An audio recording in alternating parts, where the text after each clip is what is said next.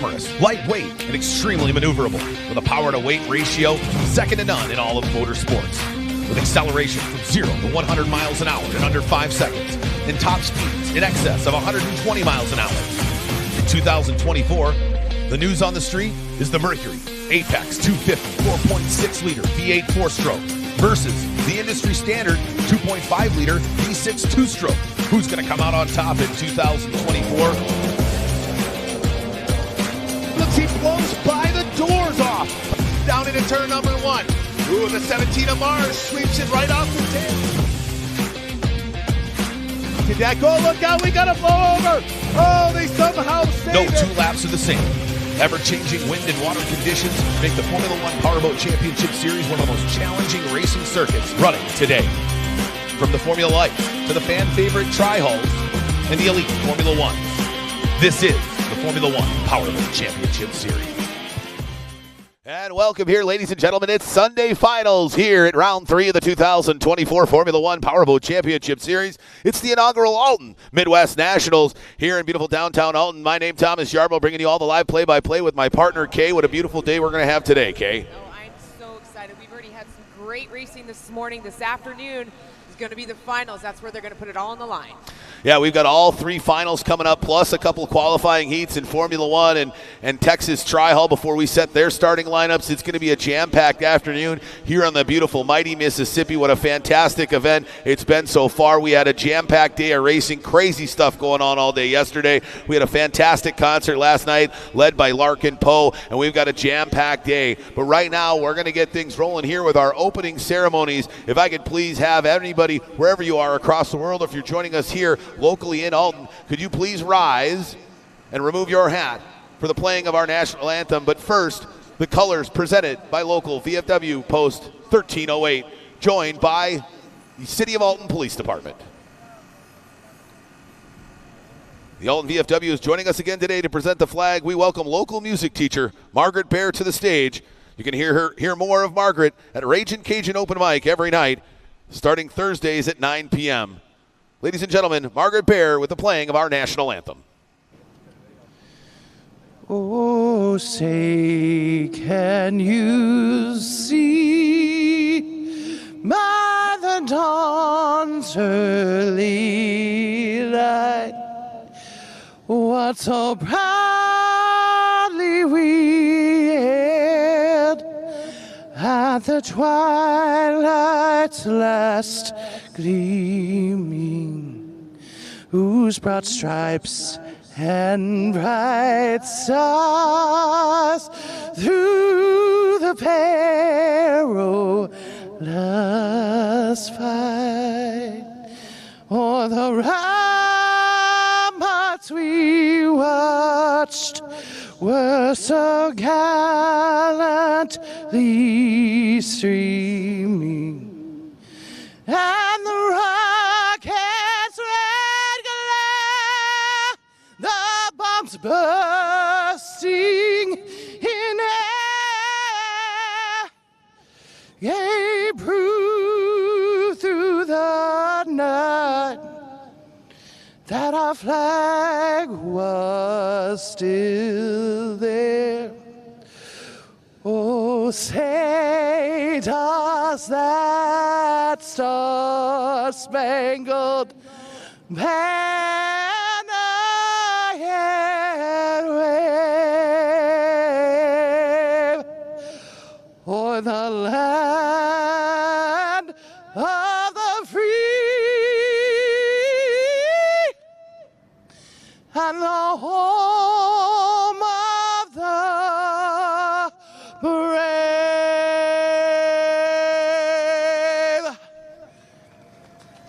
Ladies and gentlemen, put your hands together and let's go racing. Coming up next, the Formula One boats are on the water here momentarily as we get the final heat to set our starting lineup for our main event later on this afternoon. Again, Thomas Yarbrough with my partner, Kay Myers, here as we do every round of the 2024 season. This here in round 3, bringing us to Alton, Illinois, the inaugural Midwest Nationals. Kay, good to be back with you here today. I know we did a little bit earlier, but say hi to our lovely audience out there, wherever they are across the world. We're hopefully joining us from Australia to Southeast Asia, Europe, the Middle East, Canada, wherever you are across America, thank you for joining us today for a fantastic afternoon of racing action here on the mighty Mississippi.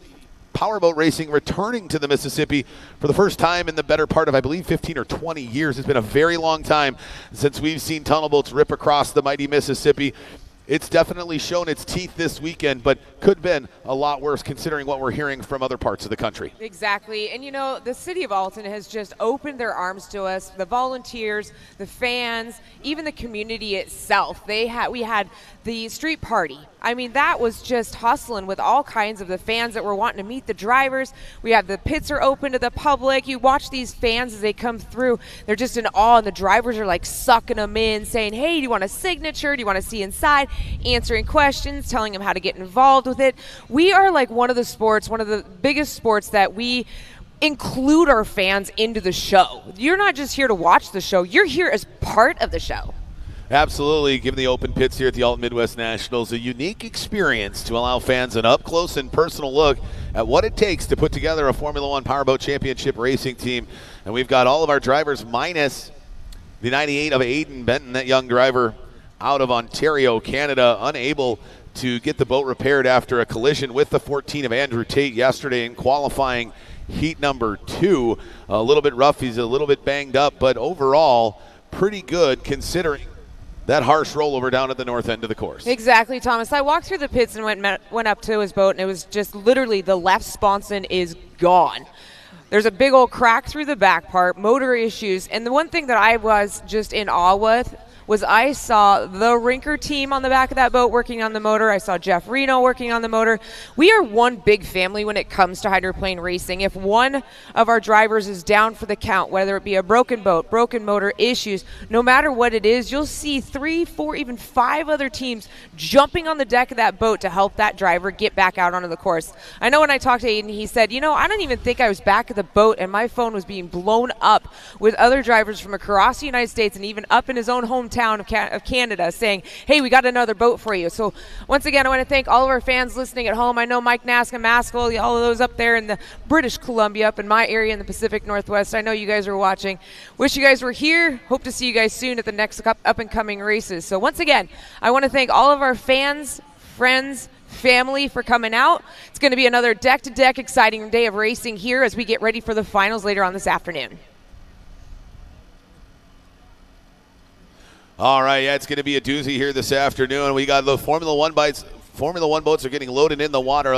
We had quite a busy morning here at the Formula One Powerboat Championship. Not only did we have some qualifying heats, but I believe we had a baptism in the pits by our chaplain, who's been with us 30 years. Lori Vidal has been a part of Formula One Powerboat racing here in the United States.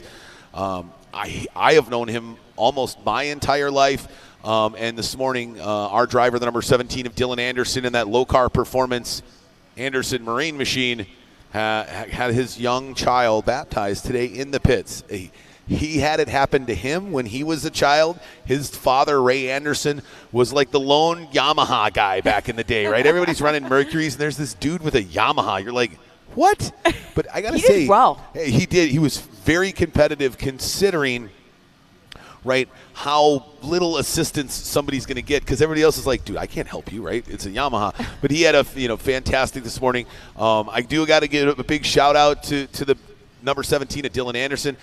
He went out to Olbia, Italy, to watch a sister series of ours, another Formula One series here that had a race in Italy. Our former driver, the number 94 of Rusty Wyatt, moved over that series here this last season.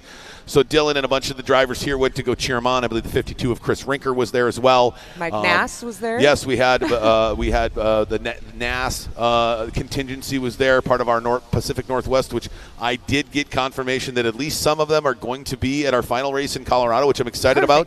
But also, the 17 of Dylan Anderson got engaged while he was in Italy. So congratulations. Yes. With to a the rainbow 17. in the background. I mean, it was just... It is picture perfect. I was sitting with Ray Anderson last night, and we were talking about, relationships and stuff like that.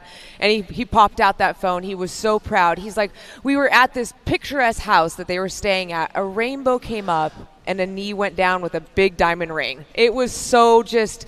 like something you'd see out of some kind of like romantic movie. Right. It was and amazing. Dylan's the man of few words. Yeah. We talked to him before the last round while he was in the cockpit waiting to get on the starting pontoon, and I think his 4 words was the response I got from him when I talked to him on the radio. He was like, "Well, yeah, go fast, turn left, right?" Yeah. So or he's right once in a while. He's a man of few words, but fantastic. Congratulations for them.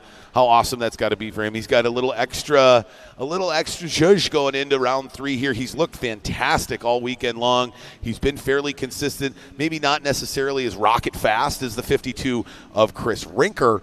However, he's been doing pretty good out there with that 17. And right, that's what the name of the game is, right, is consistency, yes. right? Hey, that's great that you're, hey, okay, maybe I got to find a little something here on Sunday that I didn't have Saturday. But you know what? He just ran his race, and he's ahead of a lot of our drivers that had maybe some more speed or had maybe a flashier Saturday in qualifying. We take a look at our starting grid. Again, starting grids all weekend long, brought to you by Metro East Mega Storage. 3 locations here in the greater Alton area. They've got fully enclosed storage. You've got Class A hookups for your Class A RV, big giant motorhomes you can store there. Temperature controlled, 24/7 security. The great sponsors in our first boat out on the water. There's the man sitting on the pole here in qualifying heat number 3. How fortuitous. But he's the man out of Okeechobee, Florida, running for Argosy Casino Hotel. Rock and roll racing's own number 34, Jeff Reno. And I think, right, the original mustache maniac. Yeah, probably. I mean, yeah, that he wears man, that well. I've known Jeff Reno for 25 years, and I've never seen him without a mustache. Honestly, some can get away with the mustache and the scruffiness and look pretty good. Some, not so much. Correct. But our pole sitter here in qualifying heat number 3, remember, our qualifying very different from any of the qualifying you've ever seen in a lot of car racing or other disciplines of racing. If you have collected the most points possible through 2 qualifying heats, guess where you start, Kay? Back in the pack? How does that work Way out? at the end of the dock, I think. And what it does is it showcases the overall talent and skill that you must possess as a Formula One powerboat driver. At the end of the day, there are certain teams that have, can step in and acquire a championship pedigreed setup, a boat, right? That's possible. And that can allow you to be maybe faster than some other teams that have to build everything from the ground up. But it also takes a combination. You're talking about a boat.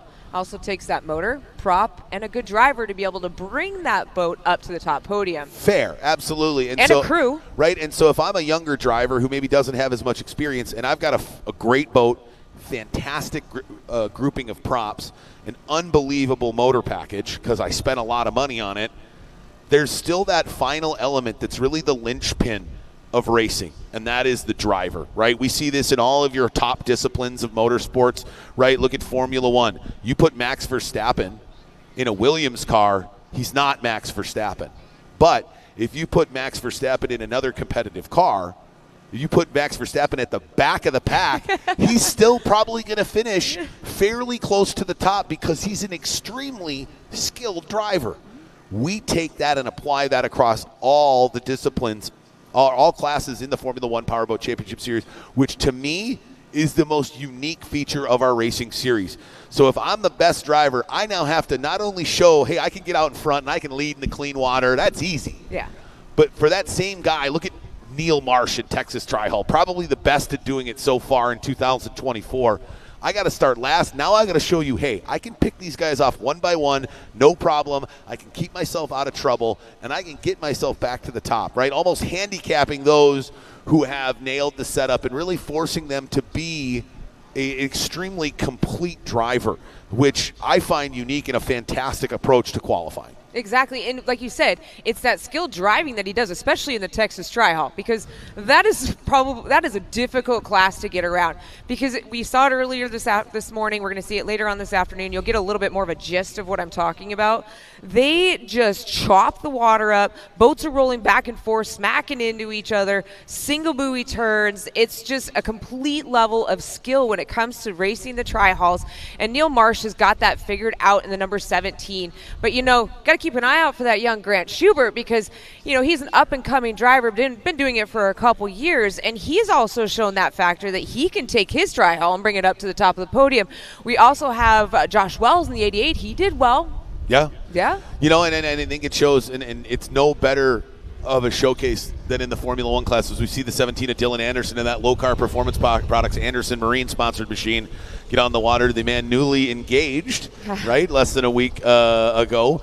But yeah, that's the cool thing about it, right, is now you can be like, oh, wow, that driver knows what they're doing because they started last and they finished third. Yeah. They finished second. Sometimes you'll see them go run them all down, and their setup is so dialed in, they are so locked in that, you know, there's not much you can do. But we have so many skilled drivers, right?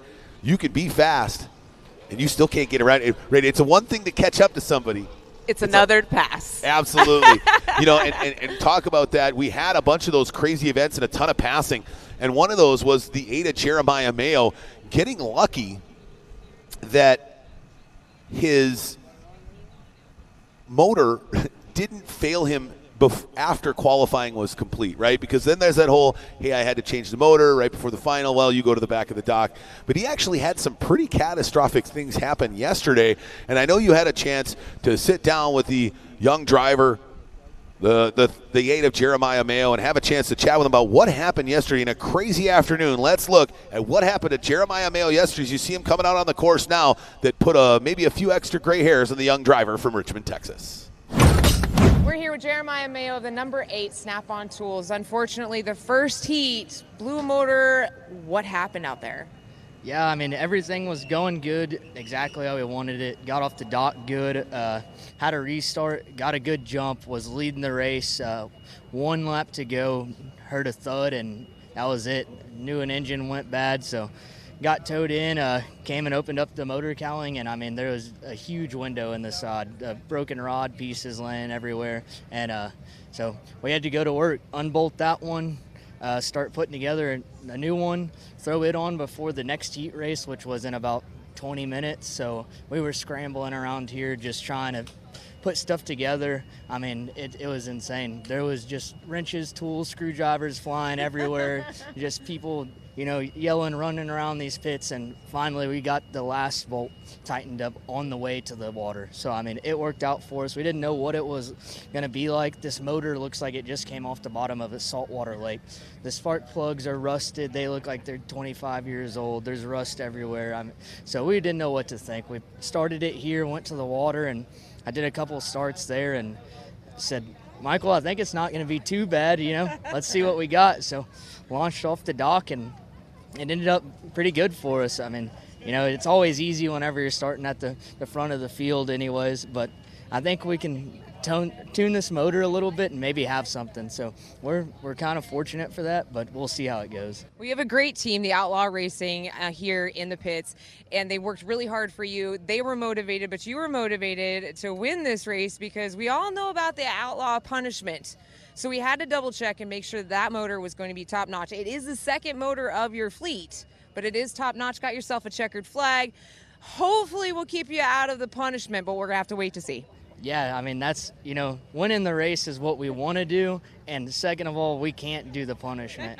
And also, we got to stay in front of all these 4-stroke guys. I'm the only guy on the team with the 2-stroke, and I mean, these guys just give me a bunch of trouble about it, and so far, I don't want to hear any more of it, because this number 8 with the 2-stroke is on the top.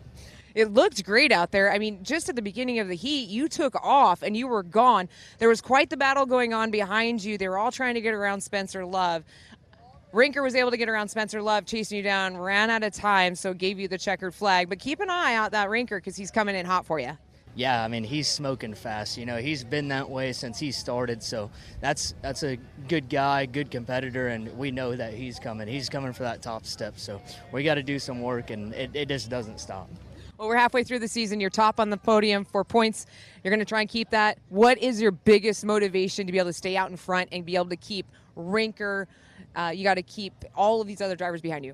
I mean, it's my first time leading a championship in a Formula One boat, so I mean that's a huge motivation for me.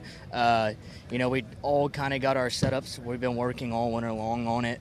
Actually, I can't say I worked all winter long on this boat because it was a prize at a boat race. But I mean, really, the motivation is just we didn't know that we were going to be this good, and somehow we ended up this good. So we're just constantly working all the time on these things. So that's it. Well, I'm not going to keep you much longer. I'm going to let you get back to the back of that motor. I know you had said that the motor was your secondary motor. It kind of looked like it came out from the bottom of the seawall, and it's got some rust on it. I'm sure you guys got some more work to do on it later on this afternoon. Yeah, we're going to get back to it, and hopefully we can gain a few more mile an hour. This is Jeremiah Mayo, the Snap-on Tools number 8. Congratulations for a big comeback today. Thank you. All right, that was the 8 of Jeremiah Mayo. We call him Jeremiah Get Out of My Way Mayo, and everybody's been having to get out of his way as that young driver has been very fast this weekend. If it weren't for that giant hole that you showed us in the side of that motor, we'd probably see him starting last off the start pontoon as we go reverse order of total points for this final Formula One heat. And that's one end of the spectrum, right? What happened to the 8 of Jeremiah Mayo? Nothing that young driver could do. That's really on his mechanic and the mechanic's understanding of how rough the water is, right? Because the rougher it is, the more the prop's going to spin out of the water, risk spinning it completely out of the water. You and I both know you over-juice one of these two-stroke motors, and things like that tend to happen. So you got to take all those things into calculation and how rich or lean you mix the fuel, right? You're mixing your oil and your gas together. It's such a precise art to be able to get that, and there's nothing Jeremiah can do, right? And that's got to be frustrating. Talk a little bit about that, how that's frustrating when it's things that you can control versus things that you can't. Yeah, and as a driver myself, I've had that same issue, and our motors have to pump, they're water cooled. And I've looked back and I've seen there's no water coming out, so the first thing I did was let off the throttle, and I'm like, okay, and I was within millimeters of scoring the cylinders on it. But it happens. There's things that happen. It's a mechanic. It's a race motor. I mean, realistically, it even happens with our cars where we have issues. But these race motors are high performance. They are pushed to the limit every single weekend, every single lap, every single turn, trying to get to the top of the podium. Right, absolutely. And what happened to the 8 of Jeremiah Mayo was not something he could rectify. There are other things, though, that's happened to these drivers. They get put in situations, but they're able to make those split-second decisions to be able to adjust properly and get themselves back into a racing attitude and on the course and back running. And that's exactly what happened to the 52 of Chris Rinker. And I know you guys got to be able to sit down and chat a little bit about what oopsie may have happened to the 52 of Chris Rinker from yesterday's first qualifying heat. Let's take a listen when Kay sat down with the 52 of Chris Rinker in the Rinker Boat World machine. We're here with Chris Rinker of the 52 from Rinker Boat World. Had some issues on that first heat. About lap 3, we noticed as you came out of turn 1, all of a sudden lost power. What happened? We just had a little electrical issue. I had ignition switch got wet and it shut down for about 30 seconds. I cranked on it, finally got it fired back up, but we got some back markers that caught back up, and we went back to work and did what we could do to recover. Second heat, you went out. You had some battles with Spencer Love. It was you battling him pretty much 3/4 of the race, finally able to get around, but unfortunately unable to catch up to Jeremiah Mayo. Yeah, I mean, Spencer's driving and doing his job out there running, trying to hold position, and there's nothing wrong with that. He drove a clean, great race. Unfortunately, Jeremiah got around him pretty quick somehow, and, he got a little bit of a gap on me, and I reeled him in probably after about 5 laps and then kind of settled in and couldn't gain on him a whole lot after that. I don't know exactly what that was all about. It got really rough in turn 4, and, I think we all kind of settled right there trying to, get through that turn. We had a rough weekend, Memorial Day weekend, but you came here, had a couple more issues. I'm hoping that you got all those gremlins out for tomorrow's racing. I mean, we're getting really good at making lemonade out of lemons, I guess. So, I mean, I've got a great team behind me. I mean, I got to say thanks to Roswell Marine and Sylvan Boats and Rinker's Boat World, all my team at the back in Houston. I mean, I love you guys. Thank you for making this happen for me. It's a dream. My dad's 81 yesterday, so I really want to get on that podium for him and want to give him that trophy. Well, we all want to see you get up there on the podium for yourself, but are you guys going to wear the yellow wigs again? That was great. Drivers meeting this morning, the whole team showed up with yellow wigs on. Well, I don't know. We'll see. I mean, it didn't bring us bad luck. I'll say that. Hopefully we'll do better tomorrow. Just tells you what kind of a team camaraderie that we have over here. I mean, I call it the Rinker boat world back here because it is a whole pod of boats. You've got F1s, you've got tri-hulls, you guys got your work cut out for the weekend. But one thing that I did notice, Aiden Benton had some issues, unfortunately, crashed the boat. But your team, not only working hard here for you, they're over there working for him. That just tells you what kind of a family that we have in the boat racing community. We're here for the sport, you know, and anybody new coming in that's trying to get their feet wet, we're going to be there to help. We got, you know, we do supply a lot of parts for almost all the teams. Yeah. We seem to have frequent flyer miles with just about everybody around here, but that's what it's all about, and that's what makes boat racing a family deal and great, to be honest. Well, best of luck to you, Chris Rinker, 52, Rinker Boat World for the 2024 season. And that was the 52 of Chris Rinker. He was super fast in fast lap qualifiers, Kay, with a sub 33 second lap time, the only driver to go sub 33 seconds here on the shores of the Mississippi. Obviously, he didn't have enough there in qualifying heat number 2 to catch the 8 of Mayo, but we've talked about that a lot, right? It's amazing once you're out front how much easier it can be because it's easy to catch Than it is to pass. Much harder to pass, that's for sure. And that's what we saw at the 52 of Chris Rinker. Unfortunate, but right, that's one of those things where you're like, oh, much like in your water cooled, oh, the tube fell out. Lean back, pop the tube in, fire the motor, and away you go again, right? You do have those moments where as a driver, you do have some control over what initially, right, is maybe viewed at that first instinct. There's nothing I can do about this, but obviously the 8 of Jeremiah Mayo, I think we all know when you hear a thud that loud, that far back at the boat, I mean, you do this for a while, you get pretty comfortable knowing like, well, okay, that thing's probably grenaded. I call it a paperweight. Yes, correct. It's a very expensive paperweight. Correct, yes. You know, I was joking with John Schubert a while back. I said, hey, how many dead blocks do you think you have? So when I say dead blocks, to help understand for those who may not be well versed or a boat racing nerd like you and I, right? Once you sleeve a Mercury 2.5 liter V6 block, if you have to sleeve the fourth cylinder, it's a dead block, meaning it is illegal to sleeve more than 3 cylinders. Now, initially, you weren't able to sleeve any of them, right? But as Mercury stopped production or slowed production, right, they allowed sleeves to lengthen the life of the blocks.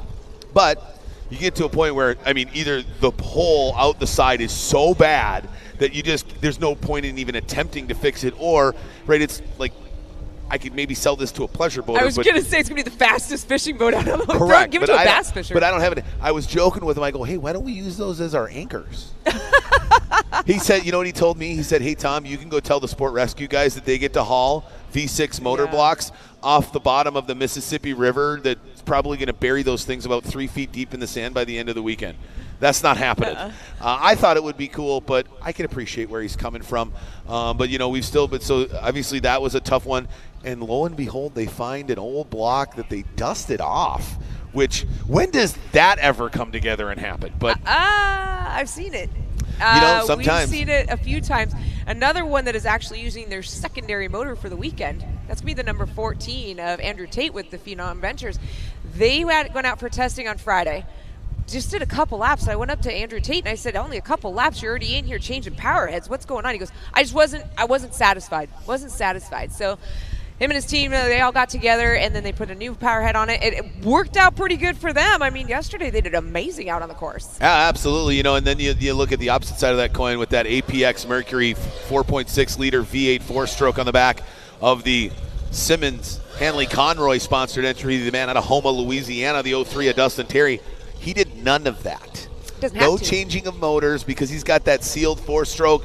It's running at 6,800 RPMs. It's got a wider power band, lower RPM, and that big dog can eat. If he can get out in some clear water and maybe get by some of these back markers, because it does have the 52 of Rinker, the 17 of Anderson, and the 14 of Tate all behind him.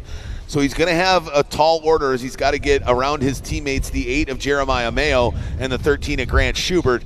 But that could be just what the doctor ordered, because he's looking to move himself up a couple spots, because the 03 of Dustin Terry knows, if I can get out ahead of these guys, I can run them all over the course with that big 4-stroke and the big wake that thing creates, and he can move the backside of that boat from lane to lane and scrub up the water, right? Which is so detrimental to a tunnel boat when your propeller infuses that air into the water, the torque that you just got from it, anything behind it is basically like, well, I took all the torque away from this water. There's none left for you. And so you can't tuck up behind the boat in front of you. You got to move off to his side to try to find some of that clean water. So imperative in powerboat racing, and a dynamic that most really aren't used to, because we see car racing and those guys tuck up right next to one another. Oh, yeah. And we just actually, you and I were talking about it yesterday.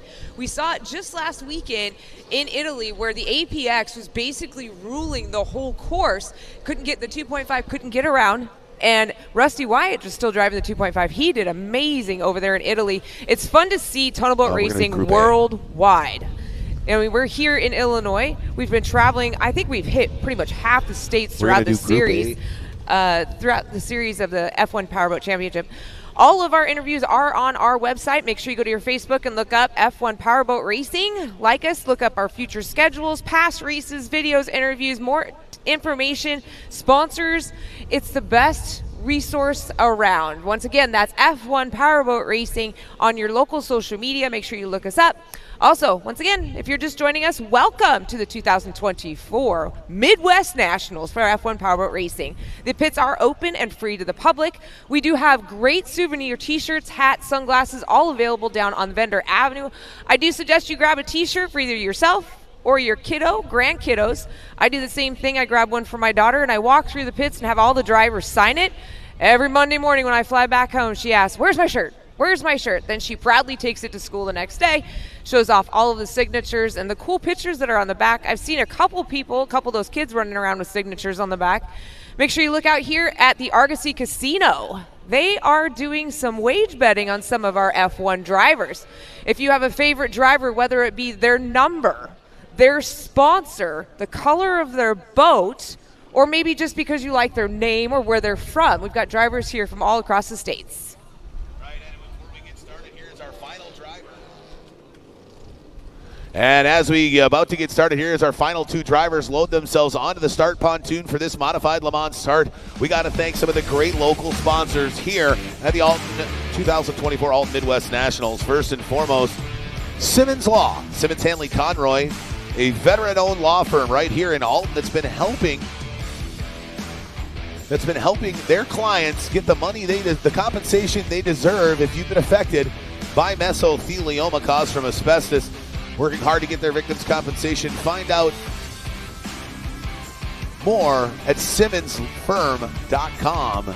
Simmons Hanley Conroy. City of Alton, the great host of the 2024 Formula One Powerboat Championship Series for round 3 here at the Alton Midwest National, nestled along the majestic banks of the mighty Mississippi, just outside of St. Louis, Missouri. Alton, the picturesque community and a great place to call home.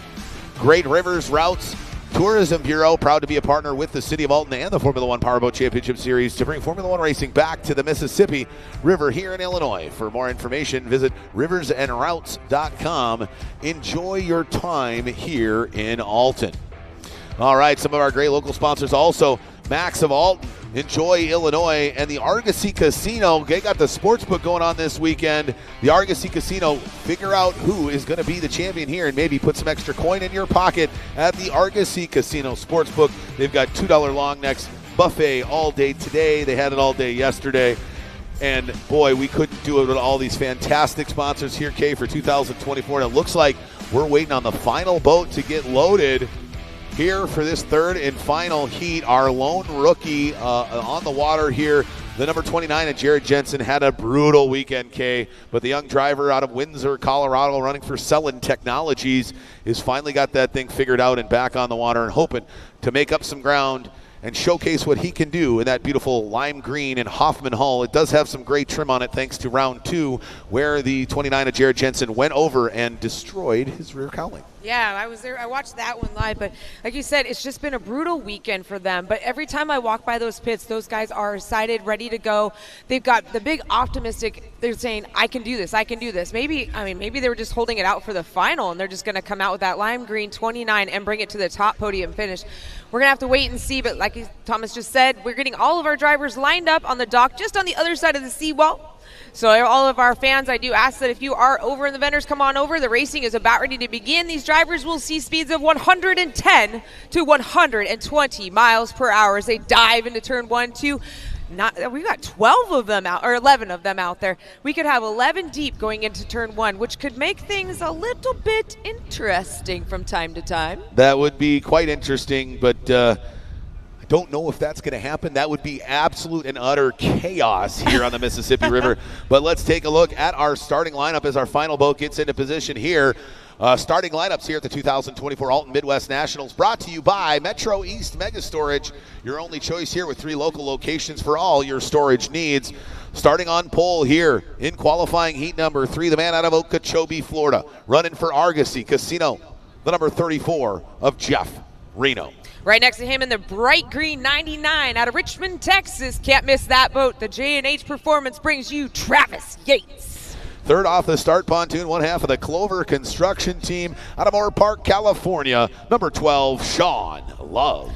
The second half of the Clover Construction out of Santa Rosa Valley, California. That's going to be Spencer Love in the 24.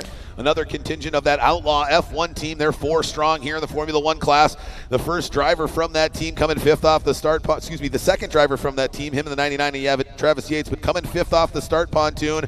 The young driver running for Captain Jackson Toyota Motors, number 13, Grant Schubert. Unfortunately, yesterday had some engine problems, had to throw that secondary motor back onto the boat. Well, here we go. 1 minute drivers, 1 minute. So on the pole, the 34 of Reno. Can he come off the dock like a rocket and gain those valuable points necessary here in this final qualifying heat to set himself in the best place possible for our main event? 50 seconds, drivers, 50 seconds. Or will it be the 99 of Travis Yates? Or can the Clover Construction Team get off the schneid and capture victory here in Heat 3? 40 seconds, drivers, 40 seconds. The 13 of Grant Schubert, he's 1 spot ahead of the 8 of Jeremiah Mayo, the winner of Heat 2. Will they do battle here in Heat 3? 30 seconds, drivers, 30 seconds. Or will our top 4 drivers, the 52 of Chris Rinker, the 17 of Dylan Anderson, the 14 of Andrew Tate, and the 03 of Dustin Terry, come roaring from back of the pack? 20 seconds, drivers. Let's start that final starting grid. The flag is up.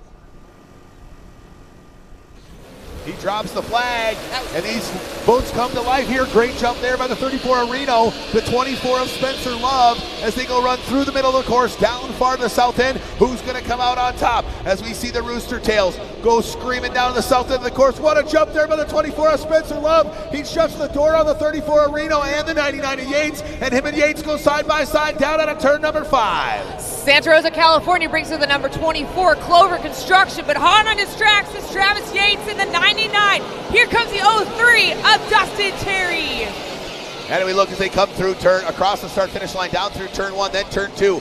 The 24 of Love still pushing hard out front. Look at him go 4-5 wide into the corner there. The 52 of Chris Rinker, he's side by side with the 99 of Travis Yates. He's already moved up to 4th. And look at Dustin Terry go side by side, battling for 3rd place with his teammate, the 13 of Grant Schubert. Side by side for 2nd place on the inside, young Grant Schubert. Keep in mind, this kid is only 20 years old, driving one of these powerful F1s as he makes his way out of the turn 1. We come down the straightaway. First across the line, the 24 Spencer Love, followed by Dustin Terry, the 03, 13 Grant Schubert. The 52 is making his move, Chris Rinker. And then the 8 of Jeremiah Mayo, the 17 of Dylan Anderson, the 99 of Travis Yates, the 14 of Andrew Tate, the 12 of Sean Love, the 34 of Jeff Reno, and the 29 of Jared Jensen, rounding out this 11-boat field here in this 3rd and final qualifying heat in the 2024 Alton Midwest Nationals. As we follow our drivers down through the south end of the course, down into turn number 4. There now the 52 of Chris Rinker. He's all over the 13 of Grant Schubert as they go side by side down into turn number 4. Off turn 4, Schubert gets a little squirrely coming off 4. He slides it out of 5 as they go down the front stretch. We got a battle going on for that final spot on the podium. Spencer Love is huddling those buoys tight. Dustin Terry doing everything he can to get around him. Check out the race for 3rd and 4th. Rinker able to get around Grant Schubert. Now he's climbing up on the heels of Dustin Terry. And Terry goes through the wake across the 24 of Spencer Love. Oh no, looks like the 29 of Jared Jensen. The Gremlins continue for the young driver out of Windsor, Colorado. He goes dead in the water on the south end of the course. But not dead right now is the 03 of Dustin Terry. In fact, he's giving him everything he can handle. He goes side by side with the 24 of Spencer Love as they come off of turn number 4. Now through the chicane on the front stretch, through turn 5, across the start-finish line as they are fighting and doing battle here to the limit in qualifying heat number 3 to try to set our final lineup for our main event here in Formula One class. Who can amass the most points? The 03 of Dustin Terry came in 4th. The 52 of Chris Rinker was sitting 3rd in points. Well, they've flipped positions, Kay. What's it going to come down to? Will it be the 03 of Dustin Terry on the pole? Could it be the 52 of Rinker? Or possibly the 8 of Mayo or the 17 of Anderson? We've got a little 5 minutes left, plus 1 lap here in this final qualifying heat. Dustin Terry doing everything he can to battle around to get around Spencer Love. And here comes Chris Rinker in hot pursuit. We may have 3 deep as they make their way down the backstretch. But owning this course at this time out of Santa Rosa Valley, California, Clover Construction brings you Spencer Love. But here comes Dustin Terry. Dustin goes out wide, slingshots back on the inside. But that last move out of turn 3, you'll notice he has to jump back on the outside. And watch how much ground he gains on the back straightaway. That mid-range power on that APX 4-stroke 4.6 liter V8 is so tremendous. Oh, now look, we got a big kind of cross up there coming out of turn number 4. Rinker's now down tight to the inside. He's side by side with the 03 of Terry. Terry's liking to stay wide. Can he close the door? He's got to leave him a lane as they go down into turn number 2. Will the 03 of Terry be able to shut the door? Oh, he slams the door on the 52 of Rinker, but he had the overtake. Rinker's got to back off, cross the outside. Now he looks at his rearview mirrors, and if you were to look behind that overhead shot, he'd see a number 8 of Jeremiah Mayo coming hot and heavy right behind him. Jeremiah just kicked in the turbo as he came flying out of turn 3, jumped right on the rooster tail of Chris Rinker. We've got 4 of our fastest drivers all trying to get to the top podium finish. Right now, coming across the start-finish line in the all-white and black, number 24, Spencer Love, followed by the 03 Simmons law firm of the Dustin Terry. Here comes Rinker's Boat World, Chris Rinker. There's the 8 of Jeremiah Mayo, followed by the 17 of Dylan Anderson showing up on the screen right now. Thank you so much for joining us wherever you are across the world here for round 3 of the 2024 Formula One Powerboat Championship Series here at the Alton Midwest Nationals. Brought to you by Hanley Simmons Conroy, the City of Alton, and Rivers and Routes Tourism Bureau as we are slugging it out here in qualifying heat number 3. Looking to move there by the 03 of Dustin Terry. He sets it down to the inside. He sees it's going to be his move. He's going to take his shot as he goes up on the inside of the 24 Spencer Love. He's got to go through the wake. And Spencer just chops him off right there in the chicane. Looks like he took a risk there, Kay, and it didn't quite pay off. Yes, every single time he comes out of that turn, he was going wide. His radio personnel said, we got to change it up. We're running out of time. Jump on his inside, and look at Mayo jumping up onto Rinker along with Dylan Anderson of Anderson Marine out of Nashville Marine. We've got them 3 deep coming out for that 3rd place position. As they get off of turn number 3, now the 17 of Anderson goes down the inside of Mayo. Can he get down and have to leave the lane? No, he has no overtake.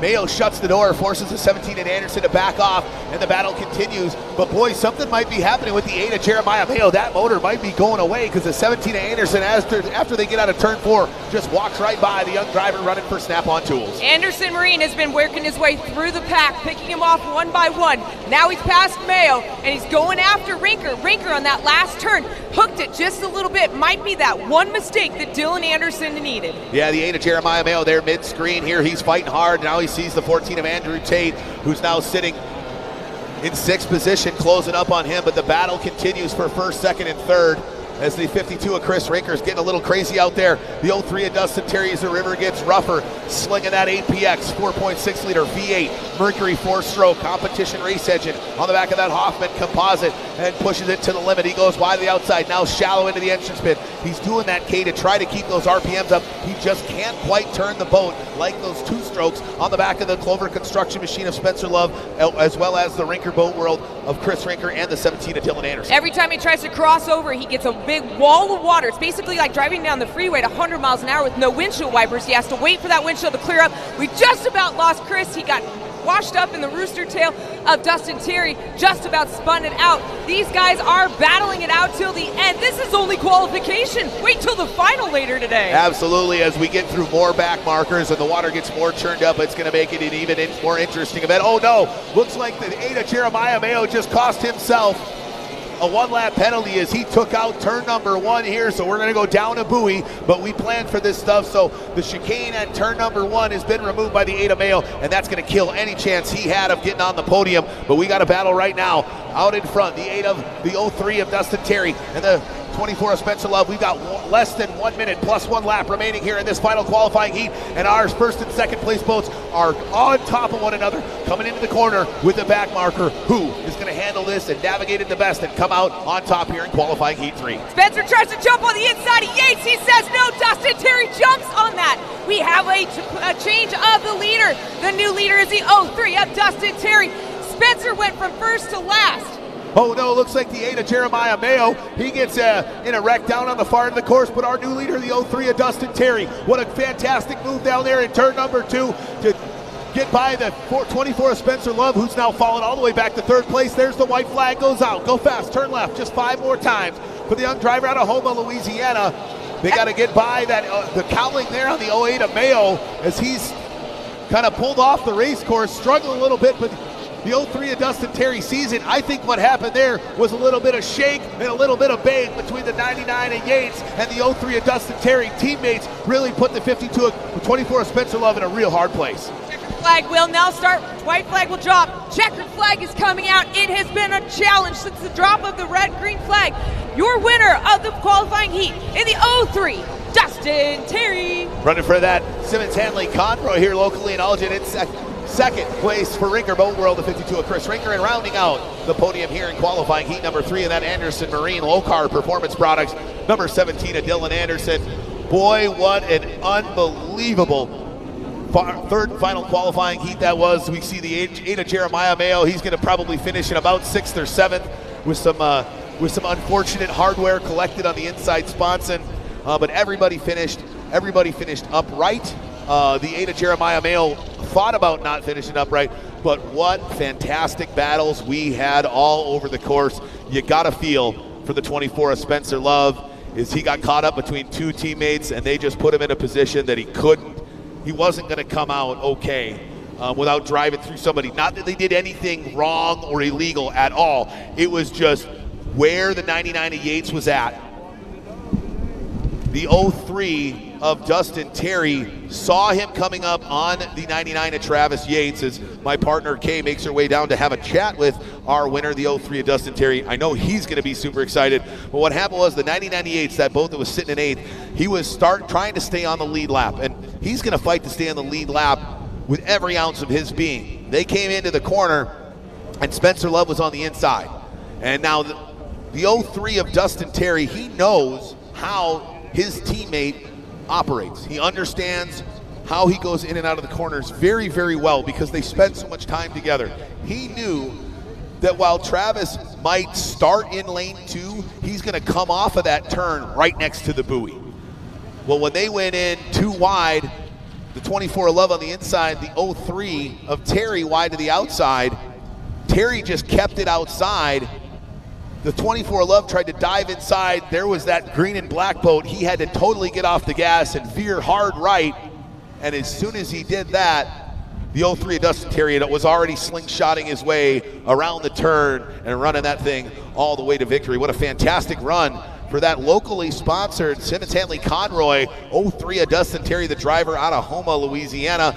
But boy, unfortunate for the 8 of Jeremiah Mayo. He is going to have a tall order ahead of him after taking out turn number 1 buoy. That's going to be a 1-lap penalty along with a few $100 fine for destroying that buoy.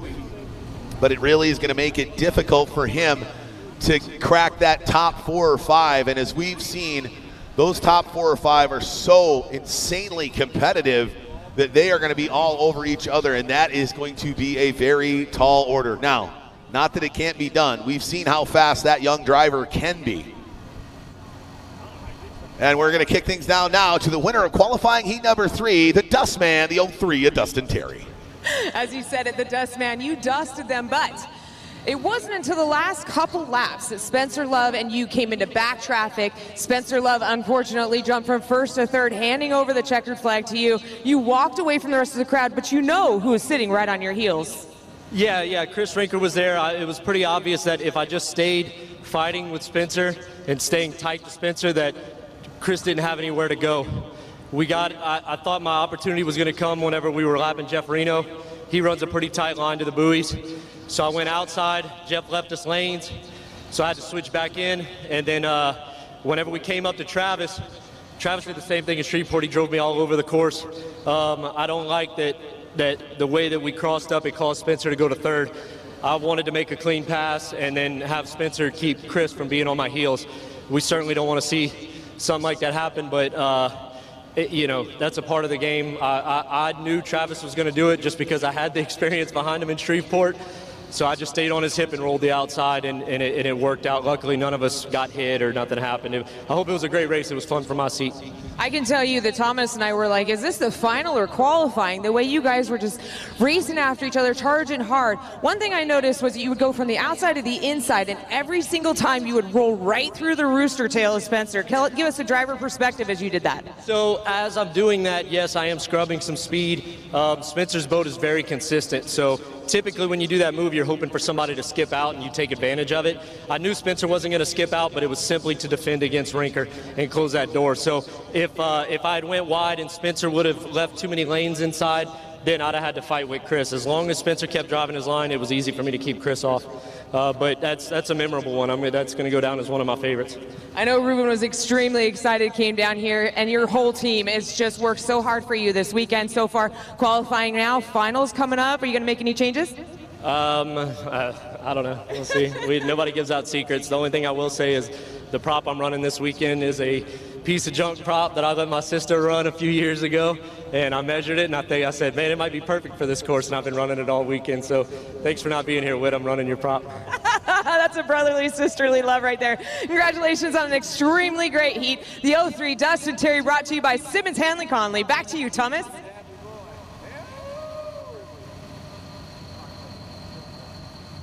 Yeah.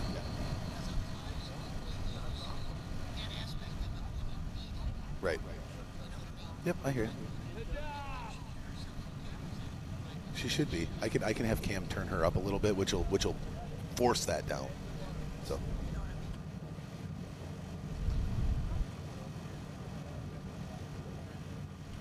All right, well, thanks to Kay down there. Did a fantastic interview with the 03 of Dustin Terry.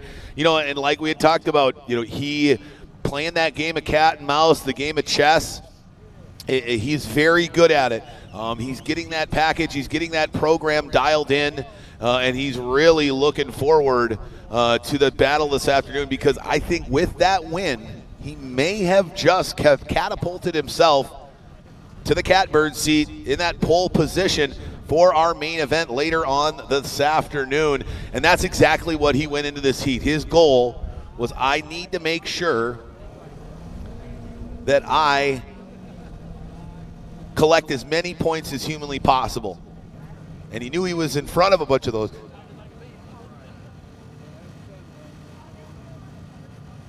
Excuse me, sorry about that, folks. But he knew that he had to at least stay ahead of the 52 of Rinker, the 17 of Anderson, the 8 of Mayo, and the 14 of Tate. Welcome back, Kay.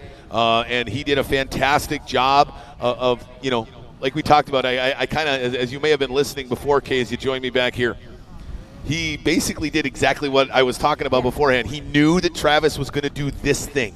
And so he played the game of chess and countered Travis's move. Well, Spencer didn't realize that that counter move was already there, and it was too late. He had to back off, peel off to the right. Unfortunately, he fell back to third. But what a fantastic run that was. And we were just talking about that. That almost seemed like a final, the way these guys were jumping on each other, jumping around each other, racing it to the edge. There was like putting it all out on the line for the qualification, but we've talked about it, and to our fans, that's pole position right there. That qualifying heat is what they needed to get up on the pole. They did. Obviously we let our scoring team handle all the technical aspects. All penalties have to be assessed. Hey, how's it going, everybody, from wherever you are across the world? Joining us live here on our YouTube channel. Don't forget, smash that subscribe button. and take that and share it across all the other platforms. Tag us on them as well. Facebook at F1 Powerboat Racing, and on Instagram and TikTok at F1 Powerboat Championships. But Thomas Yarborough, Kay Myers joining you here as we just finished up qualifying heat number 3, and a doozy it was. I am super excited for the final in the Formula One class. It's going to be absolutely fantastic.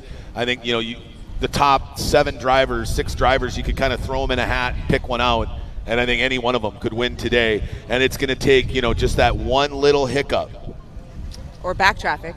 Right, that one little mistake. And you may not get another one, right? That's how fine the line is here in Formula One Powerboat Racing, is you make one small little mistake, that could be the difference from you being on the podium or standing in the crowd watching those guys get the hardware that you busted your butt for to try to get all weekend long. And I'm excited to see what's going to happen. And we've got more exciting stuff coming up, because up next, we've got our final qualifying heat in Tri-Hull. And I know these guys, front row 1 is as important in Tri-Hull as it is in any form of powerboat racing. So these guys are going to put it on the line and put it to the limit here in qualifying heat number 4 coming up in just a little bit. As we wrap up qualifying here, this will be our final heat of qualifying. All our starting grids for our finals will be set later on this afternoon. This is our final heat before we do have to take a quick river break to allow some commercial barge traffic. This is a very heavily commercially used waterway, and so unfortunately we got to take a little bit of break, but man, it's been exciting so far. But that break is the perfect opportunity for our fans to walk through the pits, meet the drivers, get to know the crews, look inside the cockpit, ask questions. Also gives you a great opportunity to go down and visit vendor aisle. We've got t-shirts for sale, hats, t-shirts. I believe there's these new sun hats that I'm seeing around. Yes, I got one right up here on the front with me. And we've also got sunglasses. Make sure you go down to all the food vendors. I'm still got to go get that ice, shaved ice thing, and you got to go get the whatever. Shaved leg combo. It's a turkey leg and a shaved ice. What a great marketing, right? Hey, the shaved leg combo. I love it. And I am very partial to a giant turkey leg. Anybody who knows me, who's ever been with me to an amusement park or any sort of event, I'm that idiot with the grease all over his face walking around with a 3-pound turkey leg, right? That's my jam, as they say. But with the shaved ice as well. Now we get a nice breeze again today. Coming down here, watching the weather, it was 97 and no wind. This will be interesting. Okay, that'll be fun. Thankfully, Mother Nature has agreed with us a little bit, giving us a beautiful breeze here this afternoon and yesterday, all weekend long, really keeping some of those temps at bay, maybe a little bit more manageable, and it gets really hot in the cockpit, so I'm really happy that we've had some wind. The drivers can, float down river, flip the lid up, kind of have some air bounce off the lid of the cockpit and get some cool air in there. Get some of these buoys reset here as we get our Tri-Hull course. Looks like we may have had a couple get blown off course. So we're kind of getting those straightened out as we're going to have the Texas Tri-Hulls coming up next here. But first, we wouldn't be here. This race wouldn't be happening. I wouldn't be having these fantastic conversations with you without our sponsors. So we're going to take a quick commercial break and hear a word from our sponsors. We'll be right back with the conclusion of qualifying here at the 2024 Alton Midwest Nationals, Round 3 of the 2024 Formula One Powerboat Championship Series.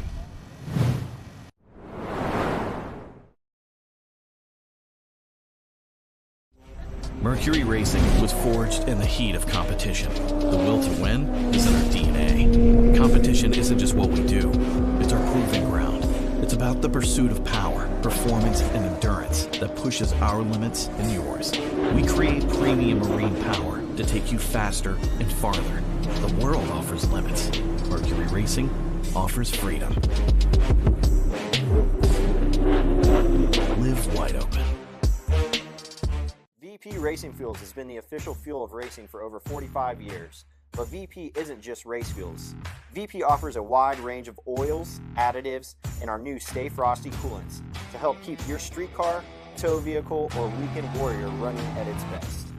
VP products are engineered to keep your vehicle running smooth and looking great for your daily commute with our octane boosters, fuel treatments, and quick detailing products.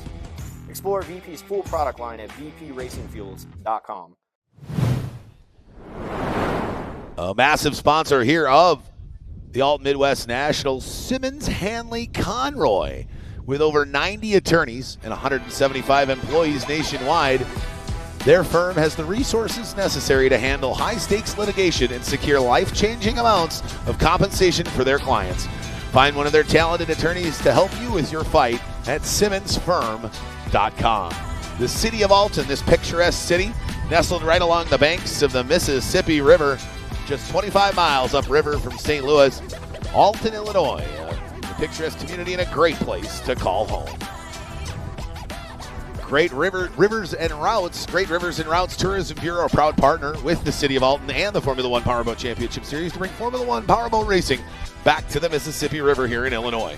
For visitor info, visit their website at Rivers and Routes. That's spelled out, riversandroutes.com. Enjoy your time here in Alton from Great Rivers and Routes Tourism. Max in Alton. Grab your bet, a drink, and a meal all at the same time. Max, with cold beer, good food, a beer garden, 75 TVs, on-track betting parlor, video poker. Make Max Downtown Alton a great place for your next great time. Toyota and your local Alton Toyota dealers. Toyota's got more all-wheel and four-wheel drive vehicles than any other brand. So get behind the wheel today and take adventure to the top. Visit your local Alton Toyota dealer or online at toyota.com. Toyota, let's go places. And our starting lineup sponsor all weekend long, the great folks at Metro East Mega Storage. Metro East Mega Storage, 3 convenient locations in Edwardsville and Wood River, Illinois. Metro East Mega Storage can handle any storage need you have, from boat to Class A RV, and now offering business and self-storage, 24/7 security and temperature-controlled facilities. Your only choice for storage is Metro East Mega Storage. And we got to thank the great folks at Moto Marketing Group here from the Formula One Powerboat Championship Series. Moto Marketing Group has your one-stop marketing shop for design, print, merch, everything. From Moto Marketing Group, they design fast boats and even faster websites. Find them at motomarketinggroup.com. And finally, the great folks at Kicker Audio, the official series audio partner of the Formula One Powerboat Championship. Living loud. Find out more at kicker.com. Well, happy early birthday to Kevin from Moto. What a better way to spend your birthday weekend. We have 2 birthdays in the pits. We got Kevin from Moto. We also have Jerry Rinker over at the Rinker Boat World. I mean, where else would you rather spend your birthday there, Thomas? Well, I'm sure you could think of a place. I mean, there's plenty of places I could have my birthday because I get lots of great options. My birthday is in February, and I live in a place that gets very cold. So, anywhere where it's warm, I mean, you can't necessarily race boats on a frozen lake or river, so that would constitute a warm weather place. So I would absolutely take a boat race on my birthday. I actually played golf on my birthday this year in Minnesota. Warmest winter in recorded history in the state of Minnesota this winter. I think last year at my house we had 120 inches of snow. Oh my, okay, well that's still good snowmobiling weather. Fair. Guess how many inches of snow I had this past winter? 72. 17. Oh, jeez. So that's going to be effective later. I didn't use my snowblower once, where the winter before I think I used my snowblower like once a week, right? So I got to play golf on my birthday this year because it was like 57 degrees. I wore a polo and a pair of pants. It was fantastic. So, love surprises on my birthday. If we had a boat race on my birthday weekend, I would love that surprise too. I went to a PBR. That was a lot of fun with some of my boat racing friends. There you go. A little bull riding action on your birthday. Fantastic. I got offered tickets from a good friend. He gave us 3 tickets and said, hey, take your friends. He was supposed to go, but unfortunately wasn't able to do it. But I got offered 3 tickets to the PBR on my birthday. I said, well, I'm in. It's almost like the PBR of boat racing right here when it comes to the trails. As they start to move their way up and make their way into the 2x2, you've seen a couple different styles of starting when it comes to hydroplane racing in the F1 series. Right now we're going to do what's called a rolling start. With the F1s, you saw there was a flag start. Sometimes we do a 2-flag start depending on the amount of boats that are out in our F1 or Formula Lights class. That's what's kind of fun. Let's just shake it up. If you also look out on the course, there is a lot of yellow buoys. There are 3 different courses here on the Mississippi River for each one of our classes. Out here on the Tri-Hall, they run almost a 2-buoy turn. The Formula Lights will run a little bit smaller of a triangle, and then the larger classes of the Formula Ones, they'll run the larger class.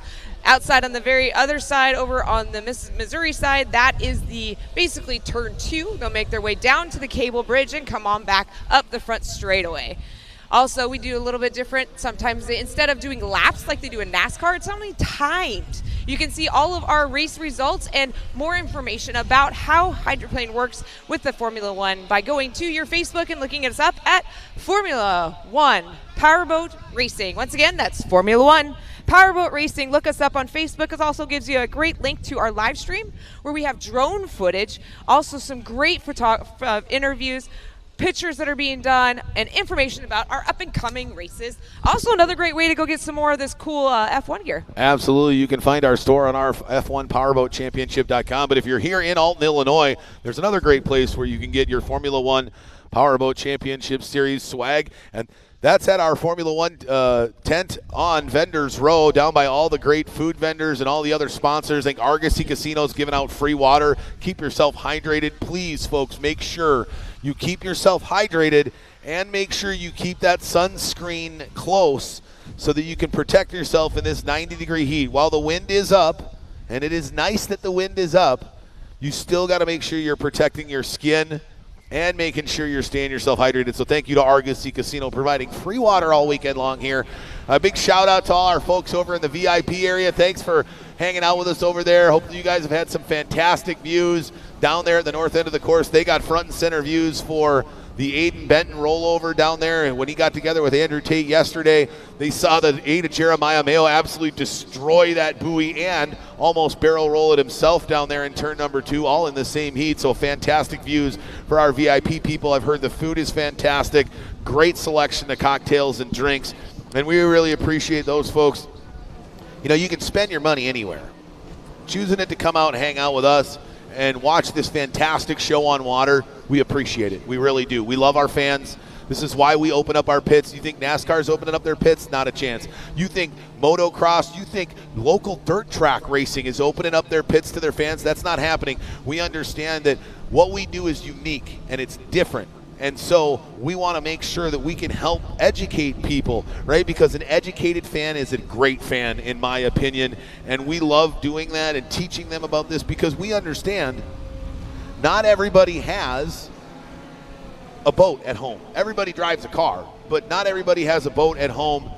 And so we just, we love interacting with the folks and really educating them and teaching them so much more about what this fantastic sport is all about. And we're giving them quite the show already today. Started off this morning with the Formula Lights.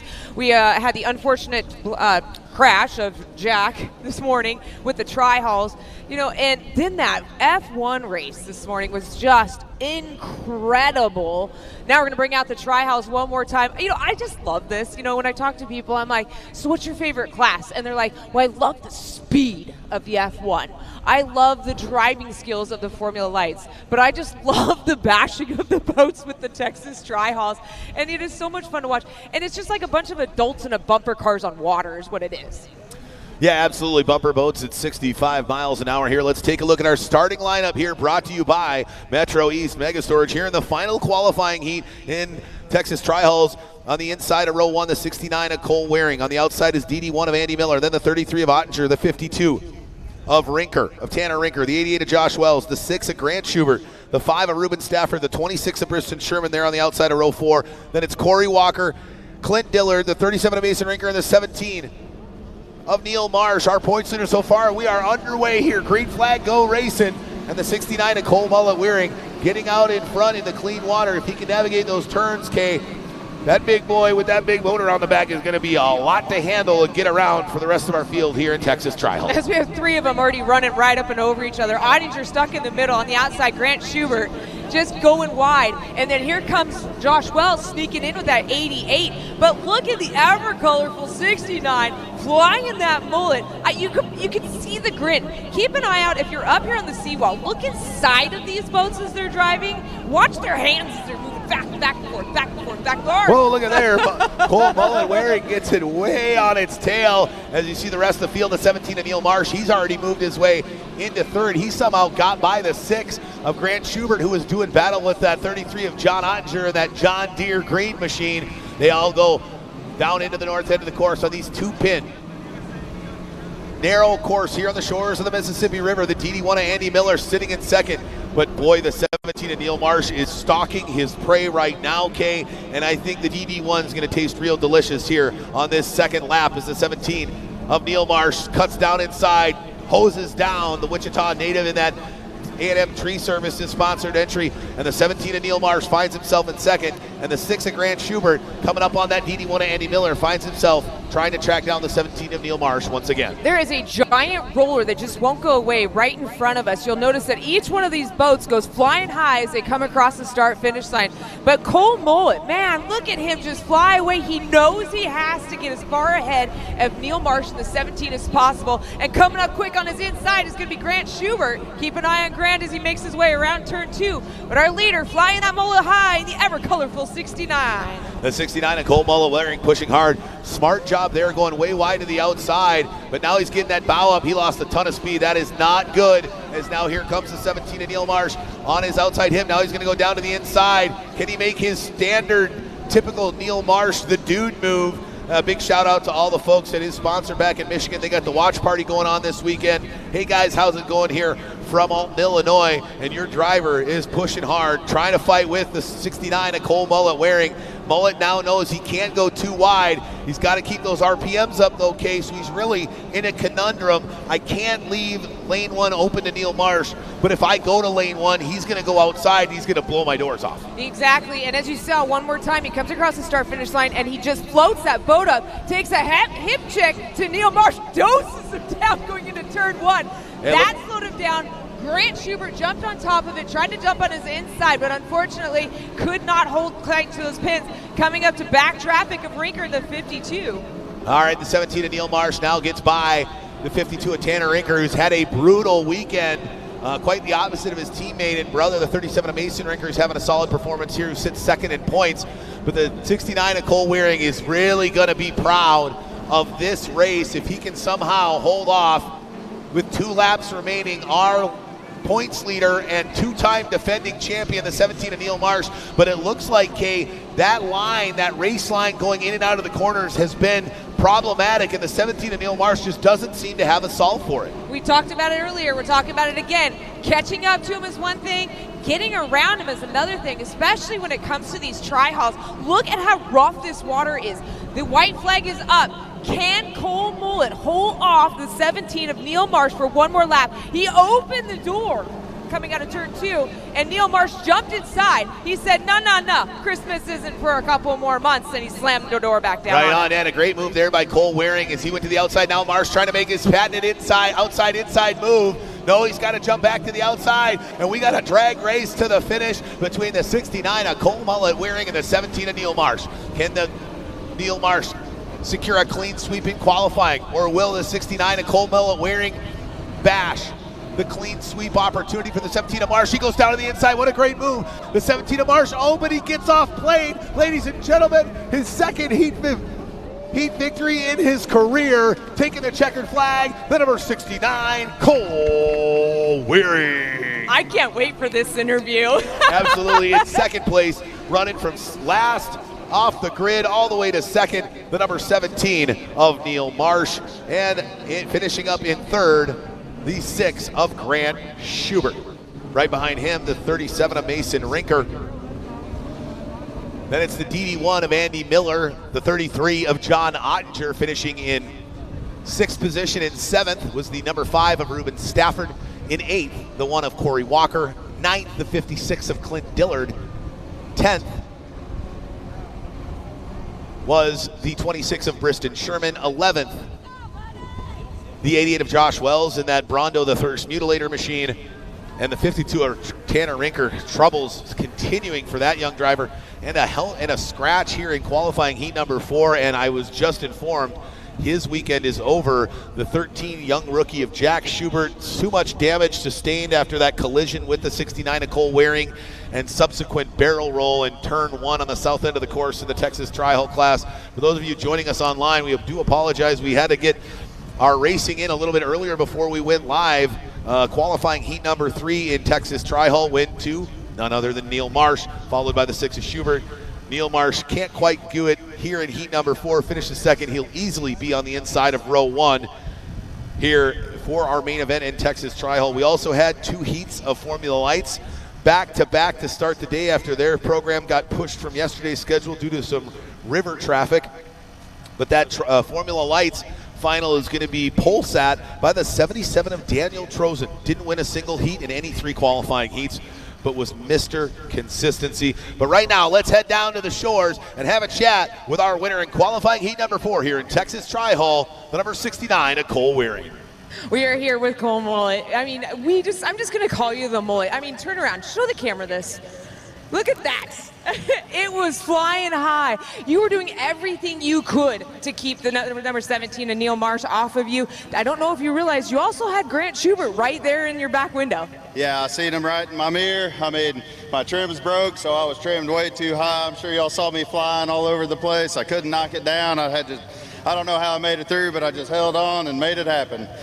I was watching their lines and, trying to take it away from them, and it worked out for me. It did. I saw you slam the door a couple times, giving Neil Marsh a little bit of a bath. I don't know how it's going to be when you get back in the pits. He might come back at you with a bucket of water. It's all right. He deserves it. He's done it to us enough times. And I know that you were in there just battling it out, had the helmet on your head, but this crowd, look at them all up here. They were hooting and hollering the whole time, all for you. Second checkered flag, and I am just so excited for you. I know that your whole crew is back there ready to give you a big congratulations.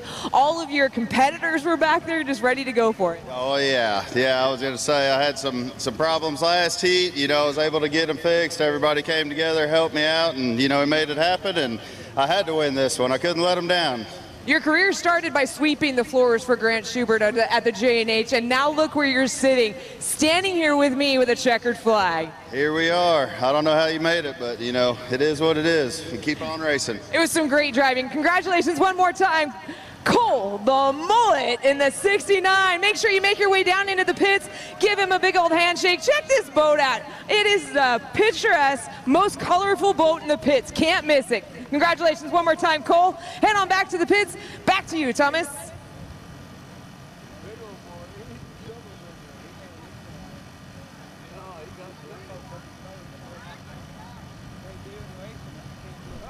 All right, what a fantastic interview it was with the 69 of Cole Mullet Wearing. Definitely a fan favorite here in the Texas Tri-Hull class. The livery on the side of that Tri-Hull with the mullet flowing off the back of the number 9.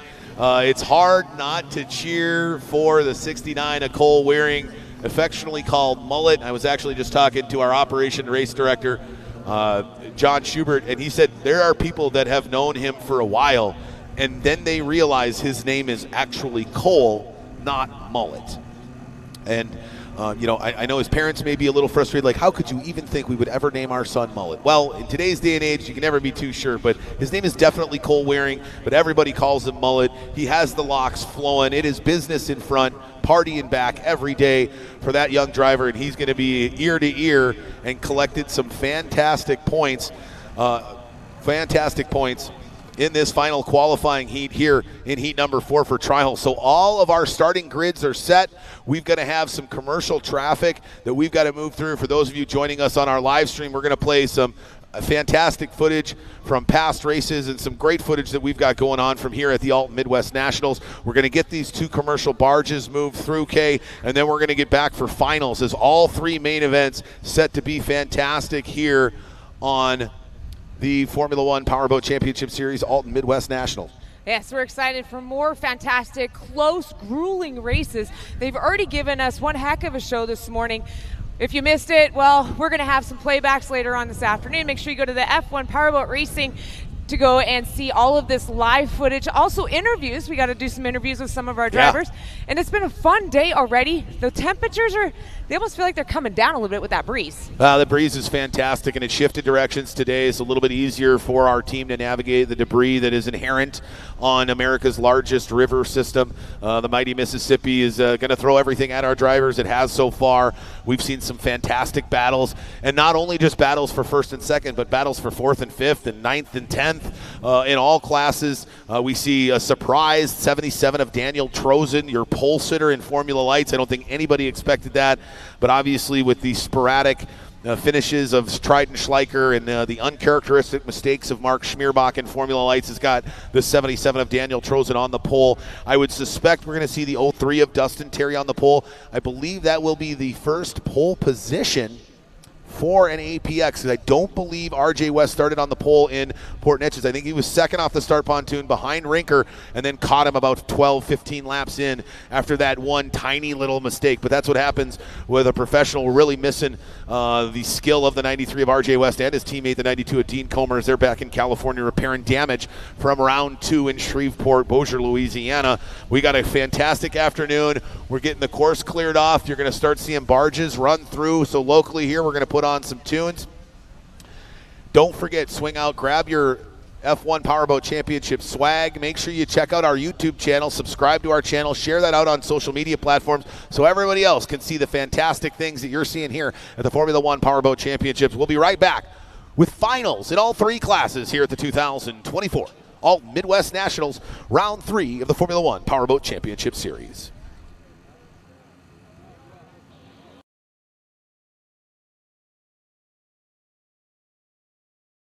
We are here with Mason and Tanner Rinker, 2 brothers that duke it out on the course. But right now, we're going to have a little bit of fun. We're going to give them some questions to ask each other and to answer for each other. I'm going to ask you first. Of the 2 of you, who do you say is the better looking? I would have to go with me. I mean, I have this killer mustache, and he's got nothing, so I'd go with me. Okay. I'd have to ask you the same thing. If you think that mustache does it? He's got a great mustache and all, but I think we'll have to let the audience decide. I think I got this one in the bag. All right, we're going to ask you one more thing about, Rinker Boat World. You got the whole family out here. Who's the best? Who's daddy's boy? Who's daddy's boy? Well, I'd say I'm the favorite here, so I'll take it. Why do you say you're the favorite over him? Well, he's mama's boy, that's why. Oh, so here we go. We got daddy's boy and mama's boy. Do you agree with that? That seems very accurate. All right, well, the Outlaw Group has this fun little punishment that they have, that if the last driver gets punished at the end of every weekend. Look at the eyes, the staring at each other already. If you win and he loses, what are you going to make him do? We'll have to think about that one. We got a good boat, so I might have to come up with something pretty harsh, because I plan on finishing in the top, so. Well, I'm sure you already have an answer to that one. What would you going to do to dear brother? Ooh, I don't know. Maybe a pie in the face or something. All right, well, there you have it. We're going to have to see if there's some pies in the face, mama's boy, dada's boy. Who's going to get the best prop over the weekend? We're here with Chris Rinker of the 52 from Rinker Boat World. Had some issues on that first heat. About lap 3, we noticed as you came out of turn 1, all of a sudden lost power. What happened? We just had a little electrical issue. I had ignition switch got wet and it shut down for about 30 seconds. I cranked on it, finally got it fired back up, but we got some back markers that caught back up, and we went back to work and did what we could do to recover. Second heat you went out, you had some battles with Spencer Love. It was you battling him pretty much 3/4 of the race, finally able to get around, but unfortunately unable to catch up to Jeremiah Mayo. Yeah, I mean, Spencer's driving and doing his job out there, running, trying to hold position, and there's nothing wrong with that. He drove a clean, great race. Unfortunately, Jeremiah got around him pretty quick somehow, and, he got a little bit of a gap on me, and I reeled him in probably after about 5 laps and then kind of settled in and couldn't gain on him a whole lot after that. I don't know exactly what that was all about. It got really rough in turn 4, and, I think we all kind of settled right there trying to, get through that turn. We had a rough weekend, Memorial Day weekend, but you came here, had a couple more issues. I'm hoping that you got all those gremlins out for tomorrow's racing. I mean, we're getting really good at making lemonade out of lemons, I guess. So, I mean, I've got a great team behind me. I mean, I got to say thanks to Roswell Marine and Sylvan Boats and Rinker's Boat World, all my team at the back in Houston. I mean, I love you guys. Thank you for making this happen for me. It's a dream. My dad's 81 yesterday, so I really want to get on that podium for him and want to give him that trophy. Well, we all want to see you get up there on the podium for yourself, but are you guys going to wear the yellow wigs again? That was great. Drivers meeting this morning, the whole team showed up with yellow wigs on. Well, I don't know. We'll see. I mean, it didn't bring us bad luck. I'll say that. Hopefully we'll do better tomorrow. Just tells you what kind of a team camaraderie that we have over here. I mean, I call it the Rinker boat world back here because it is a whole pod of boats. You've got F1s, you've got tri-hulls, you guys got your work cut out for the weekend. But one thing that I did notice, Aiden Benton had some issues, unfortunately, crashed the boat. But your team, not only working hard here for you, they're over there working for him. That just tells you what kind of a family that we have in the boat racing community. We're here for the sport, you know, and anybody new coming in that's trying to get their feet wet, we're going to be there to help. We got, you know, we do supply a lot of parts for almost all the teams. Yeah. We seem to have frequent flyer miles with just about everybody around here, but that's what it's all about, and that's what makes boat racing a family deal and great, to be honest. Well, best of luck to you, Chris Rinker, 52, Rinker Boat World for the 2024 season.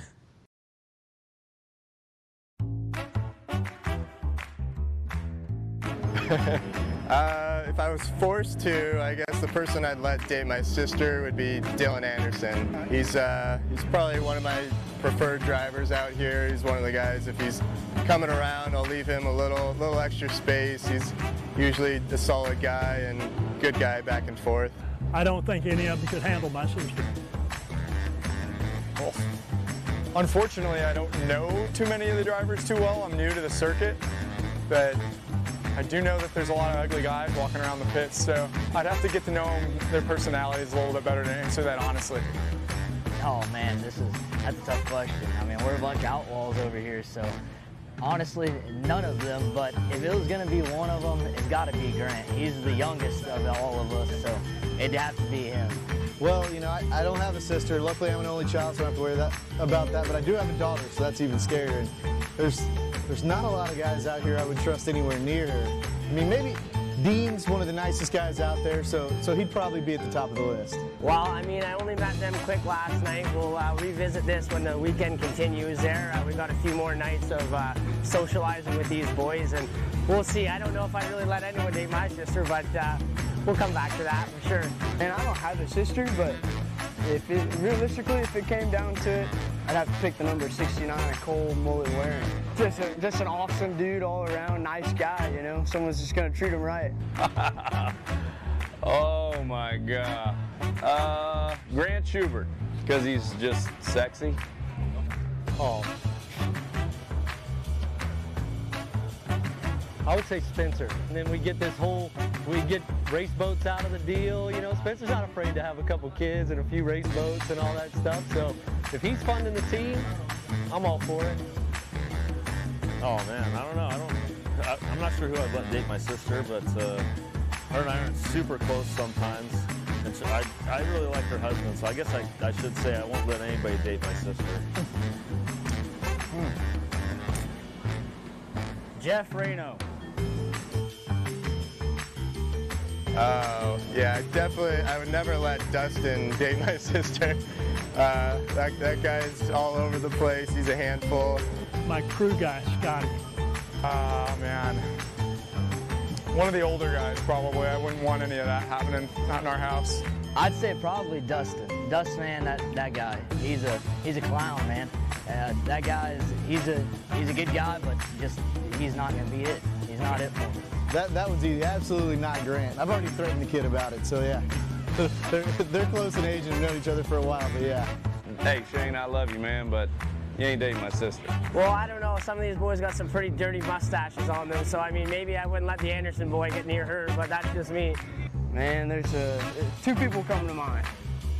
The number 03 of Dustin Terry and the number 29 of Jared Jensen. I just don't know if I'd trust those guys with something like that. Me. Okay.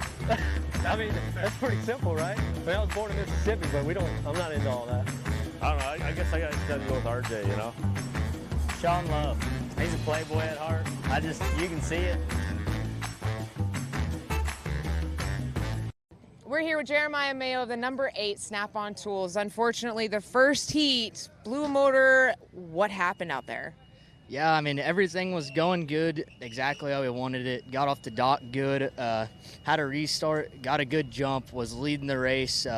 1 lap to go, heard a thud, and that was it. Knew an engine went bad, so got towed in, came and opened up the motor cowling, and I mean, there was a huge window in the side, broken rod pieces laying everywhere, and so we had to go to work, unbolt that one, start putting together a new one, throw it on before the next heat race, which was in about 20 minutes. So we were scrambling around here just trying to put stuff together. I mean, it was insane. There was just wrenches, tools, screwdrivers flying everywhere, just people, you know, yelling, running around these pits, and finally we got the last bolt tightened up on the way to the water. So, I mean, it worked out for us. We didn't know what it was going to be like. This motor looks like it just came off the bottom of a saltwater lake. The spark plugs are rusted. They look like they're 25 years old. There's rust everywhere.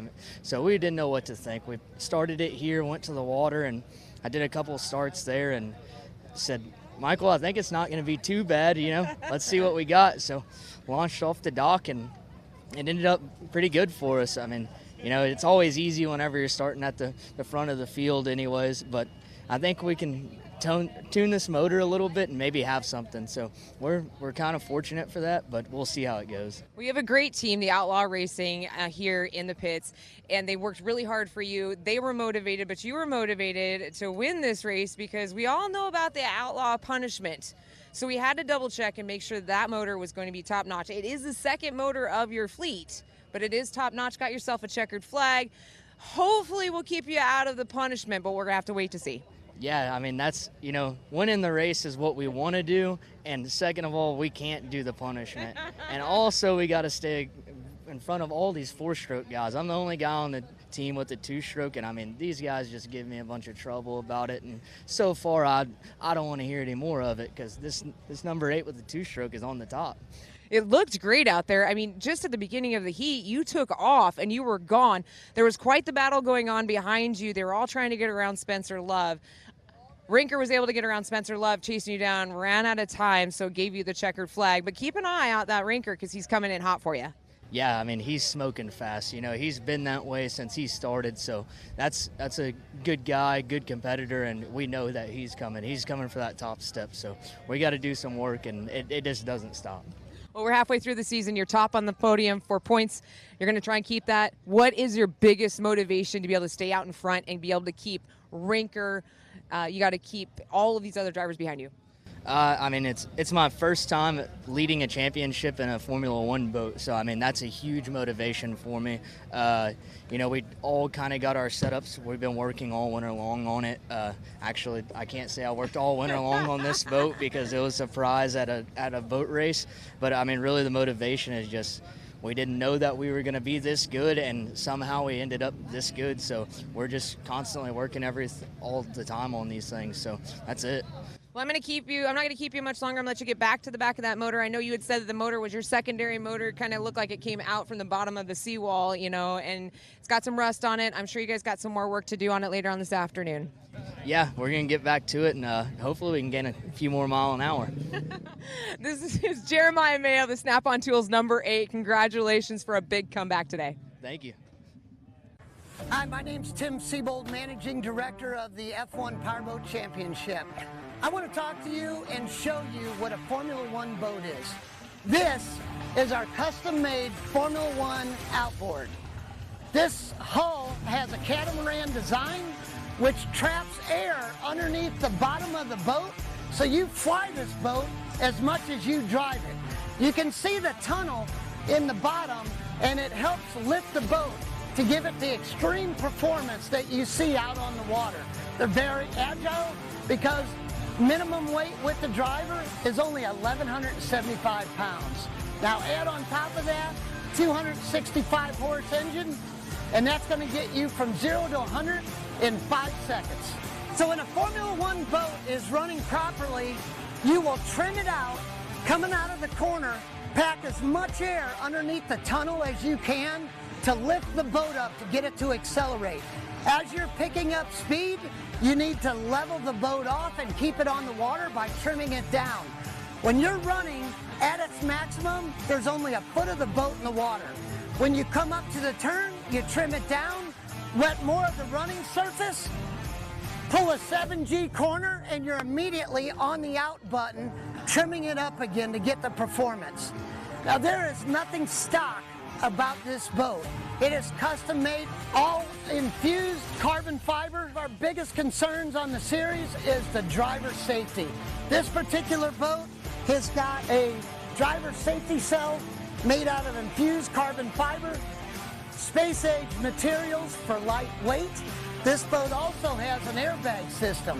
So if it were to go over and the driver's knocked out, a balloon comes out of this top section while the pucks on the back of the deck pop up, and it'll sink the back and float the driver out of the water until the safety crew can come and assist him. Data acquisition, so you know exactly what's going on with the fuel system, the engine, the boat, all simultaneously while you're trying to keep this thing on the water.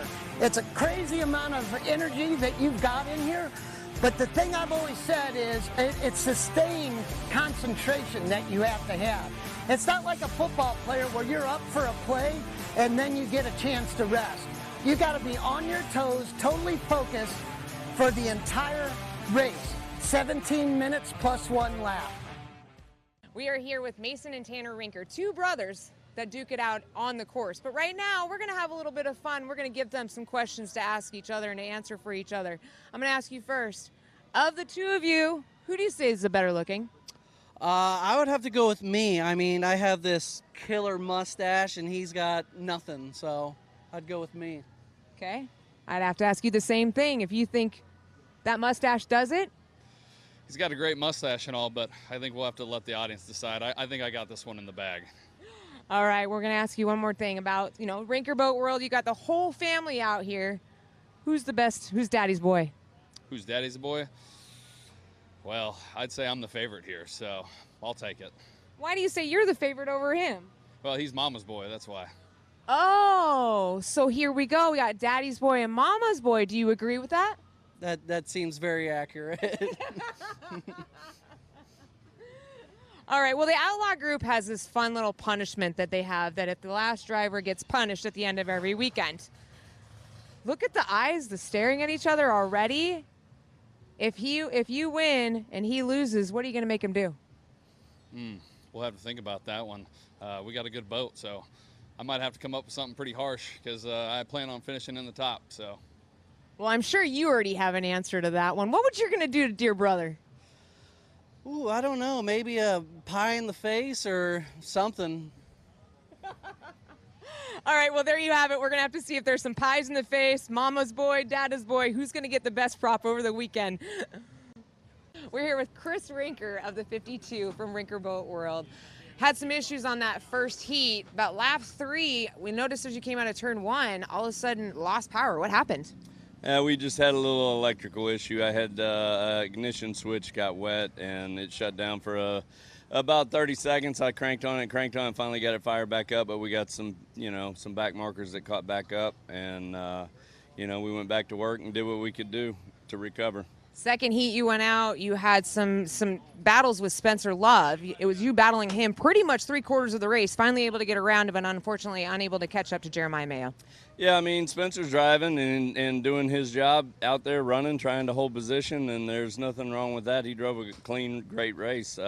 Unfortunately, Jeremiah got around him pretty quick somehow, and, he got a little bit of a gap on me, and I reeled him in probably after about 5 laps and then kind of settled in and couldn't gain on him a whole lot after that. I don't know exactly what that was all about. It got really rough in turn 4. And, I think we all kind of settled right there trying to, get through that turn. We had a rough weekend, Memorial Day weekend, but you came here, had a couple more issues. I'm hoping that you got all those gremlins out for tomorrow's racing. I mean, we're getting really good at making lemonade out of lemons, I guess. So, I mean, I've got a great team behind me. I mean, I got to say thanks to Roswell Marine and Sylvan Boats and Rinker's Boat World. all my team at the back in Houston. I mean, I love you guys. Thank you for making this happen for me. It's a dream. You know, my dad's 81 yesterday, so I really want to get on that podium for him and want to give him that trophy. Well, we all want to see you get up there on the podium for yourself, but are you guys going to wear the yellow wigs again? That was great. Drivers meeting this morning, the whole team showed up with yellow wigs on. Well, I don't know. We'll see. I mean, it didn't bring us bad luck. I'll say that. Hopefully we'll do better tomorrow. Just tells you what kind of a team camaraderie that we have over here. I mean, I call it the Rinker boat world back here because it is a whole pod of boats. You've got F1s, you've got tri-hulls, you guys got your work cut out for the weekend. But one thing that I did notice, Aiden Benton had some issues, unfortunately, crashed the boat. But your team, not only working hard here for you, they're over there working for him. That just tells you what kind of a family that we have in the boat racing community. We're here for the sport, you know, and anybody new coming in that's trying to get their feet wet, we're going to be there to help. We got, you know, we do supply a lot of parts for almost all the teams. Yeah. We seem to have frequent flyer miles with just about everybody around here, but that's what it's all about, and that's what makes boat racing a family deal and great, to be honest. Well, best of luck to you, Chris Rinker, 52, Rinker Boat World for the 2024 season.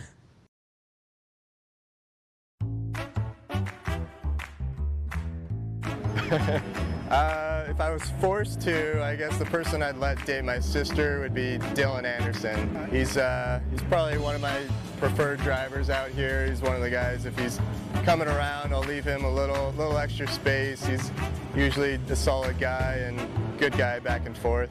I don't think any of them could handle my sister. Well, unfortunately, I don't know too many of the drivers too well. I'm new to the circuit, but I do know that there's a lot of ugly guys walking around the pits, so I'd have to get to know them, their personalities a little bit better to answer that honestly. Oh man, that's a tough question. I mean, we're a bunch of outlaws over here, so honestly, none of them, but if it was gonna be one of them, it's gotta be Grant. He's the youngest of all of us, so it'd have to be him. Well, you know, I don't have a sister. Luckily, I'm an only child, so I don't have to worry about that, but I do have a daughter, so that's even scarier. And there's not a lot of guys out here I would trust anywhere near her. I mean, maybe Dean's one of the nicest guys out there, so he'd probably be at the top of the list. Well, I mean, I only met them quick last night. We'll revisit this when the weekend continues there. We've got a few more nights of socializing with these boys, and we'll see. I don't know if I really let anyone date my sister, but we'll come back to that for sure. And I don't have a sister, but realistically, if it came down to it, I'd have to pick the number 69, a Cole mullet wearing. Just an awesome dude all around, nice guy, you know? Someone's just gonna treat him right. Oh my God. Grant Schubert, because he's just sexy. Oh. I would say Spencer. And then we get race boats out of the deal. You know, Spencer's not afraid to have a couple kids and a few race boats and all that stuff. So if he's funding the team, I'm all for it. Oh man, I don't know. I'm not sure who I'd let date my sister, but her and I aren't super close sometimes. And so I really like her husband, so I guess I should say I won't let anybody date my sister. Jeff Reno. Oh, yeah, definitely. I would never let Dustin date my sister. That guy's all over the place. He's a handful. My crew guy, Scotty. Man. One of the older guys, probably. I wouldn't want any of that happening out in our house. I'd say probably Dustin. Dustin, man, that guy. He's a clown, man. That guy he's a good guy, but just he's not gonna be it. He's not it for him. That one's easy. Absolutely not Grant. I've already threatened the kid about it, so yeah. They're close in age and have known each other for a while, but yeah. Hey, Shane, I love you, man, but you ain't dating my sister. Well, I don't know. Some of these boys got some pretty dirty mustaches on them, so I mean, maybe I wouldn't let the Anderson boy get near her, but that's just me. Man, there's two people come to mind. The number 03 of Dustin Terry and the number 29 of Jared Jensen. I just don't know if I'd trust those guys with something like that. Me. Okay. I mean, that's pretty simple, right? I mean, I was born in Mississippi, but I'm not into all that. I don't know, I guess I just gotta go with RJ, you know? Sean Love. He's a playboy at heart. You can see it. We're here with Jeremiah Mayo of the number 8 Snap-on Tools. Unfortunately, the first heat blew a motor. What happened out there?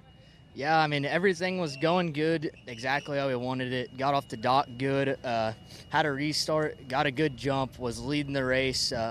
1 lap to go, heard a thud, and that was it. Knew an engine went bad, so got towed in, came and opened up the motor cowling, and I mean, there was a huge window in the side, broken rod pieces laying everywhere, and so we had to go to work, unbolt that one, start putting together a new one, throw it on before the next heat race, which was in about 20 minutes. So we were scrambling around here just trying to put stuff together. I mean, it was insane. There was just wrenches, tools, screwdrivers flying everywhere, just people, you know, yelling, running around these pits, and finally we got the last bolt tightened up on the way to the water. So, I mean, it worked out for us. We didn't know what it was going to be like. This motor looks like it just came off the bottom of a saltwater lake.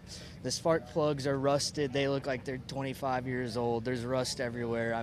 So we didn't know what to think. We started it here, went to the water, and I did a couple of starts there and said, Michael, I think it's not going to be too bad, you know. Let's see what we got. So launched off the dock, and it ended up pretty good for us. I mean, you know, it's always easy whenever you're starting at the front of the field anyways, but I think we can tune this motor a little bit and maybe have something. So we're kind of fortunate for that, but we'll see how it goes. We have a great team, the Outlaw Racing, here in the pits, and they worked really hard for you. They were motivated, but you were motivated to win this race because we all know about the Outlaw punishment.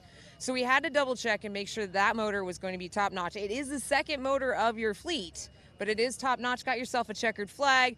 Hopefully we'll keep you out of the punishment, but we're going to have to wait to see. Yeah, I mean, that's, you know, winning the race is what we want to do, and second of all, we can't do the punishment. And also, we got to stay in front of all these 4-stroke guys. I'm the only guy on the team with a 2-stroke, and I mean, these guys just give me a bunch of trouble about it, and so far, I don't want to hear any more of it, because this number 8 with the 2-stroke is on the top. It looked great out there. I mean, just at the beginning of the heat, you took off and you were gone. There was quite the battle going on behind you. They were all trying to get around Spencer Love. Rinker was able to get around Spencer Love, chasing you down, ran out of time, so gave you the checkered flag. But keep an eye out that Rinker because he's coming in hot for you. Yeah, I mean, he's smoking fast. You know, he's been that way since he started, so that's a good guy, good competitor, and we know that he's coming. He's coming for that top step, so we got to do some work, and it just doesn't stop. Well, we're halfway through the season. You're top on the podium for points. You're going to try and keep that. What is your biggest motivation to be able to stay out in front and be able to keep Rinker? You got to keep all of these other drivers behind you. I mean, it's my first time leading a championship in a Formula One boat, so I mean, that's a huge motivation for me. You know, we all kind of got our setups. We've been working all winter long on it. Actually, I can't say I worked all winter long on this boat because it was a prize at a boat race.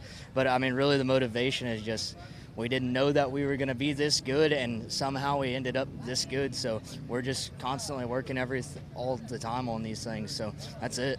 Well, I'm not going to keep you much longer. I'm going to let you get back to the back of that motor. I know you had said that the motor was your secondary motor. It kind of looked like it came out from the bottom of the seawall, you know, and it's got some rust on it. I'm sure you guys got some more work to do on it later on this afternoon. Yeah, we're going to get back to it, and hopefully we can gain a few more miles an hour. This is Jeremiah Mayo, the Snap-on Tools number 8. Congratulations for a big comeback today. Thank you. Hi, my name's Tim Siebold, Managing Director of the F1 Powerboat Championship. I want to talk to you and show you what a Formula One boat is. This is our custom-made Formula One outboard. This hull has a catamaran design which traps air underneath the bottom of the boat, so you fly this boat as much as you drive it. You can see the tunnel in the bottom, and it helps lift the boat to give it the extreme performance that you see out on the water. They're very agile because minimum weight with the driver is only 1,175 pounds. Now add on top of that 265 horse engine, and that's going to get you from 0 to 100 in 5 seconds. So when a Formula One boat is running properly, you will trim it out, coming out of the corner, pack as much air underneath the tunnel as you can to lift the boat up to get it to accelerate. As you're picking up speed, you need to level the boat off and keep it on the water by trimming it down. When you're running at its maximum, there's only a foot of the boat in the water. When you come up to the turn, you trim it down, let more of the running surface, pull a 7G corner, and you're immediately on the out button, trimming it up again to get the performance. Now, there is nothing stock about this boat. It is custom made, all infused carbon fiber. Our biggest concerns on the series is the driver safety. This particular boat has got a driver safety cell made out of infused carbon fiber, space age materials for lightweight. This boat also has an airbag system. So if it were to go over and the driver's knocked out, a balloon comes out of this top section while the puffs on the back of the deck pop up, and it'll sink the back and float the driver out of the water until the safety crew can come and assist him. Data acquisition, so you know exactly what's going on with the fuel system, the engine, the boat, all simultaneously while you're trying to keep this thing on the water. It's a crazy amount of energy that you've got in here, but the thing I've always said is it's sustained concentration that you have to have. It's not like a football player where you're up for a play and then you get a chance to rest. You got to be on your toes, totally focused for the entire race, 17 minutes plus 1 lap. We are here with Mason and Tanner Rinker, two brothers that duke it out on the course. But right now, we're going to have a little bit of fun. We're going to give them some questions to ask each other and to answer for each other. I'm going to ask you first. Of the two of you, who do you say is the better looking? I would have to go with me. I mean, I have this killer mustache, and he's got nothing, so I'd go with me. Okay. I'd have to ask you the same thing. If you think that mustache does it? He's got a great mustache and all, but I think we'll have to let the audience decide. I think I got this one in the bag. All right, we're going to ask you one more thing about, Rinker Boat World. You got the whole family out here. Who's the best? Who's daddy's boy? Who's daddy's boy? Well, I'd say I'm the favorite here, so I'll take it. Why do you say you're the favorite over him? Well, he's mama's boy, that's why. Oh, so here we go. We got daddy's boy and mama's boy. Do you agree with that? That seems very accurate. All right, well, the Outlaw Group has this fun little punishment that they have that if the last driver gets punished at the end of every weekend. Look at the eyes, the staring at each other already. If you win and he loses, what are you going to make him do? We'll have to think about that one. We got a good boat, so I might have to come up with something pretty harsh because I plan on finishing in the top. So. Well, I'm sure you already have an answer to that one. What would you going to do to dear brother? Ooh, I don't know. Maybe a pie in the face or something. All right, well, there you have it. We're going to have to see if there's some pies in the face, mama's boy, dada's boy. Who's going to get the best prop over the weekend? We're here with Chris Rinker of the 52 from Rinker Boat World. Had some issues on that first heat. About lap 3, we noticed as you came out of turn 1, all of a sudden lost power. What happened? We just had a little electrical issue. I had ignition switch got wet and it shut down for about 30 seconds. I cranked on it, and finally got it fired back up. But we got some back markers that caught back up, and we went back to work and did what we could do to recover. Second heat, you went out. You had some battles with Spencer Love. It was you battling him pretty much 3/4 of the race. Finally able to get around, but unfortunately unable to catch up to Jeremiah Mayo. Yeah, I mean, Spencer's driving and doing his job out there running, trying to hold position, and there's nothing wrong with that. He drove a clean, great race. Unfortunately, Jeremiah got around him pretty quick somehow, and, he got a little bit of a gap on me, and I reeled him in probably after about 5 laps and then kind of settled in and couldn't gain on him a whole lot after that. I don't know exactly what that was all about. It got really rough in turn 4. And, I think we all kind of settled right there trying to, get through that turn. We had a rough weekend, Memorial Day weekend, but you came here, had a couple more issues. I'm hoping that you got all those gremlins out for tomorrow's racing. I mean, we're getting really good at making lemonade out of lemons, I guess. So, I mean, I've got a great team behind me. I mean, I got to say thanks to Roswell Marine and Sylvan Boats and Rinker's Boat World, all my team at the back in Houston. I mean, I love you guys. Thank you for making this happen for me. It's a dream. You know, my dad's 81 yesterday, so I really want to get on that podium for him and want to give him that trophy. Well, we all want to see you get up there on the podium for yourself, but are you guys going to wear the yellow wigs again? That was great. Drivers meeting this morning, the whole team showed up with yellow wigs on. Well, I don't know. We'll see. I mean, it didn't bring us bad luck. I'll say that. Hopefully we'll do better tomorrow. Just tells you what kind of a team camaraderie that we have over here. I mean, I call it the Rinker Boat World back here because it is a whole pod of boats.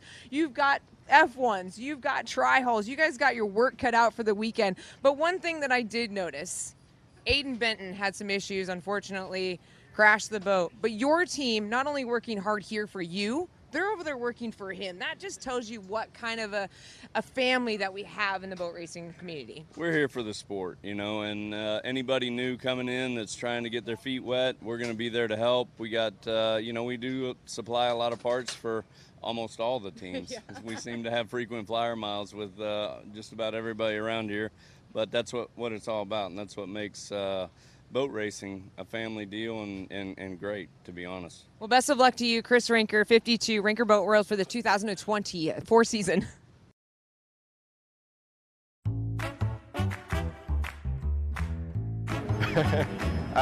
If I was forced to, I guess the person I'd let date my sister would be Dylan Anderson. He's probably one of my preferred drivers out here. He's one of the guys, if he's coming around, I'll leave him a little extra space. He's usually a solid guy and good guy back and forth. I don't think any of them could handle my sister.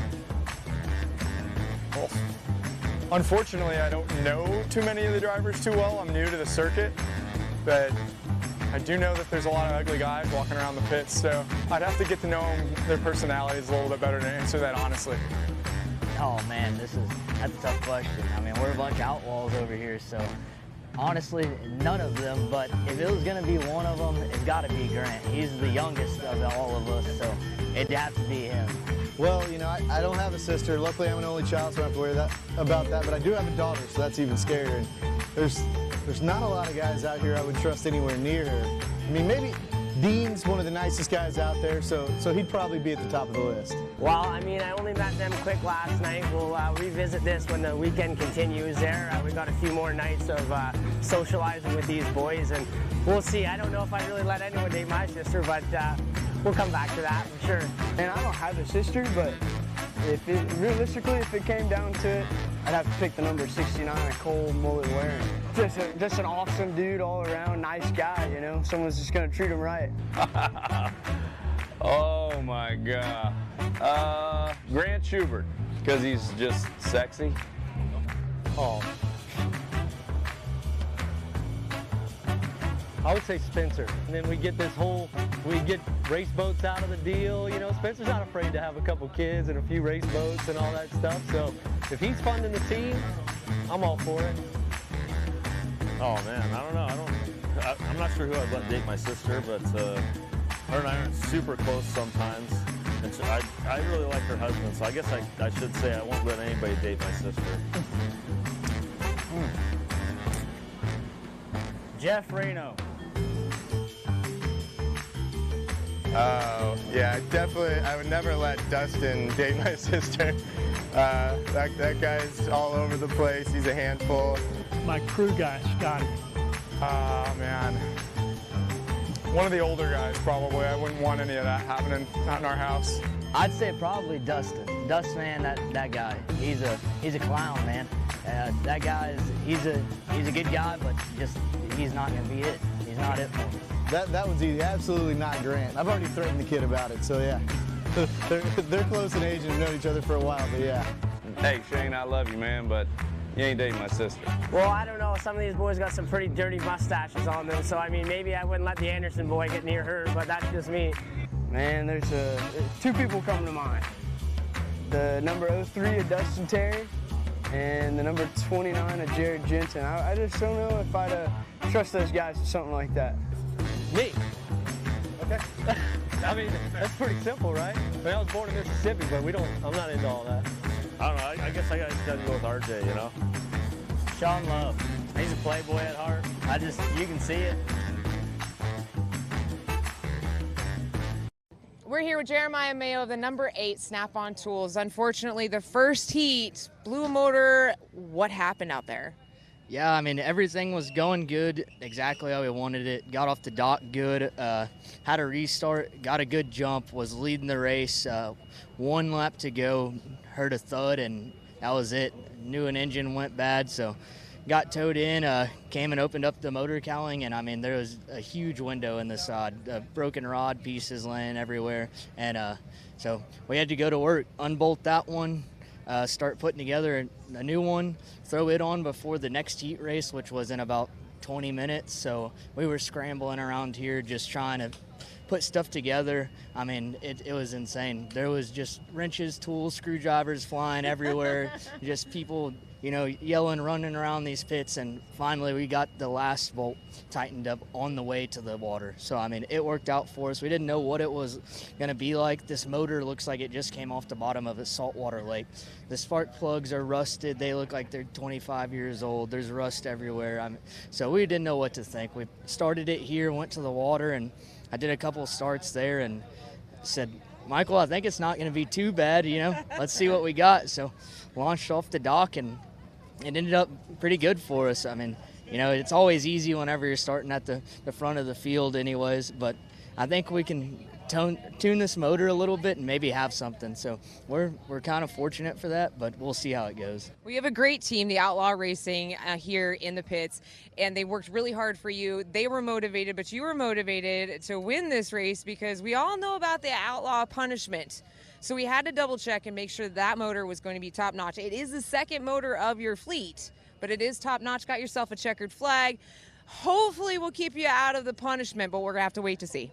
Yeah, I mean, that's, you know, winning the race is what we want to do, and second of all, we can't do the punishment.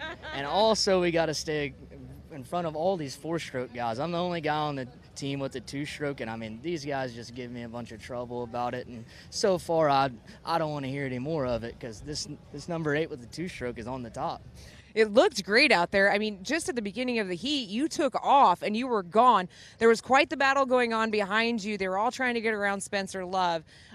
Rinker was able to get around Spencer Love, chasing you down, ran out of time, so gave you the checkered flag. But keep an eye out that Rinker because he's coming in hot for you. Yeah, I mean, he's smoking fast. You know, he's been that way since he started, so that's a good guy, good competitor, and we know that he's coming. He's coming for that top step, so we got to do some work, and it just doesn't stop. Well, we're halfway through the season. You're top on the podium for points. You're going to try and keep that. What is your biggest motivation to be able to stay out in front and be able to keep Rinker? You got to keep all of these other drivers behind you.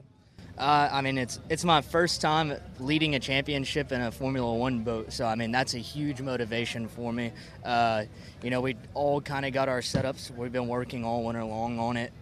Actually, I can't say I worked all winter long on this boat because it was a prize at a boat race. But I mean, really, the motivation is just we didn't know that we were going to be this good, and somehow we ended up this good. So we're just constantly working all the time on these things. So that's it. Well, I'm not going to keep you much longer. I'm going to let you get back to the back of that motor. I know you had said that the motor was your secondary motor. Kind of looked like it came out from the bottom of the seawall, you know, and it's got some rust on it. I'm sure you guys got some more work to do on it later on this afternoon. Yeah, we're going to get back to it, and hopefully we can gain a few more miles an hour. This is Jeremiah Mayo, the Snap-on Tools number 8. Congratulations for a big comeback today. Thank you. Hi, my name's Tim Siebold, Managing Director of the F1 Powerboat Championship. I want to talk to you and show you what a Formula One boat is. This is our custom-made Formula One outboard. This hull has a catamaran design which traps air underneath the bottom of the boat, so you fly this boat as much as you drive it. You can see the tunnel in the bottom, and it helps lift the boat to give it the extreme performance that you see out on the water. They're very agile because minimum weight with the driver is only 1,175 pounds.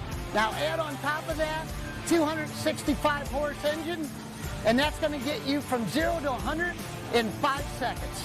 So when a Formula One boat is running properly, you will trim it out, coming out of the corner, pack as much air underneath the tunnel as you can to lift the boat up to get it to accelerate. As you're picking up speed, you need to level the boat off and keep it on the water by trimming it down. When you're running at its maximum, there's only a foot of the boat in the water. When you come up to the turn, you trim it down, let more of the running surface, pull a 7G corner, and you're immediately on the out button, trimming it up again to get the performance. Now there is nothing stock about this boat. It is custom made, all infused carbon fiber. Our biggest concerns on the series is the driver safety. This particular boat has got a driver safety cell made out of infused carbon fiber, space age materials for lightweight. This boat also has an airbag system. So if it were to go over and the driver's knocked out, a balloon comes out of this top section while the puffs on the back of the deck pop up, and it'll sink the back and float the driver out of the water until the safety crew can come and assist him. Data acquisition, so you know exactly what's going on with the fuel system, the engine, the boat, all simultaneously while you're trying to keep this thing on the water. It's a crazy amount of energy that you've got in here, but the thing I've always said is it's sustained concentration that you have to have. It's not like a football player where you're up for a play and then you get a chance to rest. You got to be on your toes, totally focused for the entire race, 17 minutes plus 1 lap. We are here with Mason and Tanner Rinker, two brothers that duke it out on the course. But right now, we're going to have a little bit of fun. We're going to give them some questions to ask each other and to answer for each other. I'm going to ask you first. Of the two of you, who do you say is the better looking? I would have to go with me. I mean, I have this killer mustache, and he's got nothing, so I'd go with me. Okay. I'd have to ask you the same thing. If you think that mustache does it? He's got a great mustache and all, but I think we'll have to let the audience decide. I think I got this one in the bag. All right, we're going to ask you one more thing about, Rinker Boat World. You got the whole family out here. Who's the best? Who's Daddy's boy? Who's Daddy's boy? Well, I'd say I'm the favorite here, so I'll take it. Why do you say you're the favorite over him? Well, he's Mama's boy, that's why. Oh, so here we go. We got Daddy's boy and Mama's boy. Do you agree with that? That seems very accurate. All right, well, the Outlaw Group has this fun little punishment that they have, that if the last driver gets punished at the end of every weekend. Look at the eyes, the staring at each other already. If you win and he loses, what are you going to make him do? We'll have to think about that one. We got a good boat, so I might have to come up with something pretty harsh because I plan on finishing in the top. So. Well, I'm sure you already have an answer to that one. What would you going to do to dear brother? Ooh, I don't know. Maybe a pie in the face or something. All right, well, there you have it. We're going to have to see if there's some pies in the face, Mama's boy, Dada's boy. Who's going to get the best prop over the weekend? We're here with Chris Rinker of the 52 from Rinker Boat World. Had some issues on that first heat. About lap 3, we noticed as you came out of turn 1, all of a sudden lost power. What happened? We just had a little electrical issue. I had ignition switch got wet and it shut down for about 30 seconds. I cranked on it, and finally got it fired back up. But we got some back markers that caught back up, and we went back to work and did what we could do to recover. Second heat, you went out. You had some battles with Spencer Love. It was you battling him pretty much 3/4 of the race. Finally able to get around, but unfortunately unable to catch up to Jeremiah Mayo. Yeah, I mean, Spencer's driving and doing his job out there, running, trying to hold position, and there's nothing wrong with that. He drove a clean, great race. Unfortunately, Jeremiah got around him pretty quick somehow, and he got a little bit of a gap on me, and I reeled him in probably after about 5 laps, and then kind of settled in and couldn't gain on him a whole lot after that. I don't know exactly what that was all about. It got really rough in turn 4, and I think we all kind of settled right there trying to get through that turn. We had a rough weekend, Memorial Day weekend, but you came here, had a couple more issues. I'm hoping that you got all those gremlins out for tomorrow's racing. I mean, we're getting really good at making lemonade out of lemons, I guess. So, I mean, I've got a great team behind me. I mean, I got to say thanks to Roswell Marine and Sylvan Boats and Rinker's Boat World, all my team at the back in Houston. I mean, I love you guys. Thank you for making this happen for me. It's a dream. You know, my dad's 81 yesterday, so I really want to get on that podium for him and want to give him that trophy. Well, we all want to see you get up there on the podium for yourself, but are you guys going to wear the yellow wigs again? That was great. Drivers meeting this morning, the whole team showed up with yellow wigs on. Well, I don't know. We'll see. I mean, it didn't bring us bad luck. I'll say that. Hopefully we'll do better tomorrow. Just tells you what kind of a team camaraderie that we have over here. I mean, I call it the Rinker Boat World back here because it is a whole pod of boats. You've got F1s, you've got tri-hulls, you guys got your work cut out for the weekend. But one thing that I did notice, Aiden Benton had some issues, unfortunately, crashed the boat. But your team, not only working hard here for you, they're over there working for him. That just tells you what kind of a family that we have in the boat racing community. We're here for the sport, you know, and anybody new coming in that's trying to get their feet wet, we're going to be there to help. We got, you know, we do supply a lot of parts for almost all the teams. Yeah. We seem to have frequent flyer miles with just about everybody around here, but that's what it's all about, and that's what makes boat racing a family deal and great, to be honest. Well, best of luck to you, Chris Rinker, 52, Rinker Boat World for the 2024 season.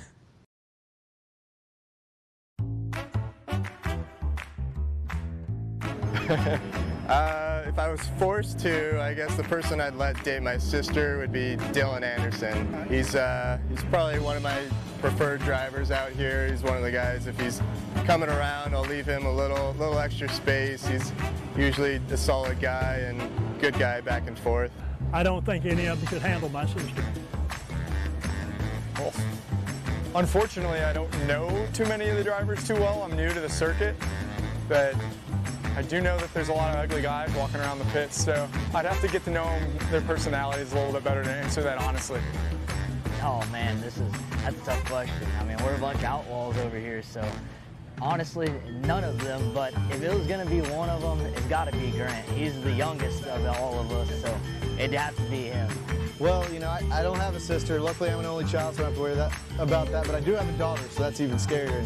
There's not a lot of guys out here I would trust anywhere near her. I mean, maybe Dean's one of the nicest guys out there, so he'd probably be at the top of the list. Well, I mean, I only met them quick last night. We'll revisit this when the weekend continues there. We've got a few more nights of socializing with these boys, and we'll see. I don't know if I really let anyone date my sister, but we'll come back to that for sure. And I don't have a sister, but realistically, if it came down to it, I'd have to pick the number 69, Cole Mullet wearing. Just an awesome dude all around, nice guy, you know? Someone's just gonna treat him right. Oh my God. Grant Schubert, because he's just sexy. Oh. I would say Spencer. And then we get race boats out of the deal. You know, Spencer's not afraid to have a couple kids and a few race boats and all that stuff. So if he's funding the team, I'm all for it. Oh man, I don't know. I'm not sure who I'd let date my sister, but her and I aren't super close sometimes. And so I really like her husband, so I guess I should say I won't let anybody date my sister. Jeff Reno. Oh, yeah, definitely. I would never let Dustin date my sister. That guy's all over the place. He's a handful. My crew guy, Scotty. Man. One of the older guys, probably. I wouldn't want any of that happening, not in our house. I'd say probably Dustin. Dustin, man, that guy. He's a clown, man. That guy he's a good guy, but just he's not gonna be it. He's not it for me. That one's easy. Absolutely not Grant. I've already threatened the kid about it, so yeah. They're close in age and have known each other for a while, but yeah. Hey, Shane, I love you, man, but you ain't dating my sister. Well, I don't know. Some of these boys got some pretty dirty mustaches on them, so I mean, maybe I wouldn't let the Anderson boy get near her, but that's just me. Man, there's two people come to mind. The number 03 of Dustin Terry and the number 29 of Jared Jensen. I just don't know if I'd trust those guys with something like that. Me. Okay. I mean, that's pretty simple, right? I mean, I was born in Mississippi, but I'm not into all that. I don't know. I guess I got to go with RJ, you know? Sean Love. He's a playboy at heart. You can see it. We're here with Jeremiah Mayo of the number 8 Snap-on Tools. Unfortunately, the first heat blew a motor. What happened out there? Yeah, I mean, everything was going good, exactly how we wanted it. Got off the dock good, had a restart, got a good jump, was leading the race. 1 lap to go, heard a thud, and that was it. Knew an engine went bad, so got towed in, came and opened up the motor cowling, and I mean, there was a huge window in the side, broken rod pieces laying everywhere, and so we had to go to work, unbolt that one, start putting together a new one, throw it on before the next heat race, which was in about 20 minutes. So we were scrambling around here just trying to put stuff together. I mean, it was insane. There was just wrenches, tools, screwdrivers flying everywhere, just people, you know, yelling, running around these pits, and finally we got the last bolt tightened up on the way to the water. So, I mean, it worked out for us. We didn't know what it was going to be like. This motor looks like it just came off the bottom of a saltwater lake. The spark plugs are rusted. They look like they're 25 years old. There's rust everywhere. So we didn't know what to think. We started it here, went to the water, and I did a couple of starts there and said, Michael, I think it's not going to be too bad, you know. Let's see what we got. So launched off the dock, and it ended up pretty good for us. I mean, you know, it's always easy whenever you're starting at the front of the field anyways, but I think we can tune this motor a little bit and maybe have something. So we're kind of fortunate for that, but we'll see how it goes. We have a great team, the Outlaw Racing, here in the pits, and they worked really hard for you. They were motivated, but you were motivated to win this race because we all know about the Outlaw punishment. So we had to double check and make sure that motor was going to be top notch. It is the second motor of your fleet, but it is top notch. Got yourself a checkered flag.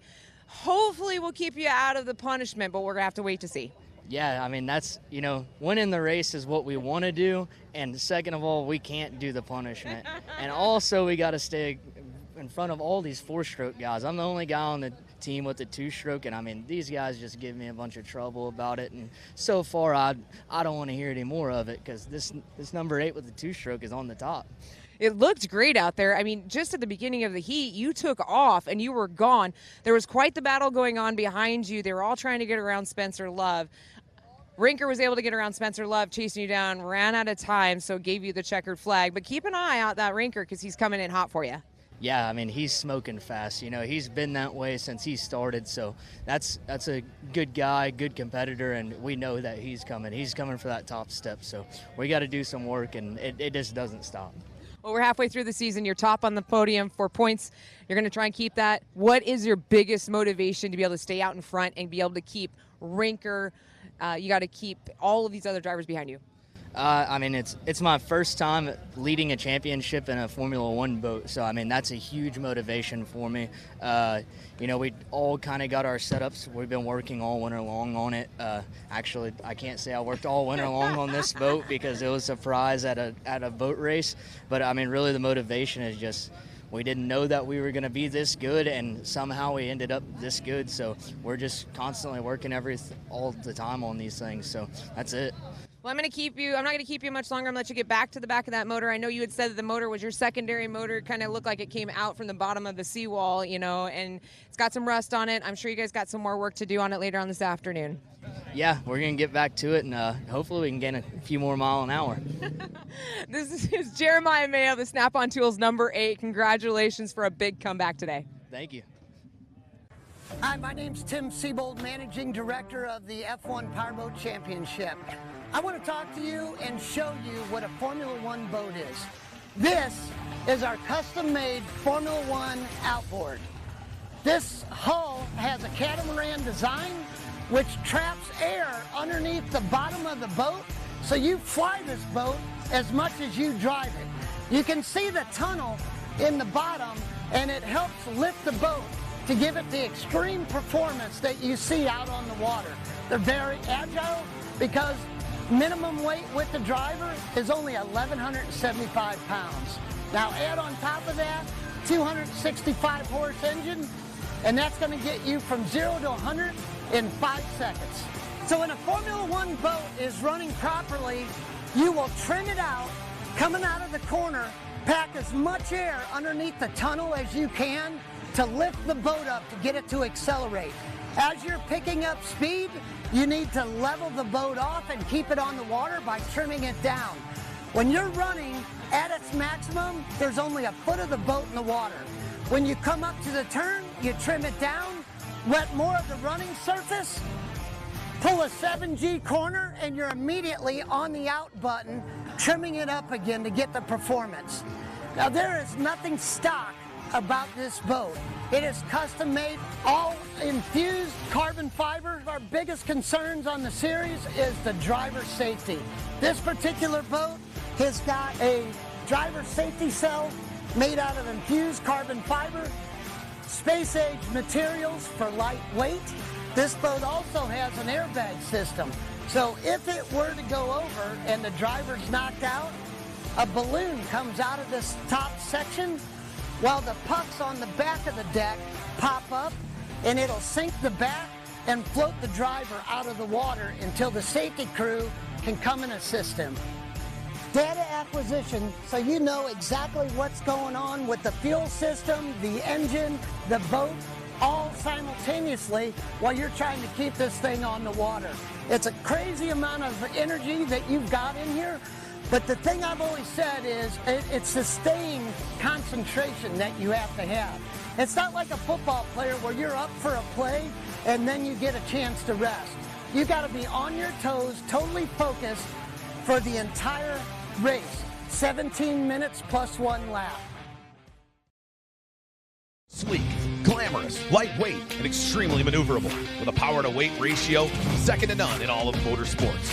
With acceleration from 0 to 100 miles an hour in under 5 seconds, and top speeds in excess of 120 miles an hour. In 2024, the news on the street is the Mercury Apex 250 4.6-liter V8 4-stroke versus the industry standard 2.5-liter V6 2-stroke. Who's going to come out on top in 2024? Looks he blows by the doors off. Down into turn number 1. Ooh, the 17 of Marsh sweeps it right off the tail.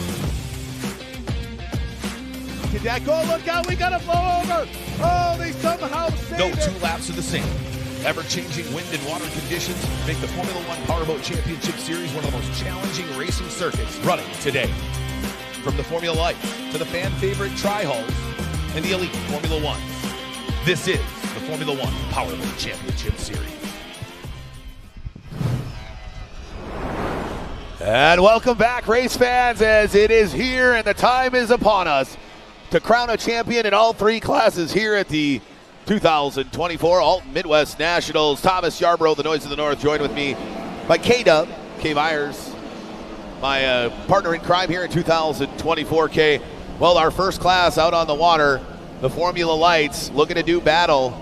We've had a fantastic racing here in this lighter class. Looks like we got some of our guys who were a little bit beat up earlier, got their boats repaired, and we've got a full field here on the water for this Formula Lights final. One to keep an eye out on is that orange 66. That would be Randy Parch. Unfortunately, Memorial Day weekend had a pretty big collision, pretty much destroyed the boat. Got it back together, almost needed 3 more days.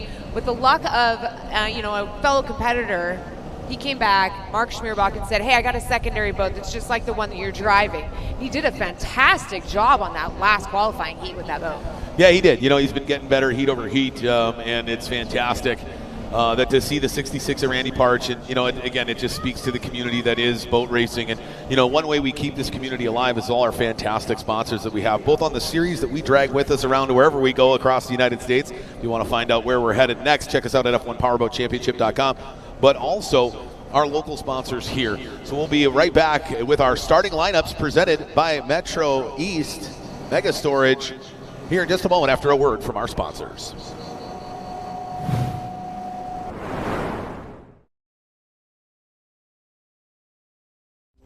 Mercury Racing was forged in the heat of competition. The will to win is in our DNA. Competition isn't just what we do, it's our proving ground. It's about the pursuit of power, performance, and endurance that pushes our limits and yours. We create premium marine power to take you faster and farther. The world offers limits. Mercury Racing offers freedom. Live wide open. VP Racing Fuels has been the official fuel of racing for over 45 years. But VP isn't just race fuels. VP offers a wide range of oils, additives, and our new Stay Frosty coolants to help keep your street car, tow vehicle, or weekend warrior running at its best. VP products are engineered to keep your vehicle running smooth and looking great for your daily commute with our octane boosters, fuel treatments, and quick detailing products. Explore VP's full product line at vpracingfuels.com.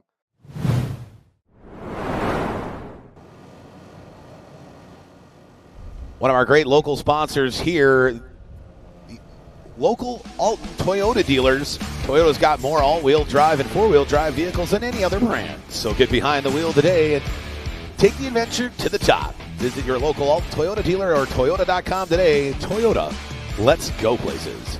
Alton Parks and Rec, responsible for 16 parks, 19 soccer fields, 12 ball fields, 24 tennis courts, 19 playgrounds, and over 1,400 acres of park space. Alton Parks and Recreation, enriching the lives of each citizen through quality parks and programs. The City of Alton, host of the 2024 Alton Midwest Nationals. What a beautiful city here, nestled 25 miles north of St. Louis, Missouri, on the gorgeous Mississippi River. Alton, Illinois, a great place to call home. Great Rivers and Routes Tourism Bureau is proud to partner with the City of Alton and the Formula One Powerboat Championship Series, bringing Formula One Powerboat racing back to the Mississippi River in Illinois. For more information, find them on their website at riversandroutes.com. Enjoy your time here in Alton. Again, our lineup brought to you all weekend long by Metro East Mega Storage. 3 convenience locations in Edwardsville and Wood River, Illinois. They've got indoor heating, 24/7 security. Your only choice for storage is Metro East Mega Storage. Don't forget about the Alton Amphitheater. What a host of a fantastic Mississippi River Festival last night, where Larkin Poe blew the doors off of downtown Alton. This 4,000-seat outdoor venue is in beautiful downtown Alton. The host of the Midwest Nationals. And, like I said, hosting Grammy Award-winning Larkin Poe last night at the Mississippi River Fest. The Alton Amphitheater, a gem in downtown Alton.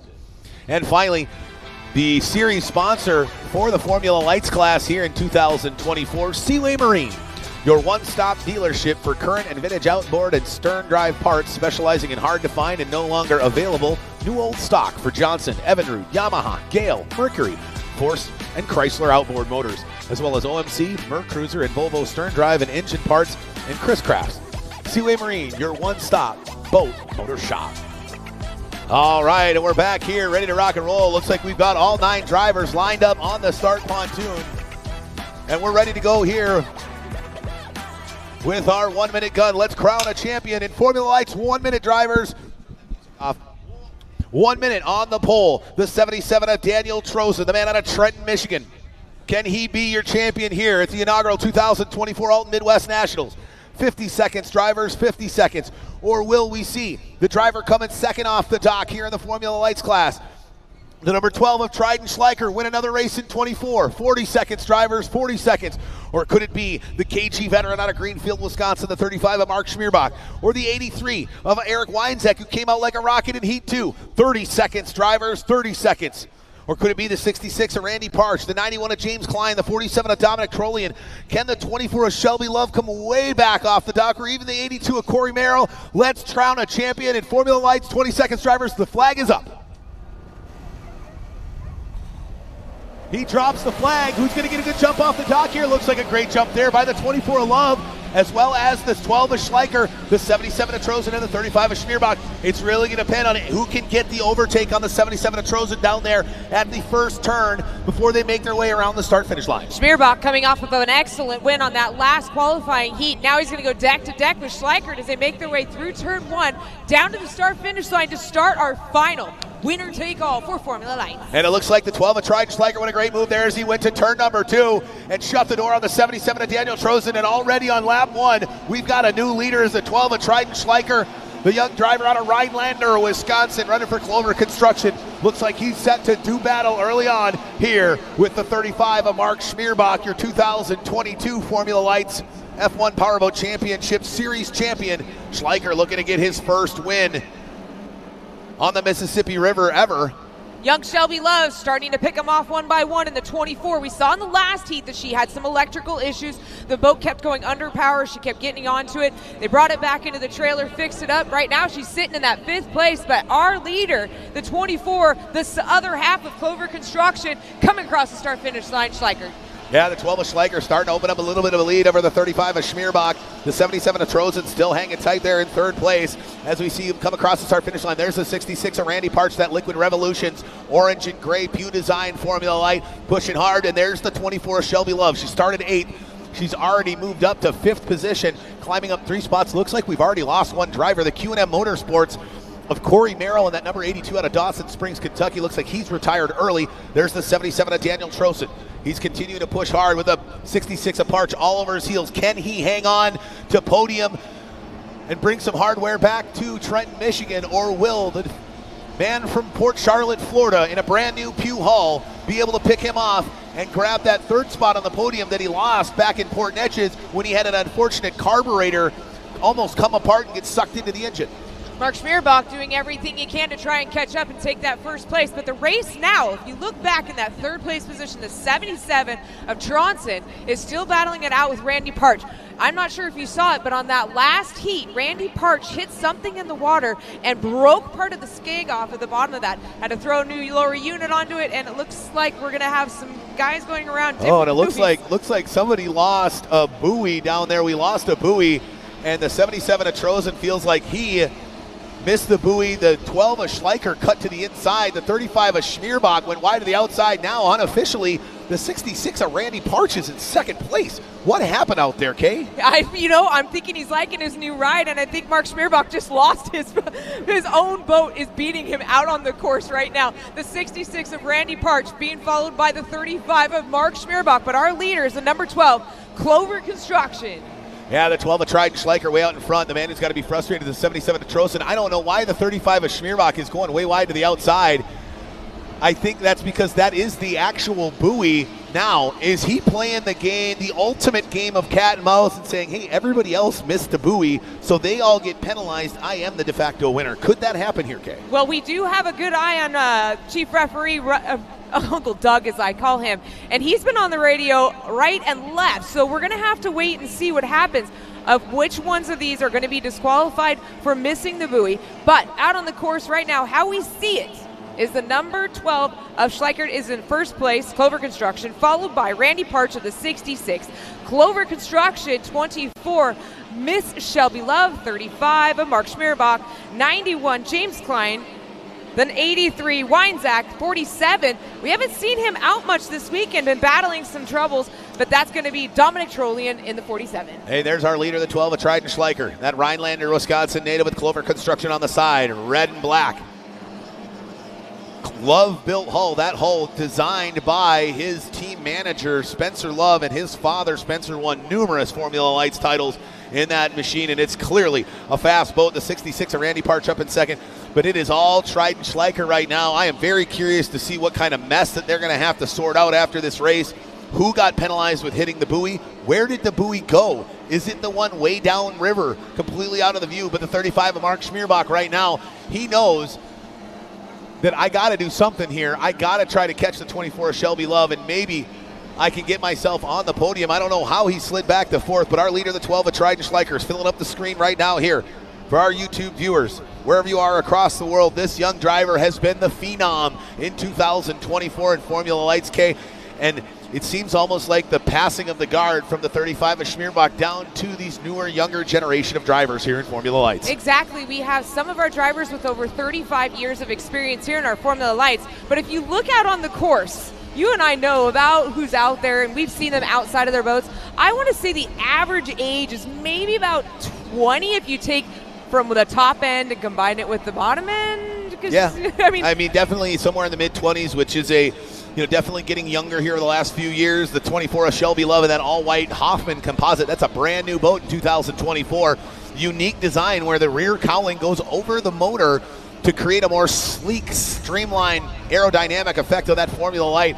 She is trying everything she can to catch the 66 of Parch. And I got to say, I am quite impressed with the driver out of Port Charlotte, Florida, running for anti-gravity batteries and liquid revolutions. Is he's really got that thing dialed in and moving. Yeah, exactly. If you go on your Facebook and look up Liquid Revolutions, you can see what I'm talking about. The Skag literally has a big chunk out of it.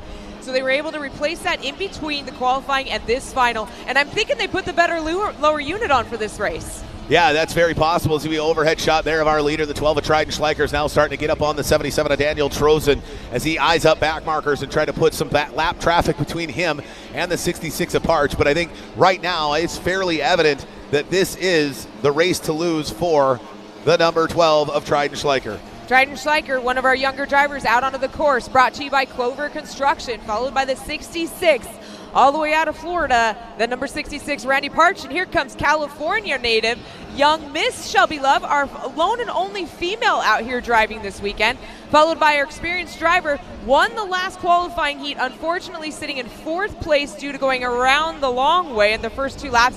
In the 35, Mark Schmierbach. The 91, James Klein, all the way out of Michigan. We got drivers here from California, Michigan, Wisconsin, all of them coming together here on the Mississippi River, all battling to get onto that podium.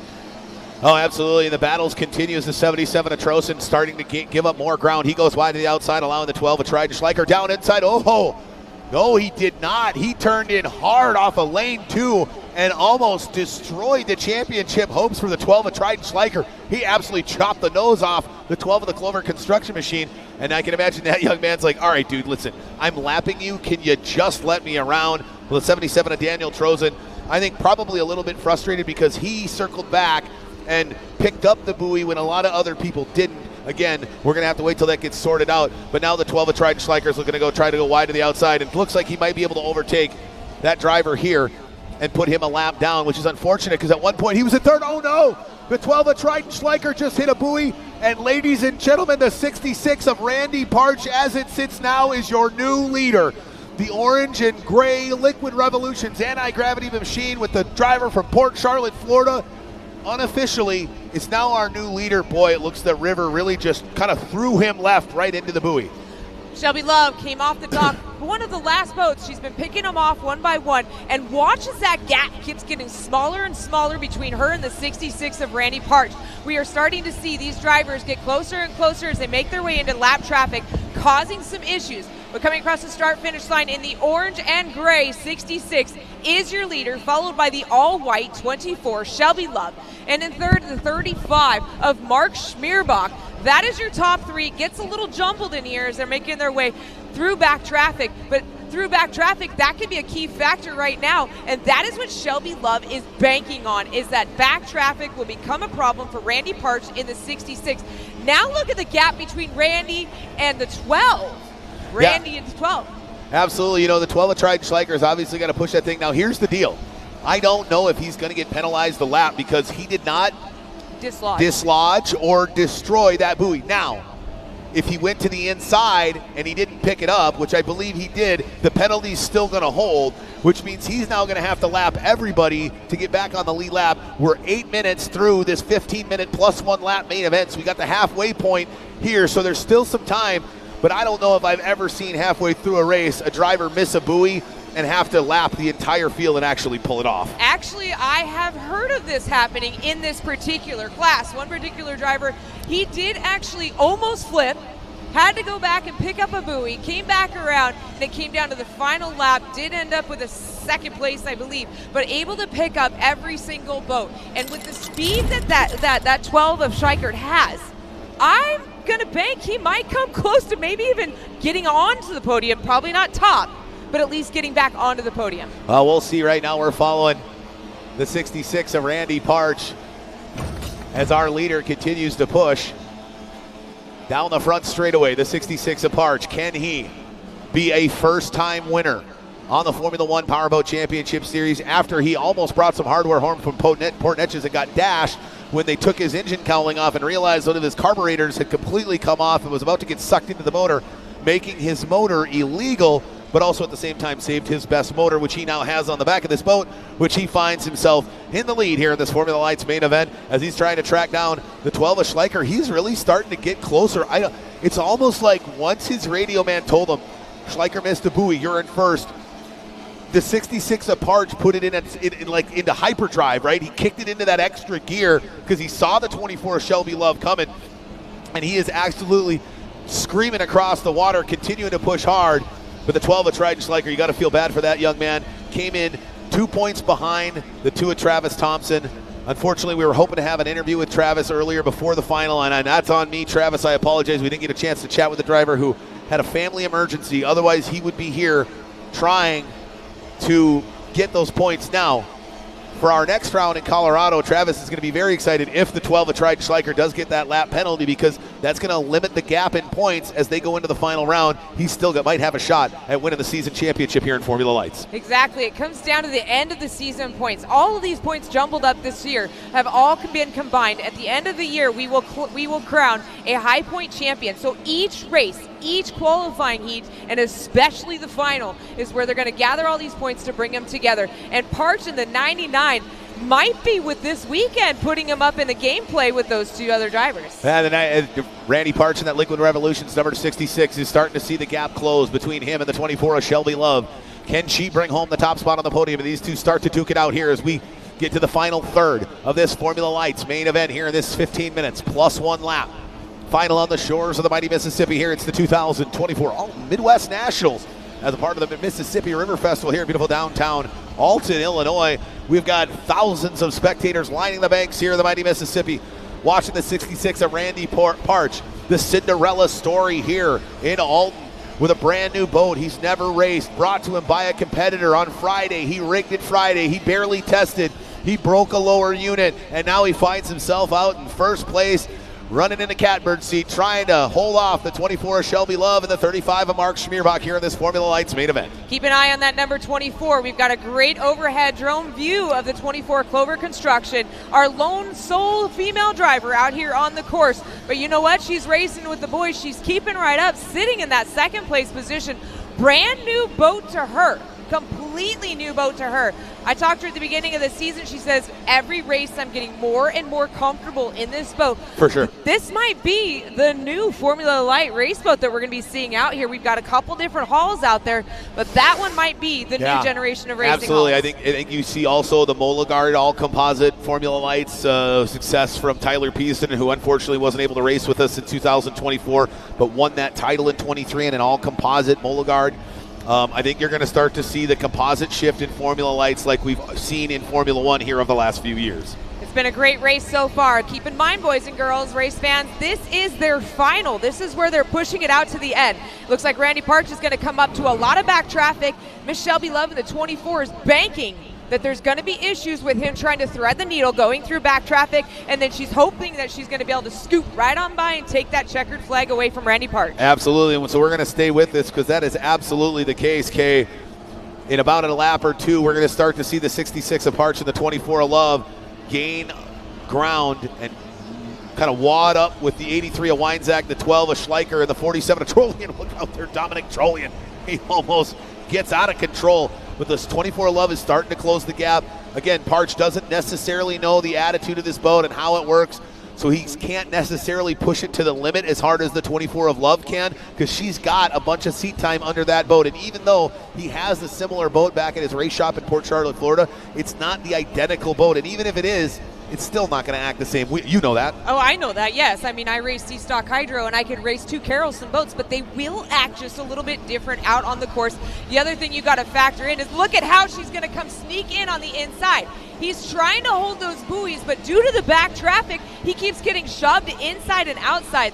Once again, our leader is that orange and gray, number 66, Randy Parch, being chased down by the all-white 24, Miss Shelby Love of Clover Construction. And the 66 of Parch is kind of running all over the place, trying to scrub off speed and not allow the 24 of Shelby Love to gain ground, because that seems where she really gains ground is on those long straightaways. That lighter boat might have a little bit more lift, and now she's going down to the inside as we're really going to get tight here. And we got the white flag is out. Go fast, turn left for our Formula Lights here. Just one more lap remains. Can the 24 of Shelby Love get by the 66 of Randy Parch, or are we going to be told that the 12 of Triton Schleicher actually didn't dislodge a buoy, he didn't get penalized, and he's going to be our winner? Again, neither you or I are officials, right? What we say is not the Bible, it's not the truth. We leave that up to Doug Ray and the rest of our fantastic officials. But right now, the 12 of Triton Schleicher is coming across the start-finish line. It looks like they're going to call that checkered flag. Ladies and gentlemen, unofficially taking the checkered flag here in Formula Lights. Number 12, running for Clover Construction, Mr. Triton Schleicher. And in second position, what a fantastic run for the man out of Port Charlotte, Florida. Running for Anti-Gravity Batteries and Liquid Revolutions, number 66, Randy Parch. And rounding out the three on the podium once again, out of Santa Rosa Valley, California, running for Clover Construction, number 24, Shelby Love. What a great race. Now we're just going to have to wait for the officials to give us the final call. But until then, I'm going to run on down there and I'm going to do an interview. Fantastic.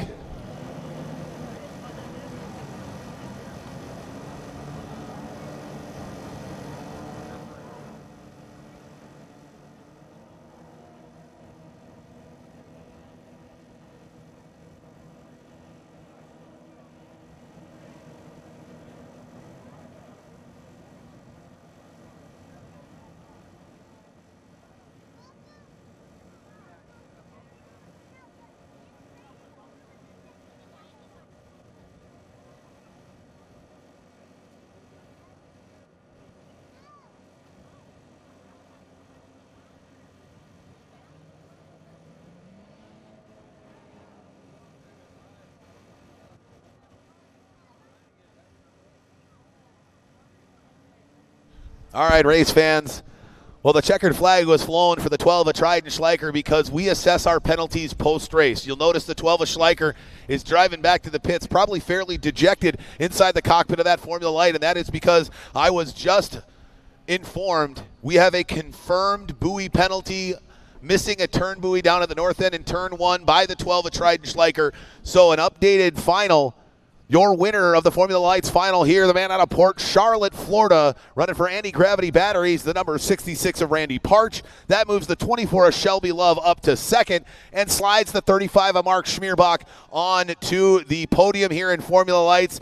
You got to know the 12 of Triton Schleicher knew exactly what happened as soon as he did it, but at that point he was past the point of no return. He had to continue to trudge forward. A valiant effort from the young driver, but this is what happens when you're a rookie. You learn things, you make mistakes, and I can assure you, when he's in the lead, the next time he goes into a corner, he might back off just a scotch or maybe make sure he's in lane 2 next time around so that something like that doesn't happen. Unfortunate, he was 2 points out of the season standings lead. Our leader wasn't here, so boy, it's got to be frustrating him, but nobody has got to be happier than the 66 of Randy Parch as he's down with K now, winning the Formula Lights final. We are here with Randy Parch of the 66. Memorial Day weekend in Shreveport. You unfortunately got in a little tangle, almost destroyed the boat. You were 3 days away from getting it completed, getting it fixed up, threw your hands up, said, I can't do it. Your competitor came through and gave you this boat, and you beat him in this final. Yeah, man, I can't thank Mark and his team enough, Brandon specifically. It's his boat, and, man, we worked our ass off this weekend trying to get it together, so I can't thank them. This is as much as their win as much as mine. The Gremlins are still following you. I was following on Liquid Revolutions. I might follow you on Facebook just a little bit. Hit something on that last heat, broke part of the skeg off, replaced the lower unit. Tell us a little bit more about that damage. You know, believe it or not, that was actually the first heat or second heat this morning, second lap. And so I ran it that whole way and then ran it the third heat, not even knowing that I had broke the skag. It didn't handle worth crap, but I'm telling you, this boat's good, and I'm super happy to be here. So last question for you. Is this boat going home with you, or is this going back over to Mark Schmierbach's group? It's going back to Texas. Congratulations on a great final. Checkered flag belongs to you. Randy Parch of the 66. Thank you very much. All right, ladies and gentlemen, what a fantastic turn of events. The 66 of Randy Parch, his first win in Formula Lights on the Formula One Powerboat Championship Series. What a turn of events. What a 180 from 3 weeks ago. He broke his boat in about, I think it had about 7 or 8 different fairly large structural cracks in that Formula Light hull. And he just tried his might to get that thing back together, and he just couldn't do it.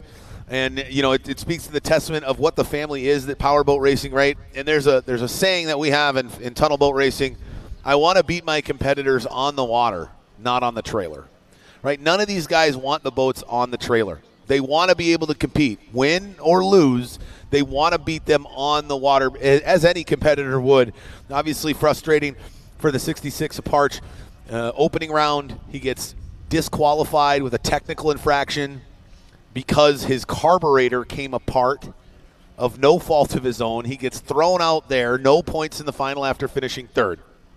Goes to the next race, breaks his boat, comes here, a stroke of luck here, some good driving there, and sure enough, we find the 766 of Randy Parch, your winner here at the inaugural Alton Midwest Nationals. All right, well, we're going to be back here with our Texas Tri-Hall final coming up next, but first, a word from our sponsors.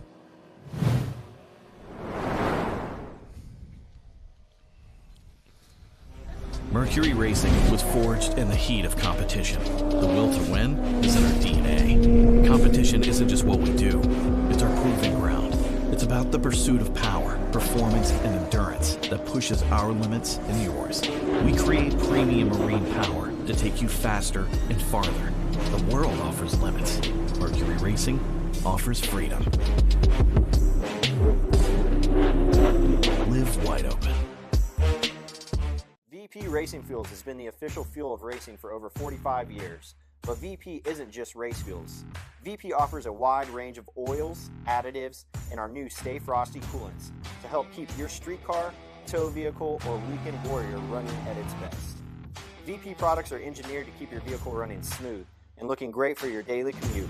With our octane boosters, fuel treatments, and quick detailing products. Explore VP's full product line at vpracingfuels.com.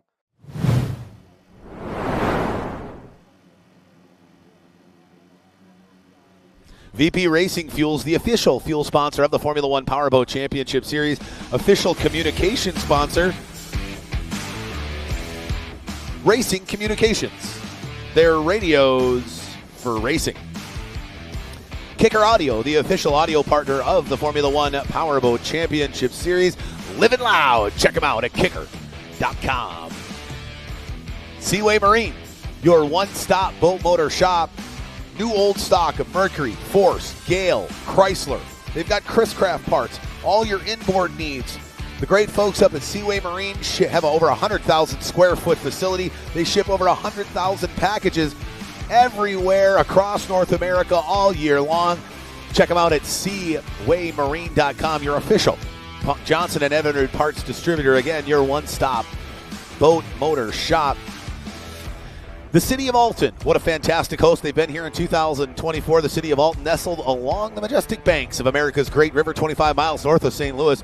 Alton, Illinois, a picturesque community and a great place to call home. Simmons Hanley Conroy, a veteran-owned law firm right here in Alton that's been helping victims of mesothelioma caused by asbestos for more than 20 years. Simmons Hanley Conroy working hard to get victims compensation they need. If you need help, reach out at simmonsfirm.com. Great Rivers and Routes Tourism is proud to partner with the City of Alton and the Formula One Powerboat Championship Series, bringing Formula One Powerboat racing back to the Mississippi River here in Illinois. For more information, find them at riversandroutes.com. Enjoy your time here in Alton. JH Performance Boats, custom, handcrafted shallow water bay boats built with the highest quality materials. Find them at jhperformance.com. The Argosy Casino, hurry up and run down to Argosy, Alton, and place your bid for who you think is going to win the Formula One final. That's right, for the first time in the history of the world on the sports book here at the Argosy Casino Formula One Powerboat Championship. Odds are made, so place your bet now. They've got $2 long necks and buffet all weekend long at Argosy Casino, Alton. Seabold Sports, world champion, powerboat racing since 1939. Find out the Seabold legacy at seaboldsports.com.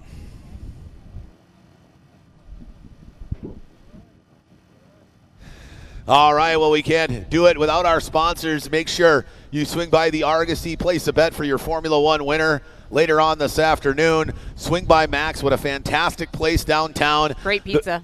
Great pizza, great food, great people. And it's weird now. I've been into 3 different restaurants, and 2 of them, it was like they were one bar and restaurant, and there was another one right next door, and they just merged them. I mean, the bar and restaurants here in Alton are so big, so much room for you to spread out your large groups, your parties. What a fantastic group of people. You know, we got to thank all of our sponsors as well here, making it possible to come to the 2024 Alton Midwest Nationals. First and foremost, Mercury. How about this? An APX 4-stroke on the pole for the first time in history. The Formula One Powerboat Championship Series just seems to keep setting records here in 2024, okay? They were lucky, and they joined hands with Mercury Racing itself, and they said, what can we do to make these motors faster and more bulletproof, basically, is what they're doing.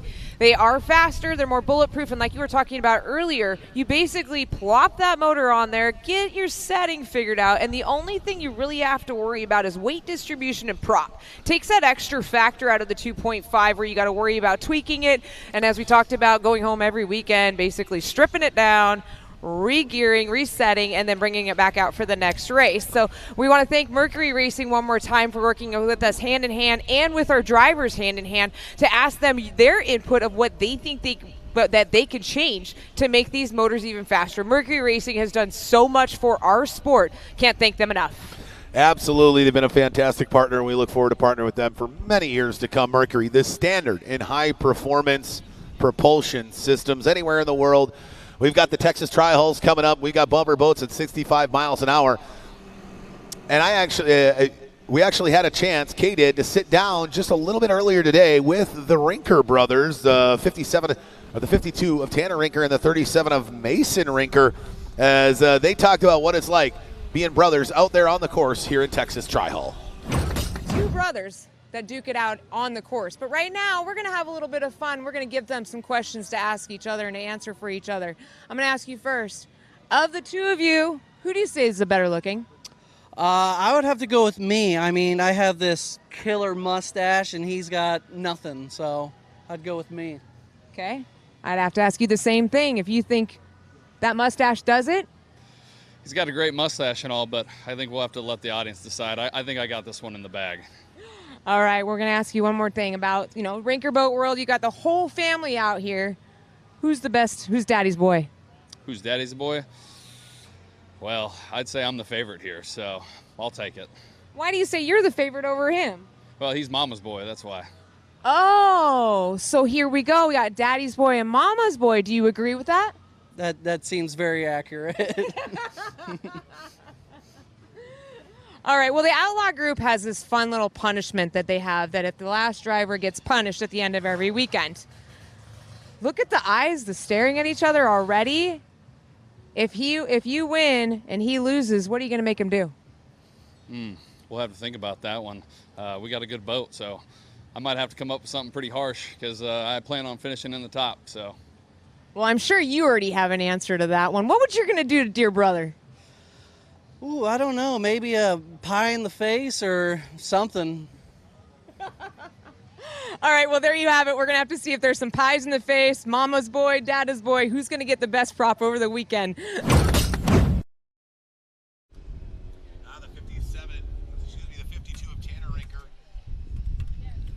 The 52 of Tanner Rinker and the 37 of Mason Rinker having good fun, as the entire Rinker clan does here on the Formula One Powerboat Championship Series. The Rinker family, one of the most storied families in all of tunnel boat racing. Terry Rinker, their family member, multi-time world and national champion himself, Chris Rinker.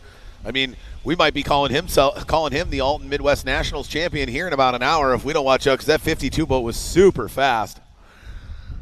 We take a look at the drive. Most of the drivers are out on the course here for our main event in Texas Tri-Hull.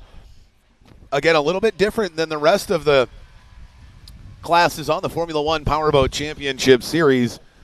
We run a rolling start here in the Texas Tri-Hull division of the F1 Powerboat Championships. They run 2x2. This is more of a Le Mans style. However, it's a rolling start, and that's because, again, you can have an undue advantage if we had all of them shut off floating down the river, especially at 8+ miles an hour like we're seeing here on the shores of the Mississippi. Now we got the couple of final two boats coming, the 37 of Mason Rinker and the 1969 of Cole Waring is making their way out.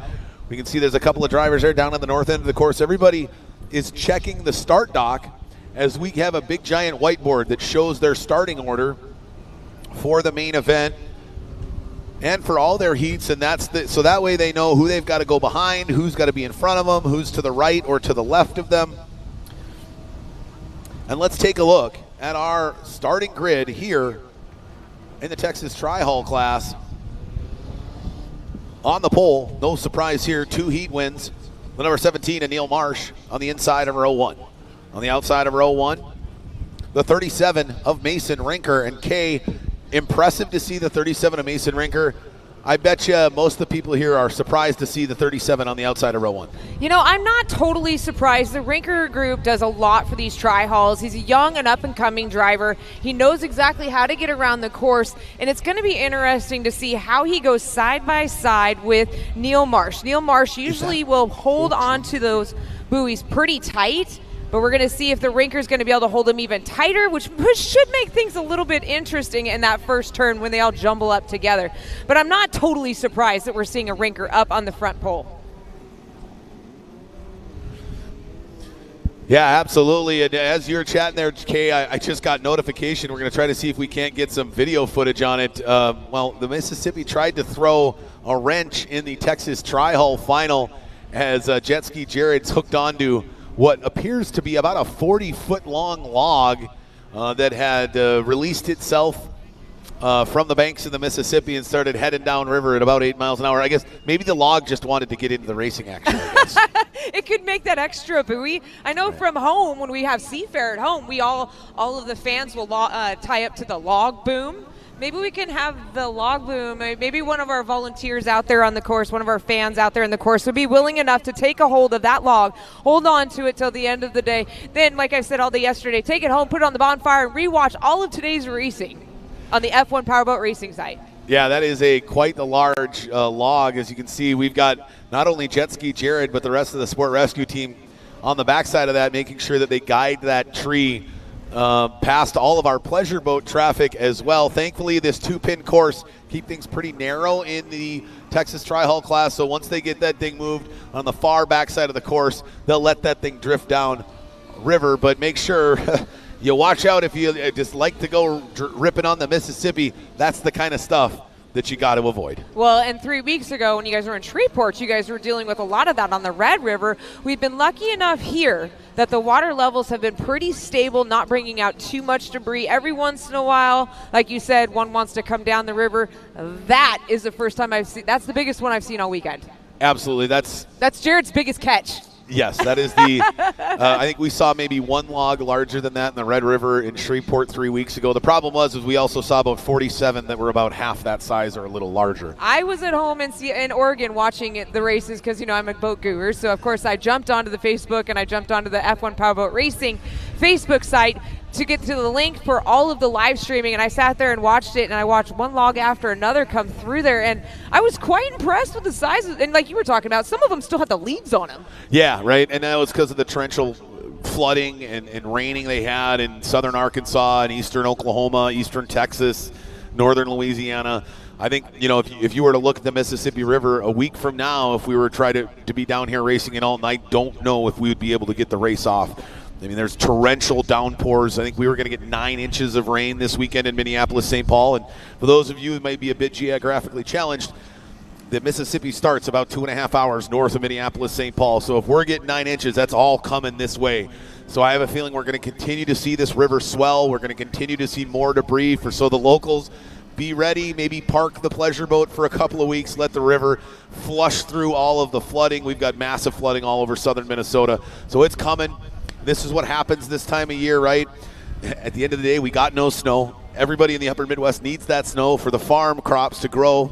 So Mother Nature made sure we got the water that we didn't get in the winter, and she just decided to dump it all in about 2.5 weeks in the middle of June.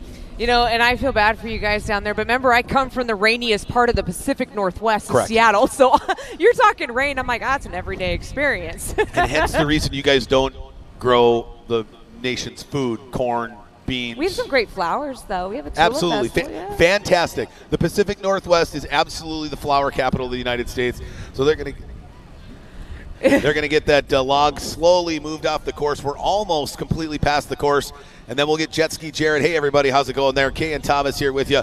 Against resetting, we got the Texas Tri-Hall final coming up. 20 laps here on this 2-pin course. It has been all Neil Marsh all weekend long. Can somebody upset the 2-time defending champion here on the Formula One Powerboat Championship Series Tri-Hall class? Because right now, okay, it doesn't seem like anybody's got the mustard for it. Well, and challenge on, because Neil Marsh, since he's been doing so well, has had to start from the back, pick his way through the rest of the crowd, and be able to get up in the front. Right now, we're just going to give him a front row seat.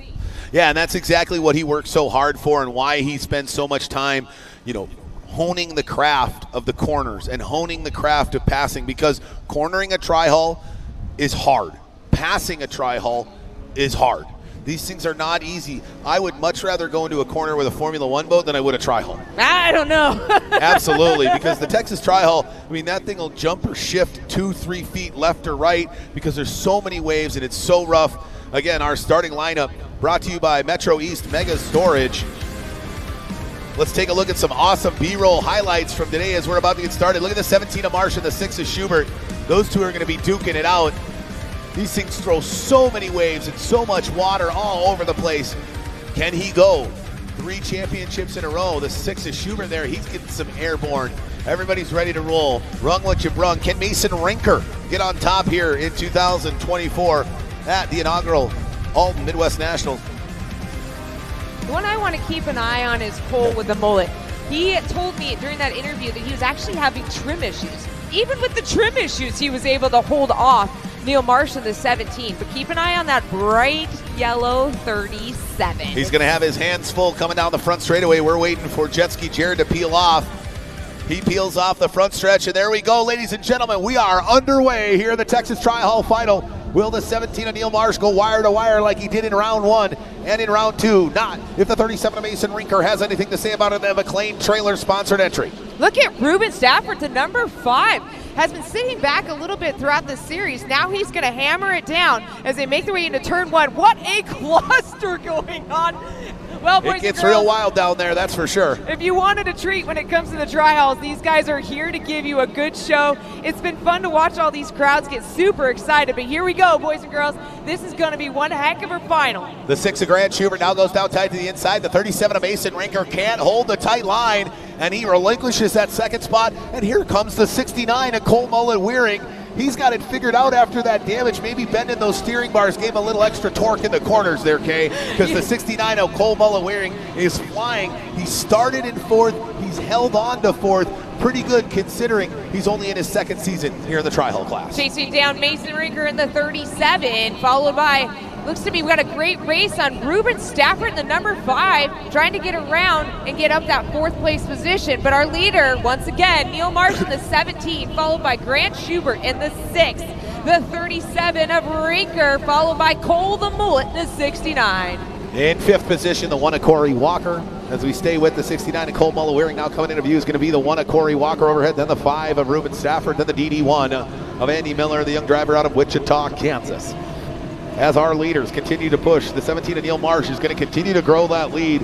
And I think the 6 of Grant Schubert, K, he knows what he's got to do. He's just kind of got to lie in wait until we can start to get some of that back marker traffic here. This is almost a 3 times as long as any of their qualifying heats. 7 laps normally in qualifying, 20 laps here in the main event. The 17 of Neil Marsh out in front. This is where he's comfortable, but the 6 of Grant Schubert just trying to set things up for a moment where he can pounce when the 17 of Neil Marsh and him come up on some of those back markers. And we both watched Neil Marsh over the years, and he doesn't make those mistakes very often, but you never know what could happen. Look at how treacherous this water has become just a few laps in. With a 20, this is going to be an enduro run for these drivers. Neil Marsh starting to come up on back traffic of the 52 of Rinker, along with, in 2nd place is going to be, he took a huge hop, Grant Schubert coming out in the number 6, followed by the 37 of Rinker. Here comes the 69, flaring that mullet. All right, the 17 of Neil Marsh gets by the 52. The 52 of Tanner Rinker is still way under power. You know, he's out there collecting points, doing the smart thing, staying out of the way, but got to be a frustrating weekend, especially considering that piece we just saw between the brothers Rinker, right? Mason's here in third place, and he's about to pass his brother Tanner. Sounds like the pie to the face might not necessarily be happening for the 52 of Tanner Rinker. I don't know. We're going to have to wait and see if there's a challenge. Grant just about blew that thing over in the same place that Jack Schubert did on the heat before. These guys are getting rough and tumble coming through these Mississippi River. As we stay with the 37 of Mason Rinker, airing it out, coming down the front straightaway. He's trying to find every ounce of speed he can. He's got to make a perfect turn.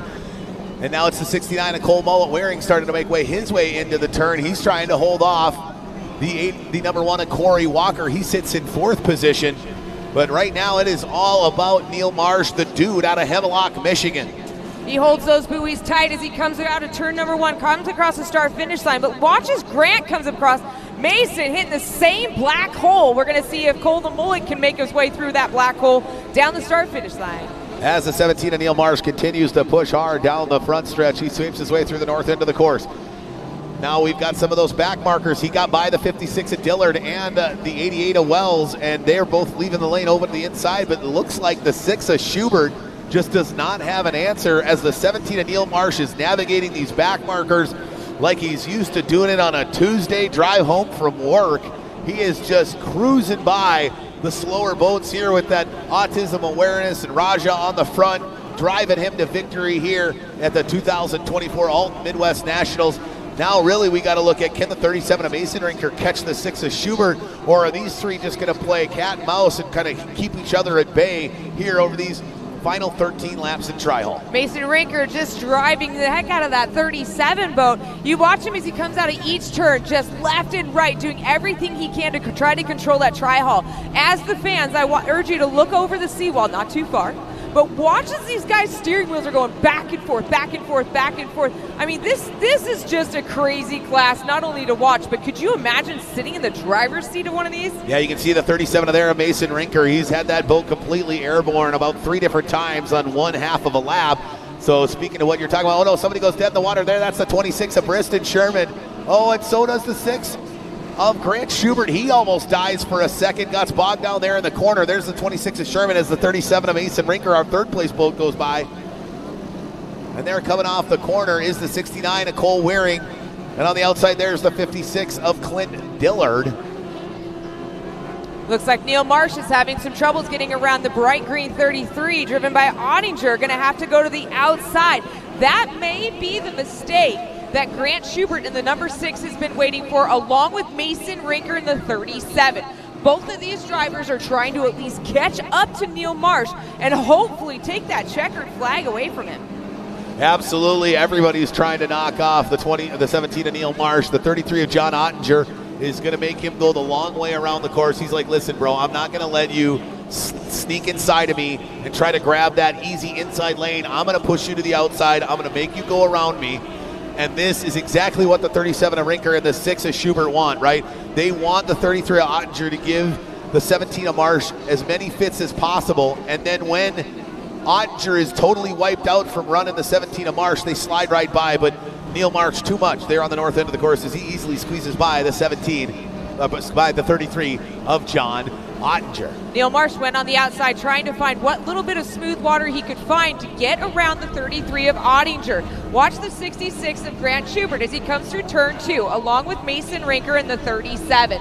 It seems like Mason Rinker seems to keep finding every single hole there is down this front and back stretch, but he's able to keep it right side up. Whoa, look out there, the 37 of Mason Rinker almost blows it over coming down the front straightaway, and he has to back way off the throttle, and the 6 of Grant Schubert goes cruising away, opening up a larger gap between 2nd and 3rd here in this Tri-Hall main event as we are over the halfway mark. Just 9 laps remain here in this 20-lap dash for cash here on the shores of the mighty Mississippi.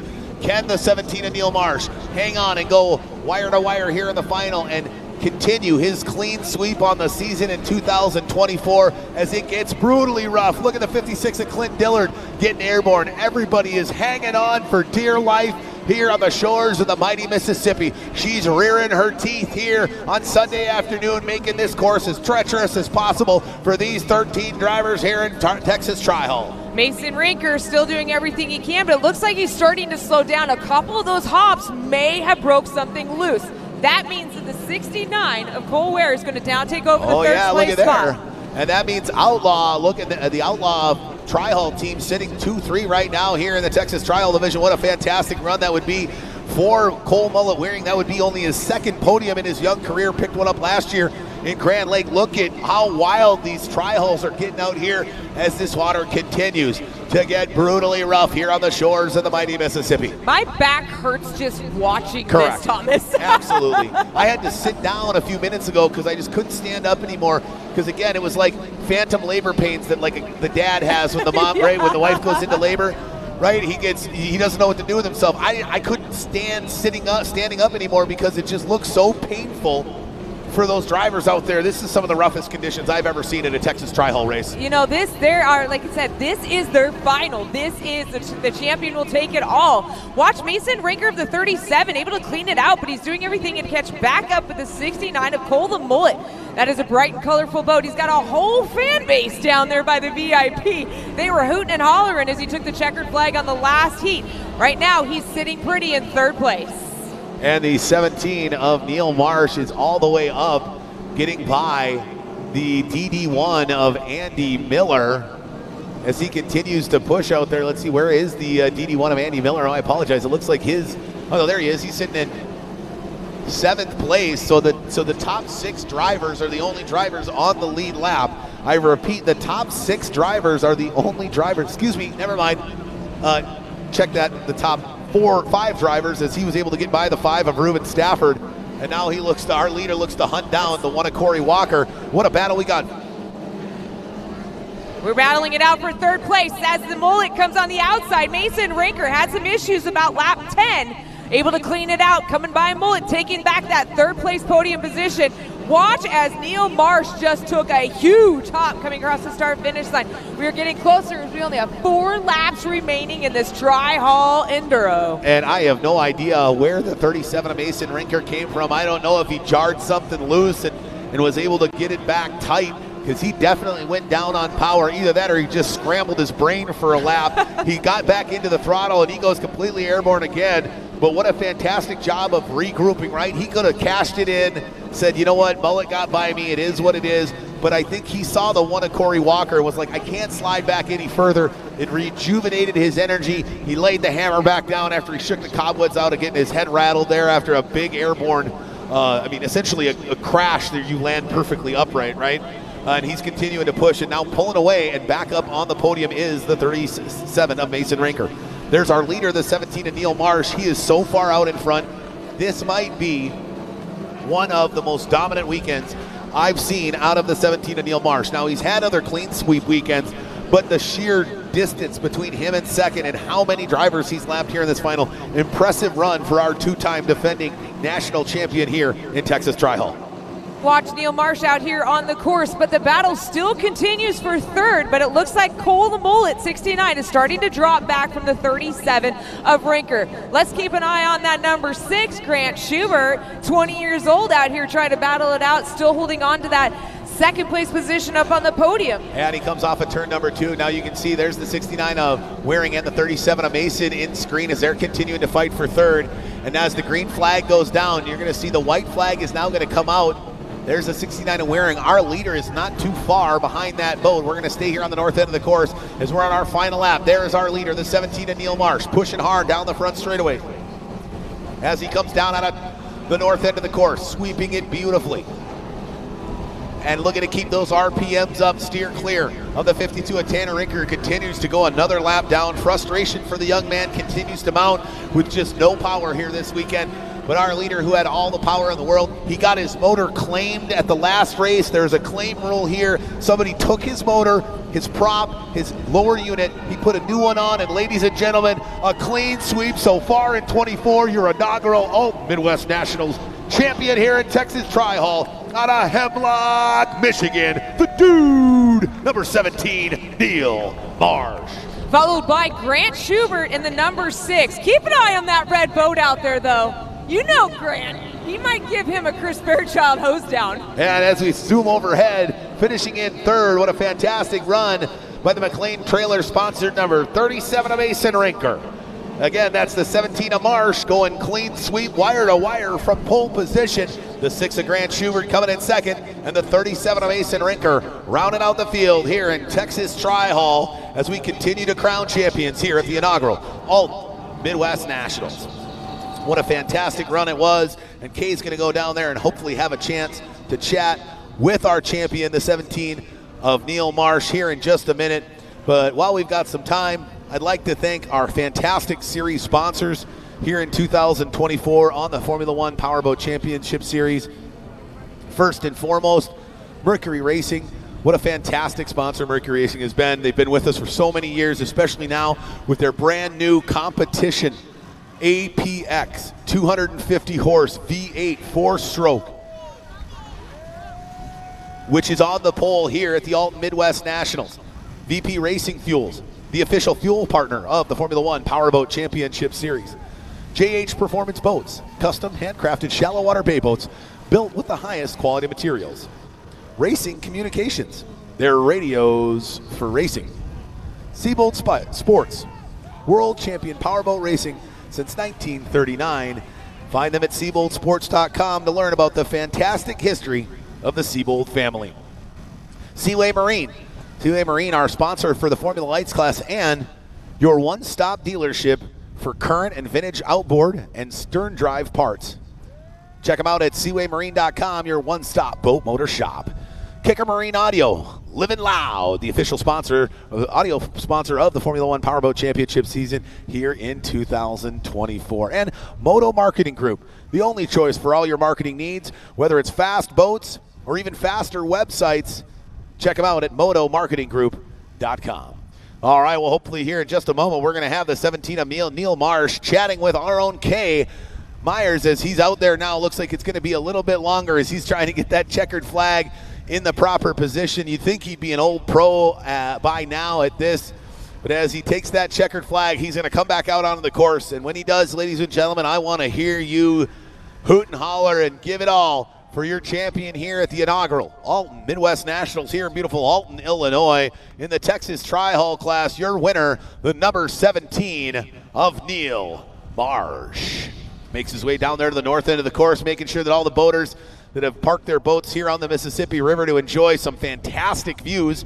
I mean, not better views than you can get from our drone footage on our YouTube channel. So make sure you find our YouTube channel and subscribe. Share that out across all social media platforms, including TikTok, Instagram, Snapchat, Facebook. You can find us on Facebook at Powerboat Race, F1 Powerboat Racing, and F1PowerboatChampionship.com is our website. You can find out all the information, all the swag. Don't forget to grab your swag here. But what a fantastic run it was. He comes down here in front of the folks in Alton. Let me hear you give it to him one more time. Ladies and gentlemen, your winner here in Texas Tri-Hall out of Hemlock, Michigan. Number 17, Neil Marsh.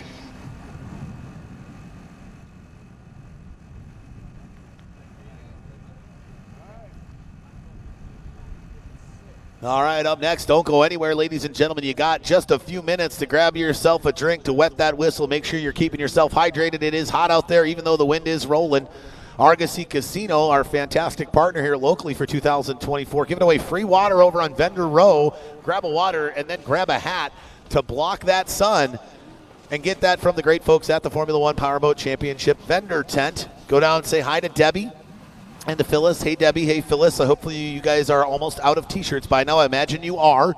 Make sure you swing down and get what's left of our Formula One Powerboat Championship Series swag here at the 2024 Alton Midwest Nationals. Looks like they're waiting for him down there. Kay has been waiting patiently to have a chance to chat with the 17 and Neil Marsh. This driver could not be more excited. It seems like every time he wins, he finds another gear to be more excited about winning.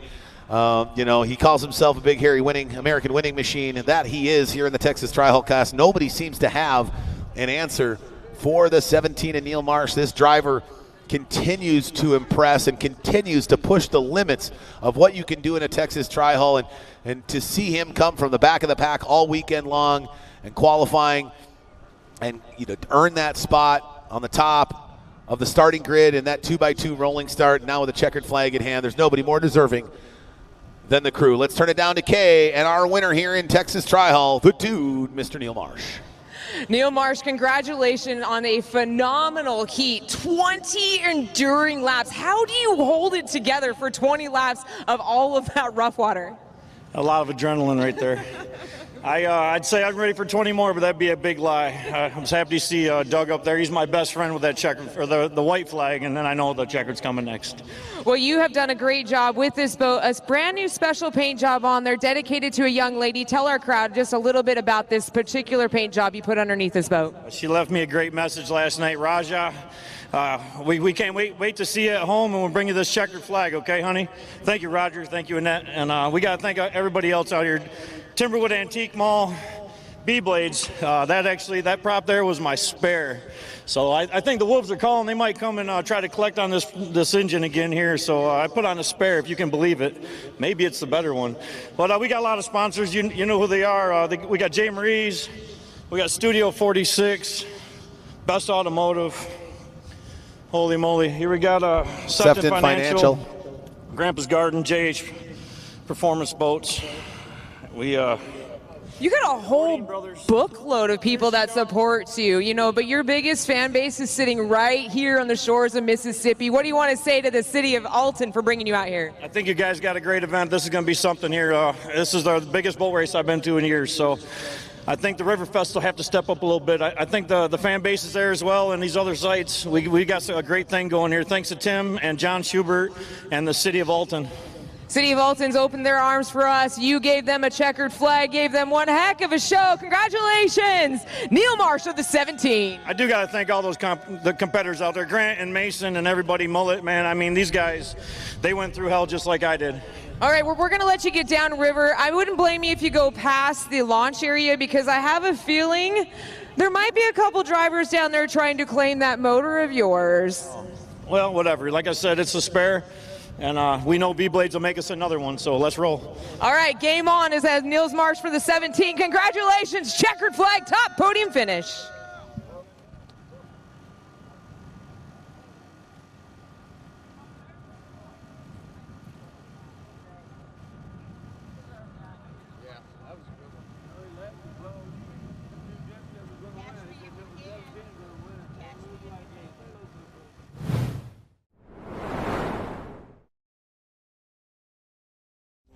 Mercury Racing was forged in the heat of competition. The will to win is in our DNA. Competition isn't just what we do, it's our proving ground.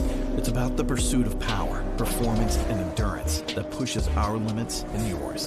We create premium marine power to take you faster and farther. The world offers limits. Mercury Racing offers freedom. Live wide open. VP Racing Fuels has been the official fuel of racing for over 45 years. But VP isn't just race fuels. VP offers a wide range of oils, additives, and our new Stay Frosty coolants to help keep your street car, tow vehicle, or weekend warrior running at its best. VP products are engineered to keep your vehicle running smooth and looking great for your daily commute. With our octane boosters, fuel treatments, and quick detailing products. Explore VP's full product line at vpracingfuels.com.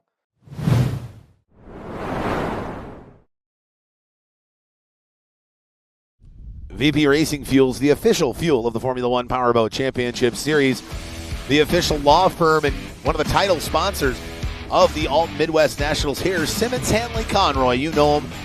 What a fantastic firm right here in Alton. Beautiful glass building up the hill. Simmons Hanley Conroy with over 90 attorneys and 175 employees nationwide. Their firm has the resources necessary to handle high-stakes litigation and secure life-changing amounts of compensation for their clients. Find one of their talented attorneys to help you at SimmonsFirm.com. Max, Alton downtown. Grab your bed, grab a drink, grab a meal all at the same time. Max, with cold beer, good food, a beer garden, 75 TVs, an off-track betting parlor, video poker, and more, make Max downtown Alton a great place for your next great time. The Alton Amphitheater. It was rocking last night, a 4,000-seat outdoor venue in beautiful downtown Alton, and the host of the 2024 Alton Midwest Nationals and the revival of the Mississippi River Fest with Grammy Award-winning artist Larkin Poe headlining last night.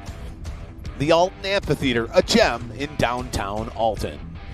Alton Parks and Recs, responsible for 16 city parks, 1,400 acres of park space, 12 ball fields, 19 soccer fields, 24 tennis courts, 19 playgrounds. Alton Parks and Rec, enriching the lives of each citizen through quality parks and programs. Great Rivers and Routes Tourism Bureau, proud to partner with the City of Alton and the Formula One Powerboat Championship Series, bringing Formula One Powerboat racing back to the Mississippi River here in Illinois. For visitor info on our website, check them out at riversandroutes.com. I love the great folks at Rivers and Routes. They help me find out that I can take the Great River Road all the way from my home in St. Paul all the way here to Alton. I was able to do half on the way down. I'm going to do the other half on the way home, thanks to the great folks at Great Rivers and Routes. And finally, Alton Toyota dealers. Toyota's got more all-wheel drive and four-wheel drive vehicles than any other brand. So get behind the wheel today. Visit your local Alton Toyota dealer or Toyota.com. Toyota, let's go places. The Argosy Casino Alton. Hurry now before the race starts. You might still be able to squeeze in one last bet at the Argosy Casino Alton, as they've got, that's right, Formula One Powerboat racing on their sportsbook. They've got $2 long necks all weekend long, along with all-you-can-eat buffets all day here on Sunday. The great folks at Alton, Argosy Casino Alton.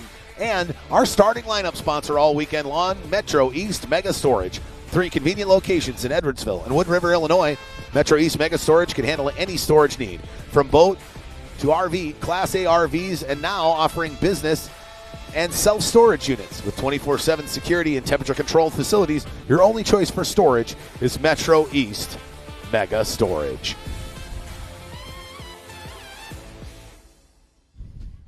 And finally, in the middle of everywhere, enjoy Illinois, full of state parks and forests with caves for exploring, lakes and rivers for floating, summits for climbing, and breathtaking views for appreciating. The outdoors are waiting in the middle of everything. Enjoy Illinois.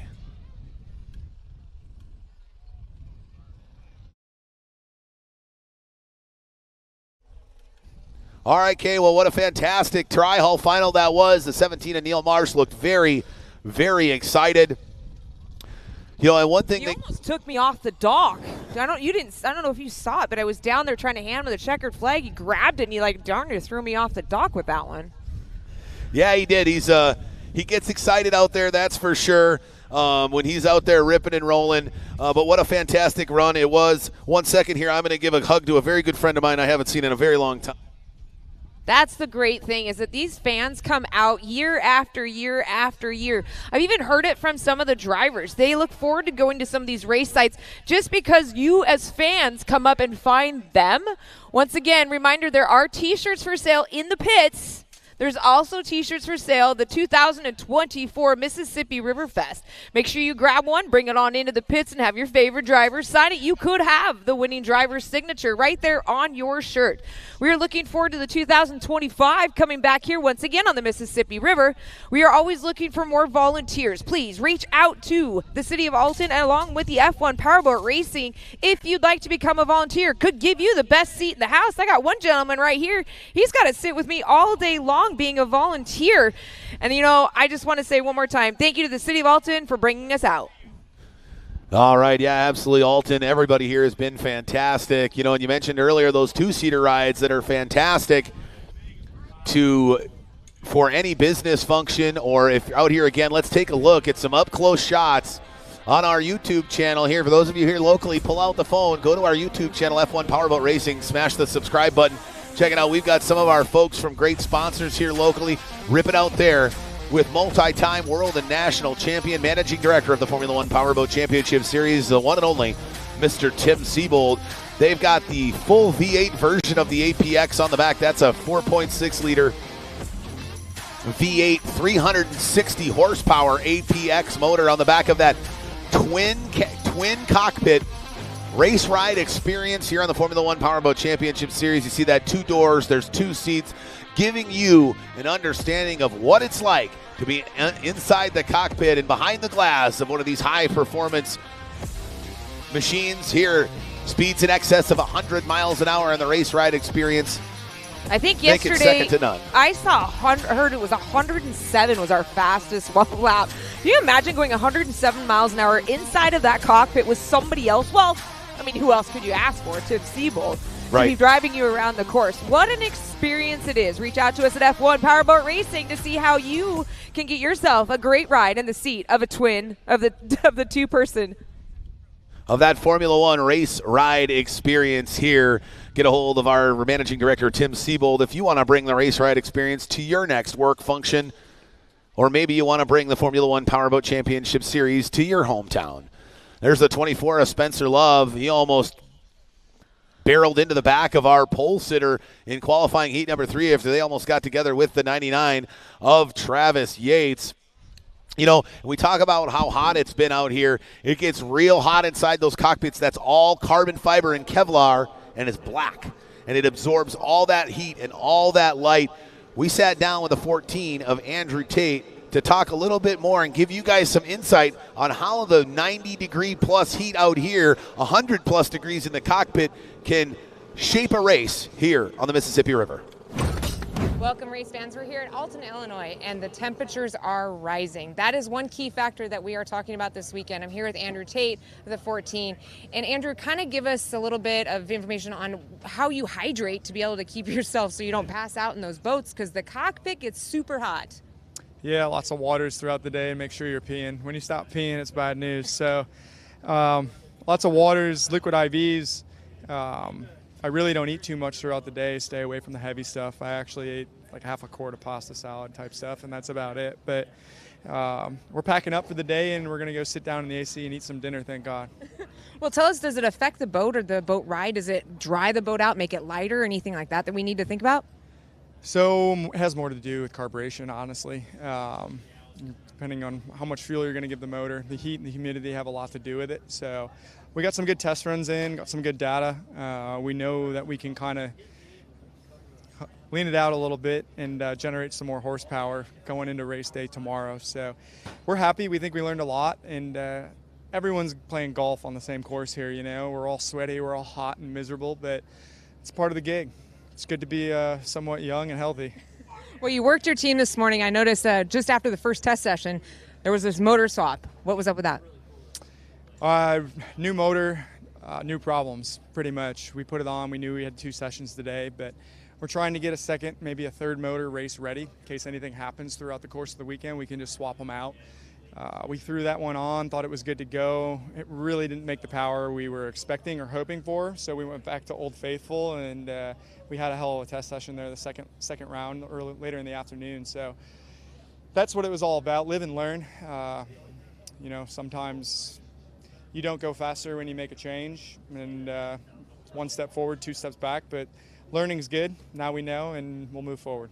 All right, well, the temperatures, like I said, are going to be raising. Make sure you go get hydrated, get your team hydrated. That is a big key factor for you. Definitely. Thank you.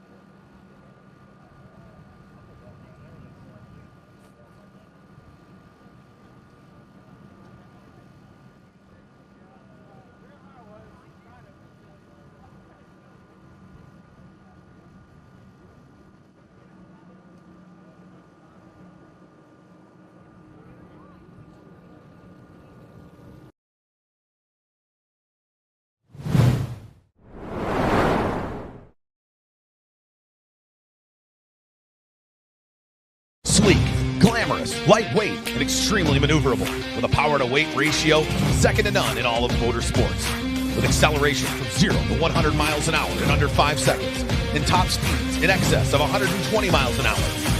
2024, the news on the street is the Mercury Apex 250 4.6-liter V8 4-stroke versus the industry standard 2.5-liter V6 2-stroke. Who's going to come out on top in 2024? Looks he blows by the doors off. Down into turn number 1. Ooh, the 17 of Marsh sweeps it right off the tail. Did that go? Look out, we got to blow over. Oh, they somehow saved No it. 2 laps are the same. Ever-changing wind and water conditions make the Formula One Powerboat Championship Series one of the most challenging racing circuits running today. From the Formula Light to the fan-favorite Tri-Hulls and the elite Formula Ones, this is the Formula One Powerboat Championship Series. And welcome race fans. It's Sunday here at the 2024 Alton Midwest Nationals. Thomas Yarbrough along with my partner Kay Myers here bringing you the Formula One final here in the Alton Midwest Nationals, round 3 of the 2024 Formula One Powerboat Championship Series. Kay, it's great to have you with me here on this beautiful Sunday afternoon in the middle of the country. Exactly. It's been great out here on the Mississippi River. Wind is starting to pick up just a little bit, but that's a good factor for us in here, but not for those guys out onto the course. Well, you know, thankfully, it looks like it's not creating too many rollers, but it's definitely going to require some different adjustments in their trim. You know, we speak about trim. These boats have so many technical components to them, and I'm not necessarily, maybe not even you as a kneel-down driver, right, aren't necessarily best suited to talk about what are the Formula One powerboats and what makes them tick. But you know who is great? Our managing director, Tim Siebold. Let's take a look at what is a Formula One powerboat. Hi, my name's Tim Siebold, Managing Director of the F1 Powerboat Championship. I want to talk to you and show you what a Formula One boat is. This is our custom-made Formula One outboard. This hull has a catamaran design which traps air underneath the bottom of the boat, so you fly this boat as much as you drive it. You can see the tunnel in the bottom, and it helps lift the boat to give it the extreme performance that you see out on the water. They're very agile because minimum weight with the driver is only 1,175 pounds. Now add on top of that 265 horse engine, and that's going to get you from 0 to 100 in 5 seconds. So when a Formula One boat is running properly, you will trim it out, coming out of the corner, pack as much air underneath the tunnel as you can to lift the boat up to get it to accelerate. As you're picking up speed, you need to level the boat off and keep it on the water by trimming it down. When you're running at its maximum, there's only a foot of the boat in the water. When you come up to the turn, you trim it down, wet more of the running surface, pull a 7G corner, and you're immediately on the out button, trimming it up again to get the performance. Now there is nothing stock about this boat. It is custom made, all infused carbon fiber. Our biggest concerns on the series is the driver safety. This particular boat has got a driver safety cell made out of infused carbon fiber, space age materials for lightweight. This boat also has an airbag system. So if it were to go over and the driver's knocked out, a balloon comes out of this top section while the puffs on the back of the deck pop up, and it'll sink the back and float the driver out of the water until the safety crew can come and assist him. Data acquisition, so you know exactly what's going on with the fuel system, the engine, the boat, all simultaneously while you're trying to keep this thing on the water. It's a crazy amount of energy that you've got in here, but the thing I've always said is it's sustained concentration that you have to have. It's not like a football player where you're up for a play and then you get a chance to rest. You got to be on your toes, totally focused for the entire race. 17 minutes plus 1 lap. And the conditions here on the mighty Mississippi are going to be making it even more treacherous for these drivers here in the Formula One Powerboat Championship Series as we look to crown a champion in Formula One. One driver that came into this series, came into the Alton Midwest Nationals in the lead for the first time in his career, had some struggles yesterday in qualifying. My partner Kay had a chance to sit down and talk with the 8 of Jeremiah Mayo.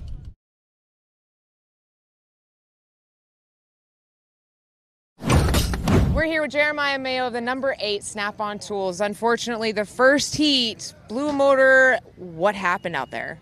Yeah, I mean, everything was going good, exactly how we wanted it. Got off the dock good, had a restart, got a good jump, was leading the race. 1 lap to go, heard a thud, and that was it. Knew an engine went bad, so got towed in, came and opened up the motor cowling, and I mean, there was a huge window in the side, broken rod pieces laying everywhere, and so we had to go to work, unbolt that one, start putting together a new one, throw it on before the next heat race, which was in about 20 minutes. So we were scrambling around here just trying to put stuff together. I mean, it was insane. There was just wrenches, tools, screwdrivers flying everywhere, just people, you know, yelling, running around these pits, and finally we got the last bolt tightened up on the way to the water. So, I mean, it worked out for us. We didn't know what it was going to be like. This motor looks like it just came off the bottom of a saltwater lake. The spark plugs are rusted. They look like they're 25 years old. There's rust everywhere. So we didn't know what to think. We started it here, went to the water, and I did a couple starts there and said, Michael, I think it's not going to be too bad, you know. Let's see what we got. So launched off the dock, and it ended up pretty good for us. I mean, you know, it's always easy whenever you're starting at the front of the field anyways, but I think we can tune this motor a little bit and maybe have something. So we're kind of fortunate for that, but we'll see how it goes. We have a great team, the Outlaw Racing, here in the pits, and they worked really hard for you. They were motivated, but you were motivated to win this race because we all know about the Outlaw punishment. So we had to double check and make sure that motor was going to be top notch. It is the second motor of your fleet, but it is top notch. Got yourself a checkered flag. Hopefully we'll keep you out of the punishment, but we're going to have to wait to see. Yeah, I mean, that's, you know, winning the race is what we want to do, and second of all, we can't do the punishment. And also, we got to stay in front of all these 4-stroke guys. I'm the only guy on the team with the 2-stroke, and I mean, these guys just give me a bunch of trouble about it, and so far, I don't want to hear any more of it, because this number 8 with the 2-stroke is on the top. It looked great out there. I mean, just at the beginning of the heat, you took off and you were gone. There was quite the battle going on behind you. They were all trying to get around Spencer Love. Rinker was able to get around Spencer Love, chasing you down, ran out of time, so gave you the checkered flag. But keep an eye out that Rinker because he's coming in hot for you. Yeah, I mean, he's smoking fast. You know, he's been that way since he started, so that's a good guy, good competitor, and we know that he's coming. He's coming for that top step, so we got to do some work, and it just doesn't stop. Well, we're halfway through the season. You're top on the podium for points. You're going to try and keep that. What is your biggest motivation to be able to stay out in front and be able to keep Rinker? You got to keep all of these other drivers behind you. I mean, it's my first time leading a championship in a Formula One boat, so I mean that's a huge motivation for me. You know, we all kind of got our setups. We've been working all winter long on it. Actually, I can't say I worked all winter long on this boat because it was a surprise at a boat race. But I mean, really, the motivation is just we didn't know that we were going to be this good, and somehow we ended up this good. So we're just constantly working all the time on these things. So that's it. Well, I'm not going to keep you much longer. I'm going to let you get back to the back of that motor. I know you had said that the motor was your secondary motor. Kind of looked like it came out from the bottom of the seawall, you know, and it's got some rust on it. I'm sure you guys got some more work to do on it later on this afternoon. Yeah, we're going to get back to it, and hopefully we can gain a few more miles an hour. This is Jeremiah Mayo, the Snap-on Tools number 8. Congratulations for a big comeback today. Thank you. All right, that was the 8 of Jeremiah Mayo. The young driver out of Richmond, Texas, came in after round 2 with a narrow 13-point lead over his teammate, the 03 of Dustin Terry, who finds himself on the pole position here. And the man right behind him in that beautiful white, blue, and orange Formula One is the number 52, Chris, the real deal Rinker. Chris, you got a copy? I'm clear, Thomas. I'm clear. Well, boy, it's been an interesting couple of rounds for you. At least this one, you've stayed dry all weekend long. You find yourself staring down the barrel, looking to your left at the 8 of Jeremiah Mayo. What is the 52 machine going to have to do to beat that guy to the first pin and run this thing to victory? Well, my left is Dustin Terry, but I think he's coming off the beach pretty good. I got Dylan Anderson on my right. All we can do is what we can do. We've been working real hard to get this thing to come off the beach better than it has. Today, yesterday it was a little better, so we made some adjustments. We'll see what happens. Right on. You come into round 3 sitting 4th in the championship, very close to the top of the heap. What would a victory here mean for the 52 Rinker Boat World machine and you here at the inaugural Alton Midwest Nationals? Oh, it'd mean everything. Really want to get to the top of the podium eventually, and today's not a bad day to do it. And with a podium finish, I'd imagine you'd find yourself, if not on the top, right near the top. What does it mean to go into the final round of the season, having an opportunity to do that one thing you couldn't in 2023? I just can't wait. I can't wait for the opportunity. We've got some really good drivers here. I'm proud to be running with these guys. Just want to be on top if I can. Right on, Chris. Well, hey, we'll let you go. We'll let you get locked in. Good luck today, sir. Keep it upright, keep it safe, and maybe, just maybe, we'll find you at the top of this podium after this 17 minutes plus 1 lap. Thank you, Thomas. All right, ladies and gentlemen, that was the 52 Chris, the real deal Rinker. He won a national high points champion. He won a kilo speed record. He won US 1. He won a national championship. He won an F1 race, but the only thing he didn't do was win the Formula 1 Powerboat Championship Series final in the championship point standings. That went to the 10 of Terry Rinker, who's now retired after stepping away from the Phase 3 performance team after the end of last season. I mean, what would it mean to the 52 of Chris Rinker? I mean, I think that's the one thing that's the real driving force. Not that he won't find a new driving force if he can pull it off, but, I mean, having the opportunity to go in the penultimate round to head to the final round, with, hey, if I get first or if I get second and he stays in 4th, I'm going to win by 2 points. I mean, that's nerve-wracking, but what a fantastic finish we could have here in the Formula 1 class, Kay. Well, that they're all sitting in there all last night just going through data, checking props, checking numbers, checking speed, saying, what is our best combination to be able to make this top podium finish? Yep. But they're also, like you just said, looking at finalized points for the whole season. What do we need to do? If we finish second, does that still put us on the top, high enough up to secure top podium finish? Halfway through the season, there's still a lot to go. We're ready for the final for the F1. We have already got 2 finals in the book. Now we're going to bring the big guns out. If you're just joining us, welcome. This is the top dogs, the F1s, coming out for the final. Let's take a look at some of our fantastic footage from qualifying that set the stage for our main event here in Formula 1 class. These guys are working hard all weekend long. The 52 of Rinker doing battle with the likes of Grant Schubert and that Toyota Captain Jack sponsored entry. The 8 of Jeremiah Mayo hit a buoy in qualifying Heat 3. That dashed his chances to be the top spot on the podium. But there it is, the Black Beauty, the 03 of Dustin Terry. He's your pole sitter here for the first time in history. An APX 4-stroke V8 4.6 liter Mercury outboard on the pole of a Formula 1 race. The 98 of Aiden Benton able to win over in his first race after getting together with that man, the 14 of Andrew Tate. The outsider coming from inboards and stock outboard. Can he win the inaugural All Midwest Nationals here in Alton, Illinois? The 99 of Travis Yates, can he scathe off team punishment on the Outlaw F1 team and beat his 3 teammates? Can the 8 of Jeremiah Mayo go back-to-back? Will the 17 of Dylan Anderson become the bride and not the bridesmaids that he's been the last 2 seasons? Could the Clover Construction team right the ship in 2024 in Formula 1?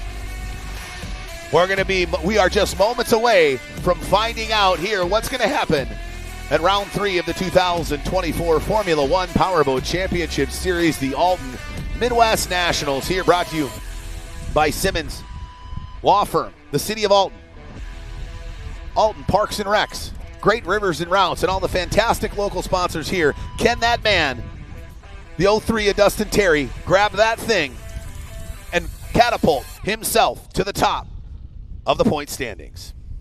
All right, Kay. We got them all lined up. We've just got 1 or 2 boats left not lined up on the start pontoon. Looks like our rescue crews are getting the buoys lined back up, so everything's perfectly GPSed, so we have the exact course that they've qualified on. Obviously, things get moved here with this wind. Boy, it sure has picked up. Okay, let's talk a little bit about who do you like to take home the Formula 1 championship here at the Alton Midwest Nationals. I was lucky enough to walk through the pit area with some of our fans. I got to give a couple pit tours over the weekend, and they kept asking me, well, who's your favorite? Who's your favorite? And I'm just walking around going, do I have to pick one? These drivers are all super close on points, all outstanding drivers. They're all high-performance drivers. They're all great guys. And then you put into factor of, it's not just the driver that I'm cheering for. It's their crew members. These crew members work endlessly throughout the week working on the boats. Then they all jump into the hauler, travel all across the United States to bring their boat here. Their driver comes in, sits inside the boat, goes around. It's kind of like the quarterback of a football team. The driver is the main key factor of what that team has worked all year long to commit. Absolutely. It is a team effort for sure. It may be a more of an individual sport, but it is definitely not like golf. You're out there with a whole team of people really making sure that you're working hard. We talk about the season standings. You mentioned that they were tight. They're absolutely tight. Let's look at the season standings coming into round 3 before this weekend.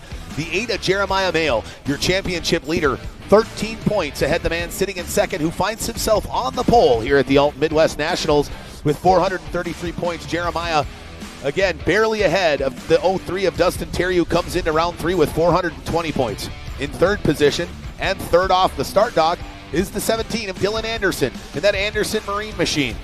Dylan coming in to round 3 with 416 points, 16 points behind our leader. In fourth with 382 points, the 52 of Chris Rinker, who finds himself second on the start pontoon.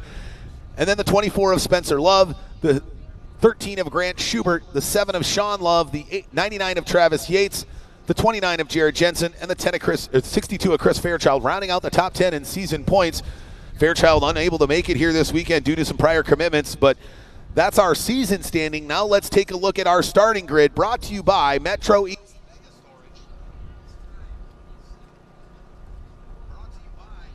There we go, brought to you by Metro East Mega Storage. Your starting lineup sponsor here, Metro East Mega Storage, your only local choice for storage with 24-hour security and temperature-controlled environments. Check out Metro East Mega Storage and their 3 local locations. All right, let's take a look at our starting grid today. He's on the pole, okay, and it's the first time in history a 4-stroke is on the pole in a Formula One race. The 03 of Dustin Terry sitting on the pole with that APX 4.6-liter V8 4-stroke. The bright yellow 52 out of Texas is going to bring you Chris Rinker of the Rinker Boat World. And coming third off the start pontoon is the man out of Nashville, Tennessee. He got engaged last week. His youngin' got baptized by our chaplain of over 3 decades, Lori Vidal, this morning here at the boat race. He got baptized at a boat race. Second generation of the Anderson family does it here. He comes third off the dock, running for low-car performance in Anderson Marine. The 14 of Andrew Tate. You give that guy a steering wheel and a race boat, he's going to race it. We've watched him come up in the ranks just in his first couple years here with the formulas. That's going to be the 17 of Andrew Tate, brought to you by Phenom Ventures. Yeah, that Phenom Ventures number 14, the Andrew Tate coming fourth off start. Here we go, 1 minute drivers, 1 minute on the pole. Will the 03 of Dustin Terry be able to capture his first victory in 2024? 50 seconds, drivers, 50 seconds. Or will the 52 of Chris, the real deal Rinker, get off the schneid and make up for last round and be the champion here? 40 seconds, drivers, 40 seconds. Or will the 17 of Anderson, Dylan Anderson, always the bridesmaid, never the bride, can he be the bride here at the Alton Midwest Nationals? 30 seconds, drivers, 30 seconds. Or could it be Tater, the 14 of Andrew Tate? Or what about our round 2 winner, the 8 of Jeremiah Mayo, or his teammate Grant Schubert, or the 24 and 12 of the Love Brothers? Let's crown a champion. 20 seconds, drivers, you're under starters orders. They drop the flag, they come roaring off the dock. Great jump there by all top 4 boats as they go in unison off the start pontoon. Great jump there on the inside line by the 03 of Dustin Terry. That Simmons Henley Law Firm. As they go down to the commitment, through the commitment, way down to the far end of the course. It looks like starting off out in front is the 03 of Dustin Terry. Look at him crab that Hoffman Formula One with that APX 4-stroke on the back. He's got it dialed in and dancing. Then it's the 52 of Rinker, the 17 of Dylan Anderson on the inside, and the 14 of Andrew Tate going wide to the outside. Then the 24 of Spencer Love, the 13 of Grant Schubert, the 12 of Sean Love, the 34 of Jeff Reno, and the 29 Selling Technologies of Jared Jensen, and oh no, looks like the 99 of Travis Yates having some real problems out there in that JH Performance machine, Kay. Dustin Terry took off of that dock like a rocket, hasn't looked back, but he might want to, because here comes Rinker charging hard. The 17 got caught up in a little boat traffic going into turn 1, making up ground quickly. Keep an eye on that Anderson Marine. We're going to see them come down the front stretch. It's going to be the 03, Dustin Terry, the 52, Chris Rinker, the 17, Dylan Anderson, Andrew Tate, the 14, Grant Schubert, the 13th, Sean Love, 24. As they continue to push it down to the north end of the course, our leader, the 03 of Dustin Terry, now starting to get up on our back marker, the 99 of Travis Yates. Looks like he's had some severe engine problems, but sitting 8th in the points, wanting to stay in the top 10. He went out and started. Look at the 14 of Andrew Tate. He's running a wide line down the south end of the course as they come down into turn number 4. He goes tight off before, now tucks it down to the inside of the 17 of Anderson. Anderson trying to go wide to the outside, keep those RPMs up, packing air out of that 2.5 liter. 17-foot long tunnel hull, 110, 115, 120 miles an hour as they scream upriver on the shores of the mighty Mississippi. Andrew Tate gets shoved way wide, hooks it real hard to try and catch up to Dylan. Dylan hugging the buoys as he makes his way through turn 1, 2, down the backstretch. A rooster tail difference between Dylan Anderson and Andrew Tate in the Phenom Ventures number 14. But that gap is closing quickly, and it looks like Dustin Terry got real loose coming out of turn 3, 4, swings way wide, and Chris Rinker takes advantage of it, starts to close the gap between first and second. And the 17 of Dylan Anderson now continuing to fight with the 14 of Andrew Tate. He's opened up a little bit bigger of a lead as he goes down through the chicane down the front straightaway, crosses the start-finish line. We're 2 minutes, 10 seconds into this 17 minutes plus 1 lap main event here in Formula One. It's going to start to get interesting once we get under that 10-minute mark as we start to gobble up some of the faster back markers.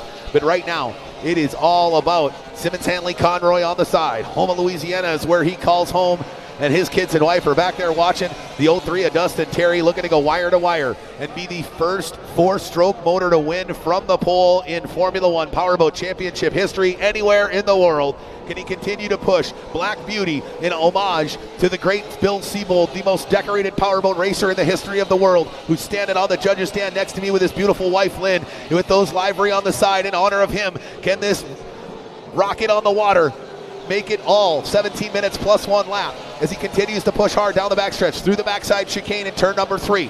Now walks it down the backstretch, continue to be under control. The 52 of Rinker now, as we catch up with him, he's still sitting in second, but he looks behind him, and that rearview mirror's got that beautiful blue Anderson Marine logo growing as he snaps it hard coming off of turn number 4. Chicanes off turn 5 and starts another lap here as we are 13 minutes, 42 seconds remaining in the 17 minutes plus 1 lap final. It's a doozy so far, Kay. Dylan Anderson doing everything to try and catch up to Chris Rinker. Chris getting a little bit flighty from time to time. You know that he's pushing it to the ragged edge to try and keep Anderson behind him. But the one boat they're going to want to keep an eye on is that number 14 of Andrew Tate in the Phenom Ventures. And it looks like Grant Schubert having some troubles getting out of turn 3, gets a little squirrely. Going to push Spencer Love just a little bit farther back in the 24 Clover Construction. As we now stay with the 17 of Dylan Anderson, who's continuing to close the gap on the 52 of Chris Rinker, the man who sits in second. The 17 of Dylan Anderson knows that if he wants a chance to fight for the season championship come our final round at the Roar of the Rockies in Windsor, Colorado, he's going to have to stay on that podium, and it would help him quite a bit if he could get ahead of the man who sits right behind him in the season point standings. That's the man ahead of him, the 52 of Rinker, but it's the follow-up of the 03 of Dustin Terry. As look at this driver go wide to the outside. He's continued to push hard with that big, heavy 4-stroke on the back, proving to everybody the 2.5 has been the industry standard for 30 years, but that does not mean we cannot move into the future and bring 4-stroke racing technology to powerboat racing everywhere. You see him in the 29. That's the Selin Technology, staying wide to the outside of Jared Jensen. That young driver is from Windsor, Colorado. Going to have a huge contingency watching him down there, but he's had motor troubles all weekend long. Barely got any qualifying in, so he's just trying to stay out of the way and let the 03 of Dustin Terry do his thing, as this guy has got it dialed in and dancing, Kay. Dustin Terry coming down that back chute, now going to come up behind Jeff Reno. Will Jeff Reno give him the room? We've seen this before where backdrafting becomes an issue. That is what the 52 of Chris Rinker is banking on, but it looks like the 34 of Reno, along with the 29 of Jared Jensen, going to slide a little bit wide, said, here you go, boys, go race it out. Yeah, at the end of the day, Jeff Reno's a consummate professional. He's been behind the wheel of a tunnel boat for over 20 years. No way he was going to stay on the inside racing line But again, both him and the 29 of Jensen moving wide to the outside. Now the 20-52 of Rinker dives down to the inside of the 34 of Reno. Gets by him and puts another back marker behind as he continues to chase down in this dogfight. Our leader, who started from the pole and is looking to go wire, the 03 of Dustin Terry. Look at how close they get there through the chicane. The 52 of Rinker just kind of pins it coming through turn number 3 and leaves the 34 of Reno in his dust. Now he goes wide to the outside. Okay, they're really, instead of going tight into turn number 4, they're really sweeping it wide, taking turn 5 completely off the race course and really kind of straightening out this entire front stretch. I've noticed that all weekend long, especially out of the 03 of Dustin Terry, that he will go way wide coming out of turn 3-4, but he hugs the buoy in turn 1-2, goes down that back stretch, lifting the nose up as high as he can just to keep enough air packed underneath it. Seems to be working for him because he has got a sizable lead now over the 52 of Chris Rinker. Dylan Anderson coming in hot. Look at the charge he's come out with. And the 14 of Andrew Tate right behind him, but Anderson continuing to push hard. There's the 03 of Dustin Terry, sweeping it wide out of turn numbers 4 and 5, crossing the start-finish line. As he continues another lap, as we're almost to the halfway point of this 17-minute plus 1 lap main event here, the inaugural Alton Midwest Nationals here, round 3 of the 2024 Formula One Powerboat Championship Series. Coming in, the 8 of Jeremiah Mayo was in the lead in the point standings. He's mired all the way back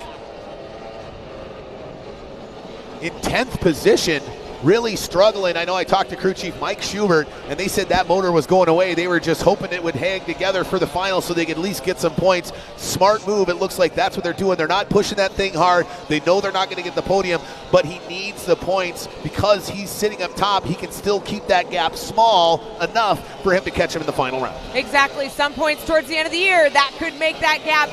We've seen it before where a driver was what we considered consistent. Consistency may not be a checkered flag every weekend, but consistent points making it to all the races throughout the series, that will get you a season championship. Absolutely. Fly overhead with the 03 of Dustin Terry, eyeing up another back marker. That's the 12 of Sean Love and that all-red Clover construction machine. It's so imperative we get to these later stages that you navigate the faster back markers with absolute precision. Otherwise, what happened to the 24 of Spencer Love in our final qualifying heat, if you recall that, Kay, he got sandwiched between the 99 of Yates and the 03 of Dustin Terry. And if you think Dustin Terry's teammate's going to leave you a lane when you try to stick your nose in there, you're crazy. He didn't. This 24 of Love had to back way off. The 03 of Terry slung it all the way to the outside, and that's exactly why he found himself on the pole, which has put him out in front here in this main event. Racing throughout the weekend will help for the final, and that has been a big factor for Dustin Terry as he came off the dock on the rocket, burst on the pole. He knew he had to get to that point because we all know Chris Rinker in the 52 is fast. The 17 of Anderson is fast. The 14 of Tater is fast. You got 5 boats that are sitting there deck to deck, close in speeds of over 110 miles per hour as they make their way up and down the Mississippi River. Yeah, and I think we're starting to see that clean water line disappear for our leader, the 03 of Terry. We follow with the 52 of Chris Rinker now, who's now playing that game of chess, right? Because the 12 of Love is taking the line of Terry. Terry's now moving into a new line, which is unfamiliar for him, and he's going to have to change it up, and Rinker's sitting back going, hey, I'm not going to go there. I'm going to go back outside here. This very well could be what the 52 of Chris Rinker needs to close that gap and really do battle here with 8 minutes plus 1 lap remaining as we've reached over that halfway point. And again, like we said, once we get to that halfway point and beyond, we can start getting some of those faster back markers. The 03 of Dustin Terry is going to have to continually focus and work harder and harder every lap just to keep the 52 of Rinker at bay. I have a really big feeling that as they're coming into turn 3 and 4, Sean Love of the 12 may make or break if Dustin is able to hold on to that checkered flag top podium. He's going to sneak on the inside, a little change of the attitude of the boat coming out of turn number 3 and 4. He knew that if he went on the outside of Sean, that Chris Rinker was going to jump on the opportunity and come on in. As they get real close going into turn 1, Sean Love's going to dive out just a little bit.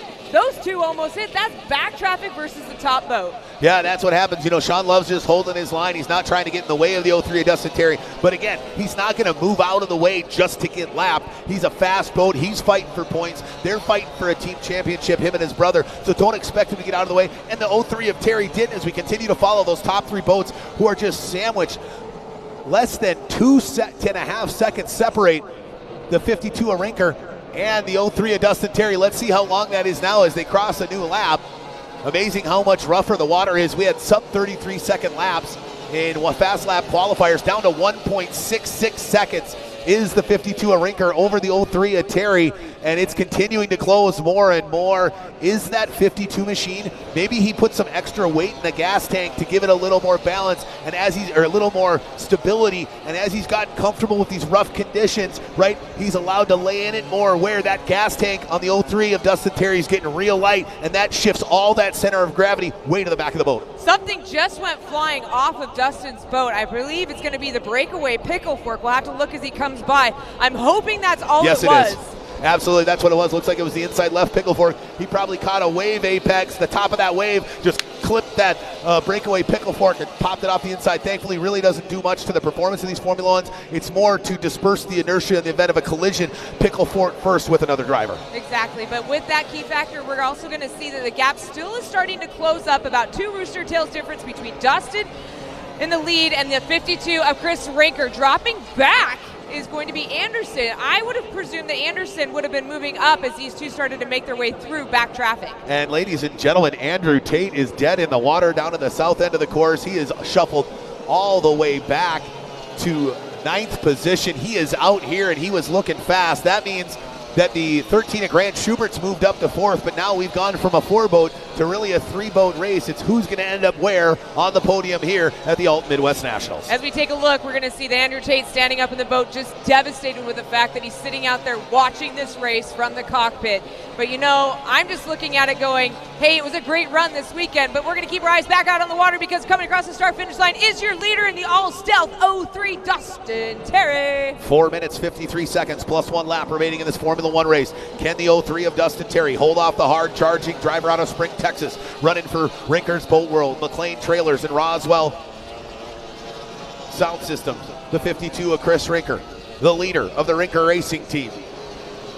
Followed by the 17 of Anderson, Dylan Anderson, all the way out of Nashville, Tennessee. Like you said, newly engaged, got a brand new baby, but you know what he wants? He wants that checkered flag. He absolutely does want that checkered flag. He's sick and tired of coming in 2nd and 3rd. He knows that he's due, but he's continuing to push, but he's doing it the smart way. He's not getting outside of his skill set. He's making sure he's staying within his means so they can keep this thing upright for the rest of the race as he continues to fly across the start-finish line, crossing off one more lap here in this 17 minutes plus 1 lap main event. There you see him, rooster's tails flying. There goes the 52 of Rinker, then the 17 of Anderson as they come off at turn number 2. Just shy of 4 minutes left of this enduro run. You got to imagine how hot it is getting inside of those cockpits.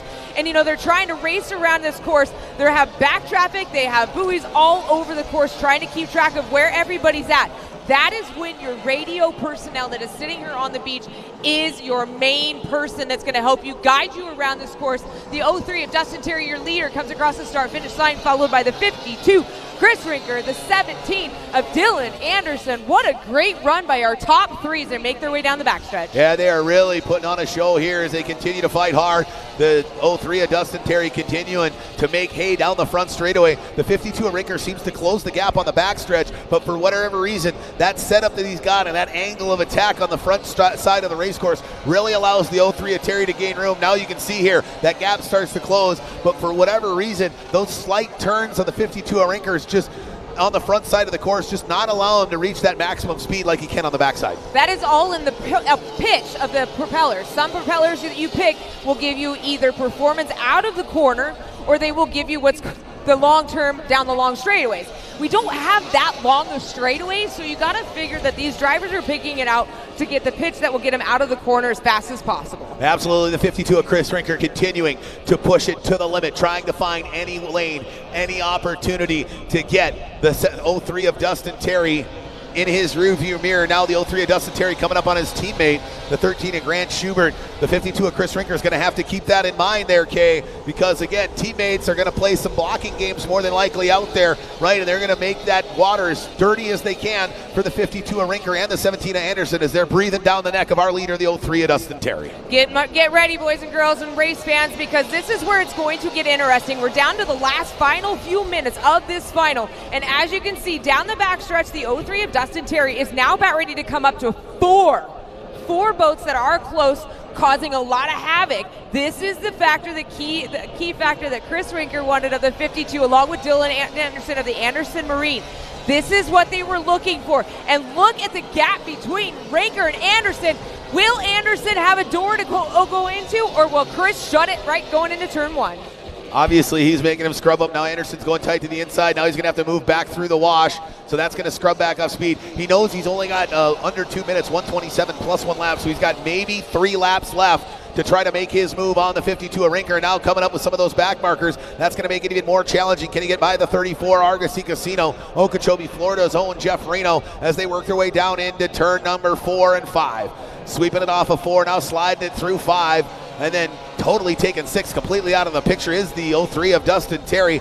Cruising along now, he opened up that gap again, and it looks like the 50 Chris Rinker found an extra gear there as he is able to pull away another boat length or 2 from the 17 of Anderson. Dylan Anderson having some troubles getting out of turn 4 and 5 to come down that front stretch. That actually hurt him a little bit, but look at how quickly he's making up on it. He is only 1 rooster tail behind, still chasing down Chris Rinker of the Rinker Boat World 52.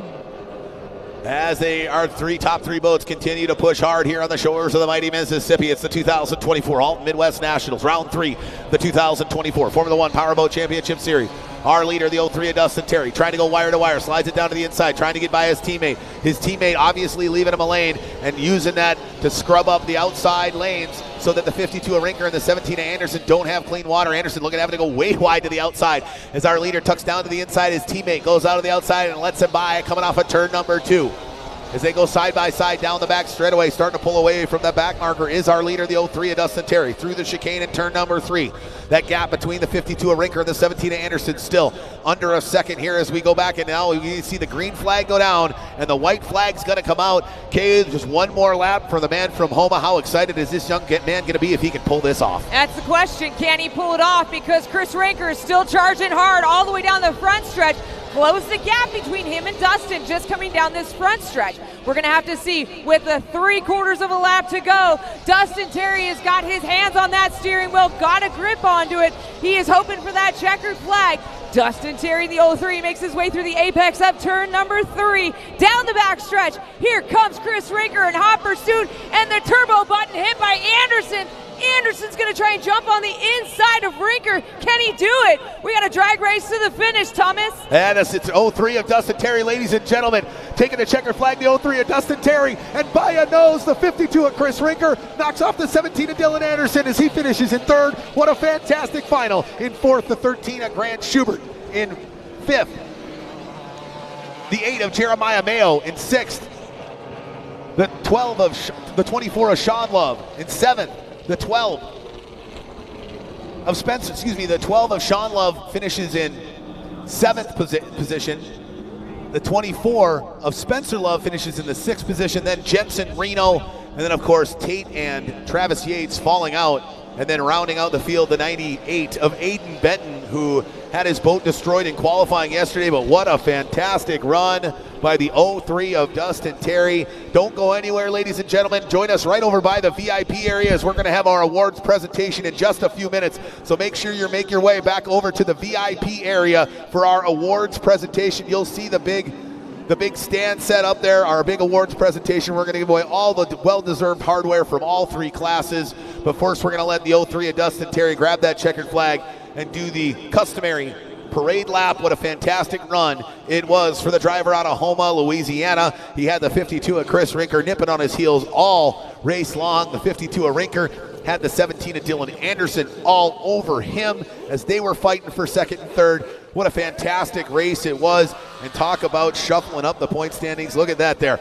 1st to 3rd.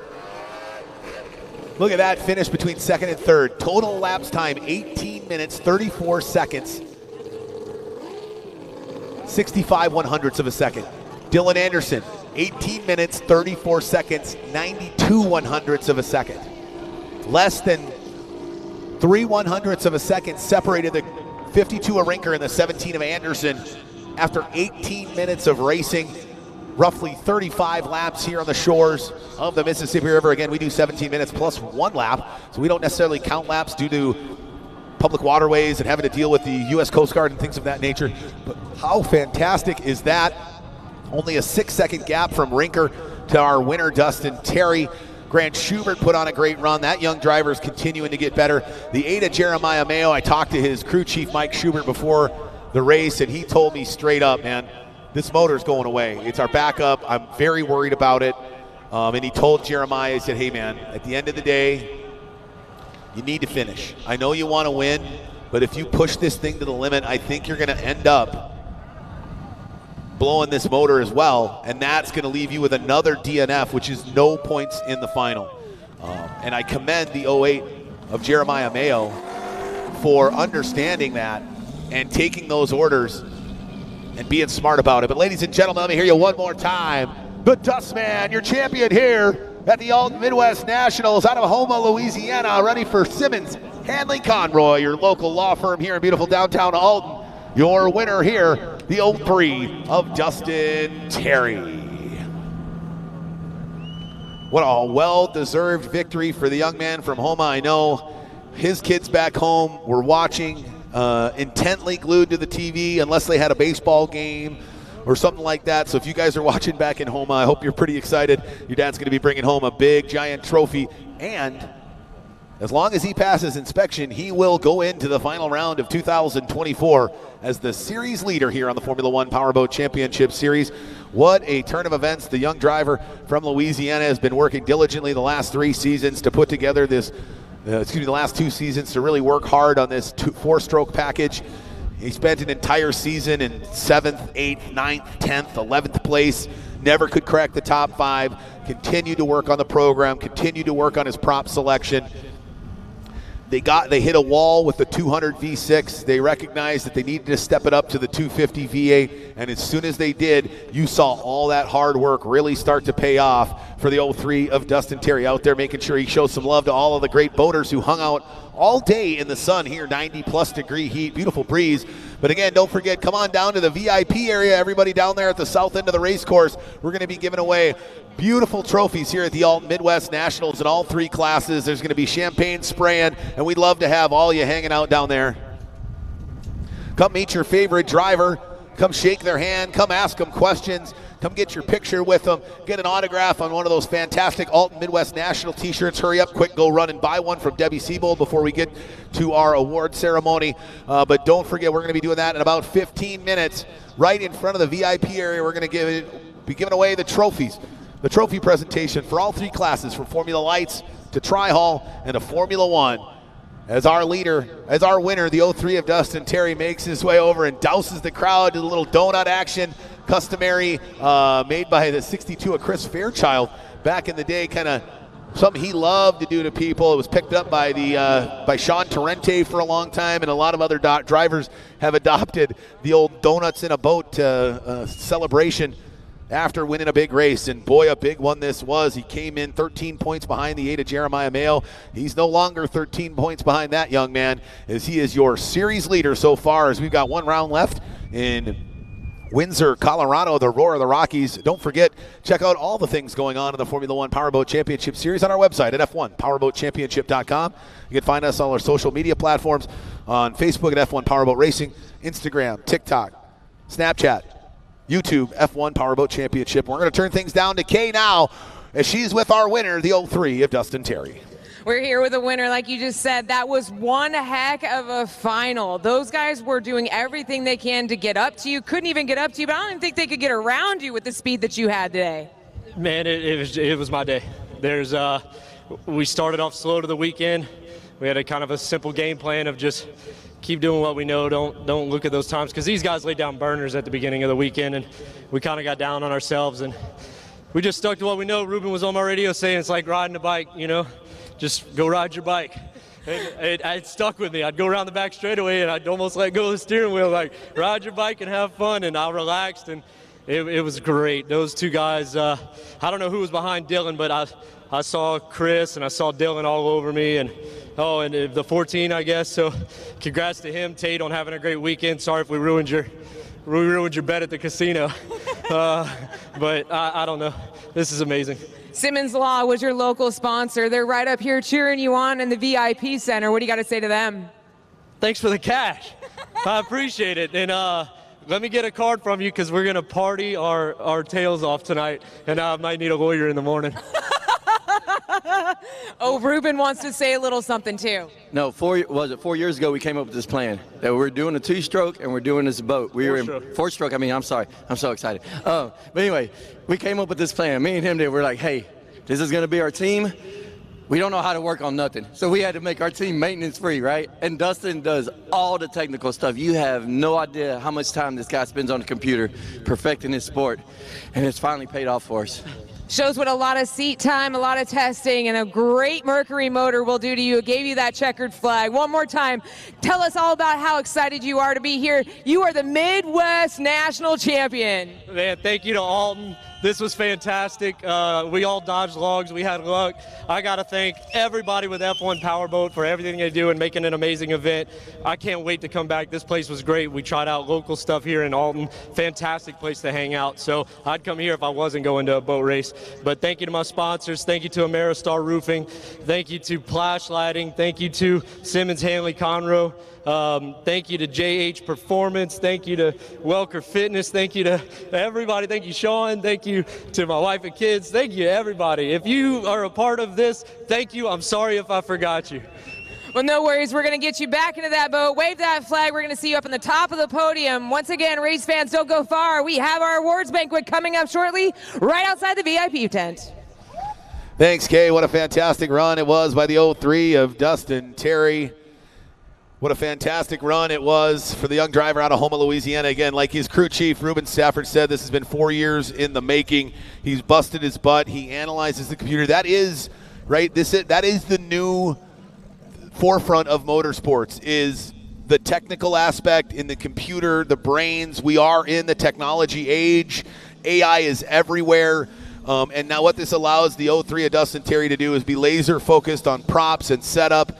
And he maybe didn't lay down the quickest lap on Saturday morning in fast lap qualifiers, but he stuck to his guns. He believed in what he was doing, and it paid off here in the Formula One class. The 17 of Neil Marsh goes back to back to back, sweeping the season so far in Texas Tri-Hull with another win. And Formula Lights, the 66 of Randy Parch with a brand new boat he picked up on Friday. He rigs it, he runs it, he wins with it. What a fantastic run for that driver and all of our classes. Again, we're going to be wrapping up here in just a moment. So on behalf of everyone at the Formula One Powerboat Championship Series, I want to thank you very much. It's been a fantastic weekend. We've got our awards presentation coming up next, but we wouldn't be here in Alton, Illinois if it wasn't for all the unbelievable sponsors here at the Alton Midwest Nationals. First and foremost, the city of Alton. What a fantastic city this is. The most hospitable people nestled along the banks of America's greatest river, 25 miles north of St. Louis. Alton, Illinois, the picturesque community and a great place to live. Great rivers and routes. This tourism bureau is proud to partner with the city of Alton and the Formula One Powerboat Championship Series to bring Formula One powerboat racing back to the Mississippi River in Illinois. For more information on rivers, great rivers and routes, check them out at riversandrauts.com. Simmons Hanley Conroy, they got a victory here on the back of Dustin Terry this weekend, but they're also a veteran-owned law firm with only over 90 attorneys and 175 employees nationwide, a nationwide law firm that has the resources necessary to handle high-stakes litigation and secure life-changing amounts of compensation for their clients. Find one of their talented attorneys to help you with your fight at simmonsfirm.com. Alton Parks and Recreation. 16 parks, 12 ball fields, 19 soccer fields, 24 tennis courts, 19 playgrounds, and over 1,400 acres of city parks. Alton Parks and Recreation.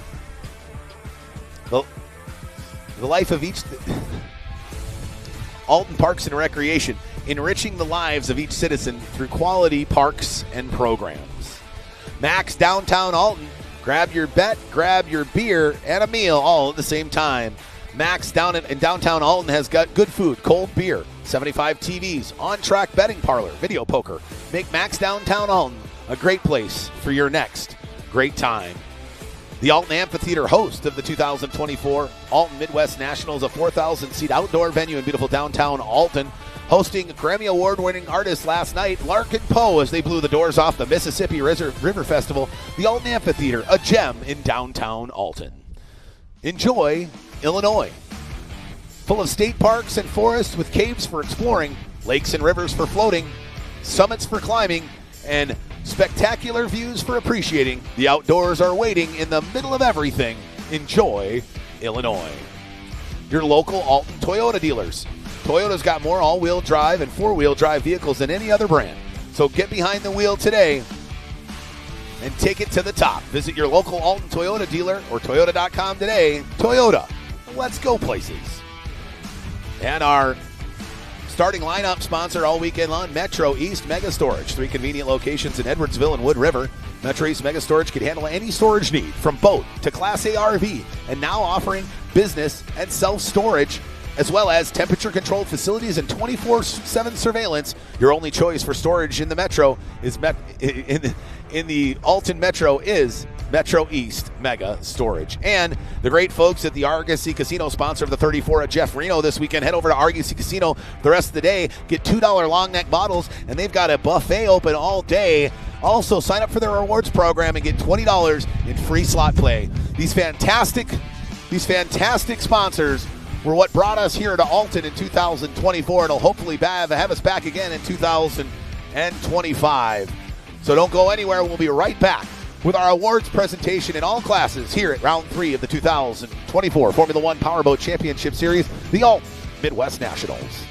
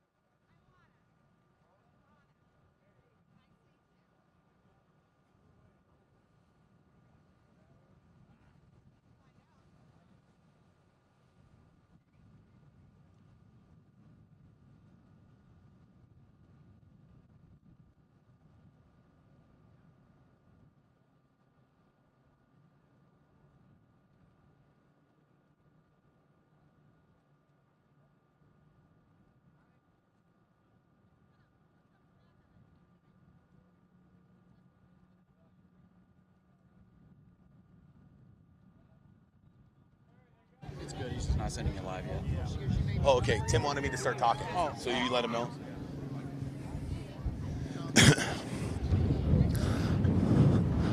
Hey. Hey, there we are, ladies and gentlemen. What a fantastic weekend we had here this weekend at the inaugural Alton Midwest Nationals. In all three classes, we had battles all over the course here on the mighty Mississippi. She reared her ugly teeth all weekend long. We were supposed to have high temps and no wind. Well, the high temps stayed, but the winds picked up as well, making the Mississippi River a rough and tumble body of water all weekend long. But the drivers are going to collect some hardware here. They bared down. They fought through the conditions. They figured out the best game plan, and they made their way to the top spot on the podium, collecting some very well-deserved hardware here at the Alton Midwest Nationals here in beautiful downtown Alton, Illinois. So if I can get everybody to come on down here in front of this big, giant backdrop here, we're going to start giving away some hardware in all three classes.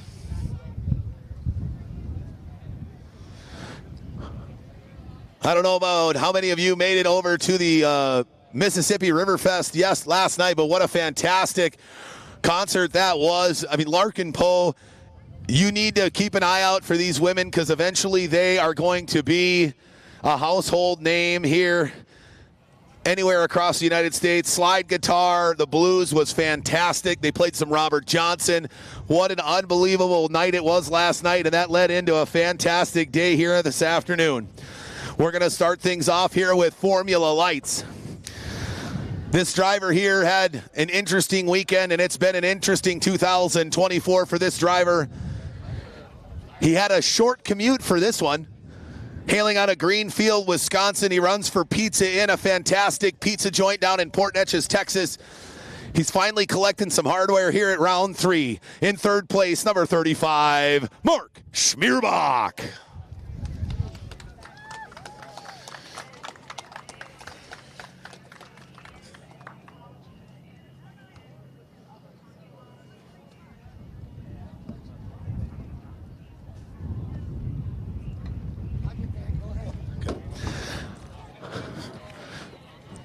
All right, Mark, we're going to keep this thing quick, but would it be safe to say it's been a weird 2024 for your team? This is probably the hardest we've worked and not get anywhere.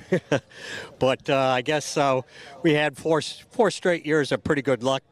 Now we got that little monkey on our back. Yeah, let's talk about that. There was some real confusion there in Formula Lights. One of the buoys got taken out. You erred on the side of caution and went way wide to the outside and really had to fight the rest of the day to get back on the podium. I don't want to say I erred. We'll talk about that later.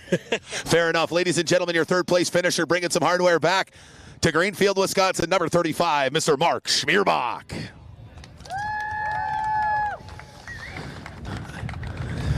In second position, this young driver spent this morning turning her boat on and then having it shut off, and then turning her boat on and having it shut off. I think at one point she turned her boat on and the prop somehow started spinning the wrong way and moving her boat backwards. But the team stripped everything they could off the motor. They changed everything, and they figured it out. And this young driver's on her way to be fighting for a season championship at our final race in Windsor, Colorado. But here this weekend, coming in second in Formula Lights, running for Clover Construction, number 24, Shelby Love.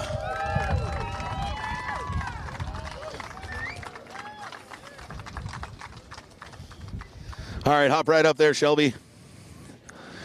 So first things first, what was it like when you had to tell your crew chief that was on the radio with you that your boat was going backwards in the water earlier this morning? Well, at first when it was cutting out during the race, it started doing that. I was like, there's no way, it has to be the current. And then I come in, they fix it, it did it again. I'm like, yeah, it's going in reverse. And I tell them, and they saw it. He's like, just go in. Well, hey, you know what? You fought through it. Your team stripped everything they could off that boat. It was a crazy final, but you kept your wits about you. You got some good hardware to bring back home to California, and it looks like you and your teammate are going to be slugging it out for that championship title fight here come the last race of the season. Yeah, I would have rather had to fight for second and get past Randy, but, you know, it is what it is, and we'll both fight it out in the next race and see what happens. Absolutely. Let's talk about that a little bit. You and the 66 of Parch, you guys were all over one another. Talk about how hard is it to pass a boat? You can get up to them, but how hard is it to pass? once you're up by them, it's just hard. They're pushing you different ways. You're in the bad water. It's just a battle, and you have to fight for it. And he made it hard for me, and it was a fun race.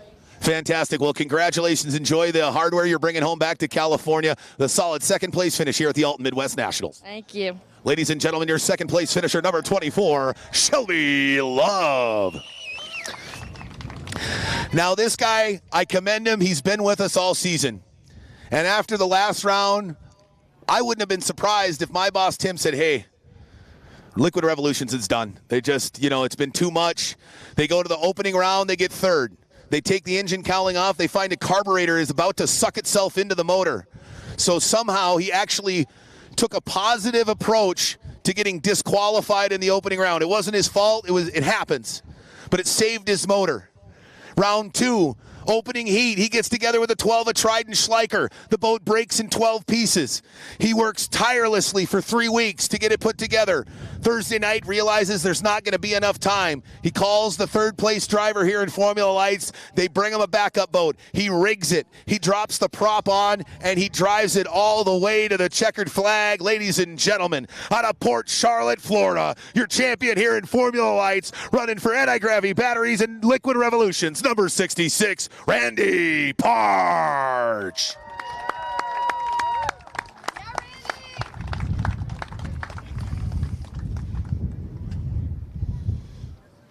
Oh, Randy, I appreciate it. I could make it all the way up there, but then my belly would probably stick out the bottom of the shirt. Nobody wants to see that. Hey, man, let's talk a little bit about how tough it was to start off in Port Neches with what happened, but how amazing of an outlook you took on it. This year with the new boat and everything else, we've really dialed it in, and, it was a bummer, but it happens. It gives us stuff to look at a little bit closer, and, we just keep moving. Yeah, and then obviously 3 weeks ago in Shreveport, Bossier, a big wreck down there. You worked your butt off. Let's just talk a little bit about what it feels like to not only be here, but now at the end of the week and somehow find yourself on the top spot on the podium. I can't say enough about this class and how so many of the drivers help each other. I mean, you don't find that in any other motorsport. And for Brandon, one of Mark's teammates, to call me up and say, dude, you have a ride, get your butt down there. And then my team. I mean, they worked their butts off trying to get us to get where we are now. So it's really special. Fantastic. I know you got quite the drive back to Port Charlotte, Florida. I bet this one makes that drive a lot easier. Oh, yes, it does.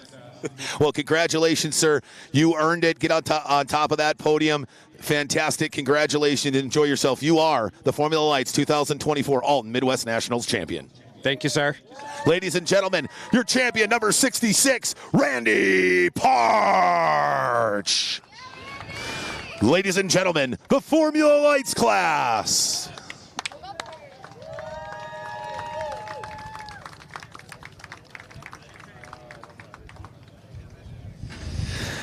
All right, well, coming up next, we call them bumper boats at 65 miles an hour. We heard a ton of hooting and hollering out there.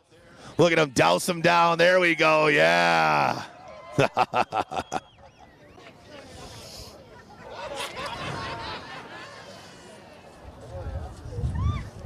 Randy, I don't know if you knew this, but hers is apple juice, yours is booze. Come on, man. Let's follow the rules. Oh, what a fantastic run it was for Randy Parch. I couldn't be more happier for the guy. He works tirelessly. The Liquid Revolutions team has really come on in the last few years and really invested a lot of time and energy. And it's great to see competitors who invest the time and energy get the rewards they deserve. And these drivers busted their butt all weekend long in the Texas Tri-Hall class. And with the river as it was out there, I think these guys are going to tell you some of, if not the brutalest conditions they have ever run in Texas Tri-Hall. And this driver did a piece with his brother. So I'm curious, Tanner, you better watch out, because I think he's got some punishment coming for you, buddy. Ladies and gentlemen, with a hard-fought third place here in Texas Tri-Hall at the Alton Midwest Nationals out of Spring, Texas. Running for McLean Trailers, number 37, Mason Rinker.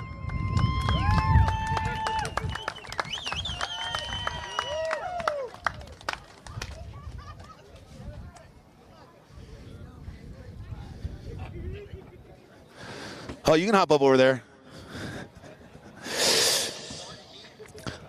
All right, first question out of the gate.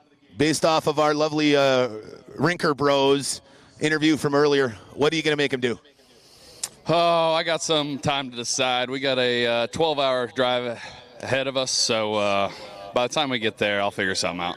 Right on. Just make sure you videotape that and send it to yours truly. We'll use that as fodder for later on in the season. We will make sure it is filmed. Well, hey, let's talk about it out there. How brutal was that water? This is probably one of the roughest races of the season.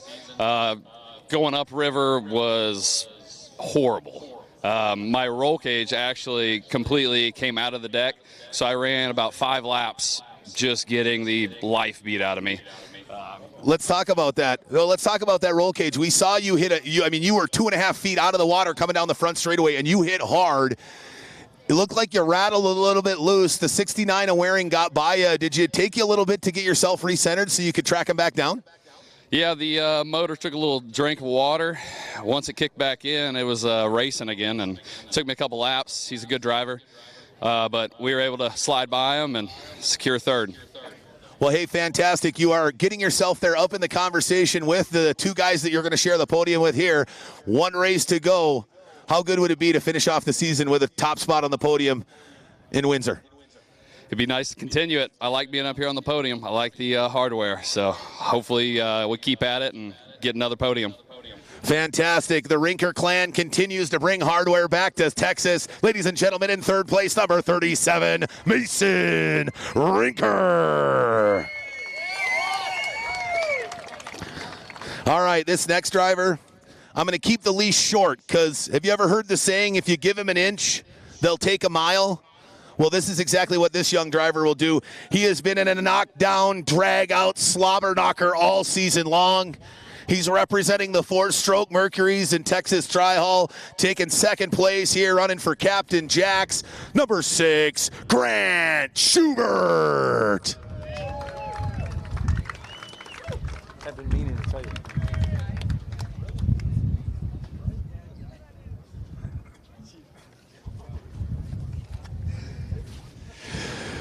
Well, I can imagine you're pretty tired after 70 laps here this afternoon in this brutal heat. Man, after this, I'm going to go take a good nap in the box fan over there. Do you already have the AC cranking, getting that thing down to about the mid-50s? I think Mullet did it right after the F1 final, so I think it's nice and cold. Well, fantastic. Hey, you had a battle out there. The battle continues all season long with the man that's going to sit to your right. I know it's got to sting a little bit to not be one step to your right, but you kept yourself in the conversation for points championship here as you try to knock off our back-to-back champion. It's got to feel good to continue the fight and leave it all, being able to leave it all out on the table in our final event in Windsor, Colorado.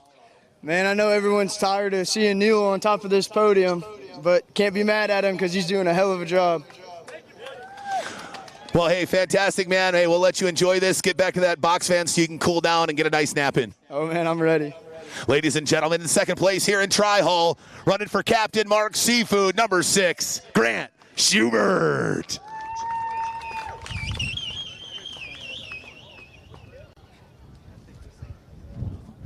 All right. Eventually, I'm going to get sick and tired of it. But he never will, so I'll put up with it. This guy won the first 2 heats.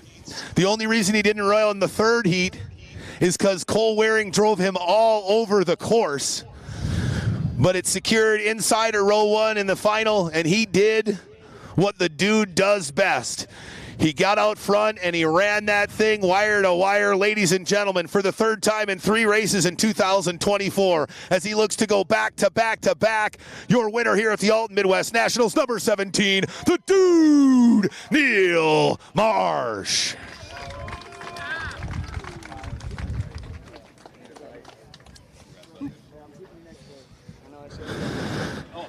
Oh, you're good, man. You're good. All right, Neil, well, we're going to keep this thing short. Man, it was a hard-fought weekend. You had some new sponsors on the boat. You had a little extra oomph with the Autism Matters carrying you. Boy, it's sure like they just did the trick and got the Marsh Racing machine back on top of the podium. It's nice to put that on the podium, man. It's a great thing. My buddy, he really supports us. he loves this. He loves what we're doing, and he supports the local thing, and that's what it was all about. You know, he throws me $100 every time I see him, and I can't thank him enough. Roger, like I said, Raja and Annette, thank you so much. And there's a million other people. My crew, Brian and Jenny and Josie and Sam. I got Tyson and Billy, and I got Earl here too, man. I got a whole bunch of them, right? So we never really go testing and really check stuff out. We were worried about the prop getting took and another claim, right? So we had to do some work, right?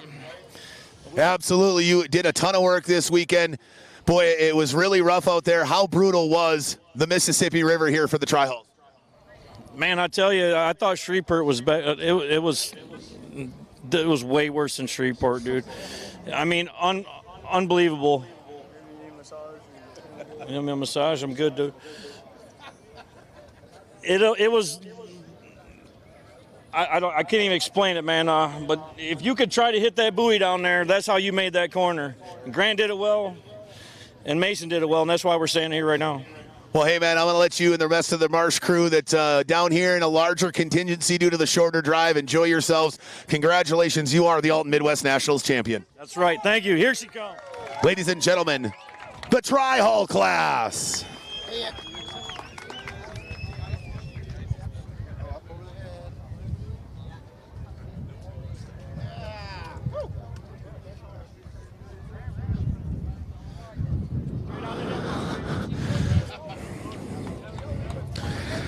Three, two, one, douse 'em.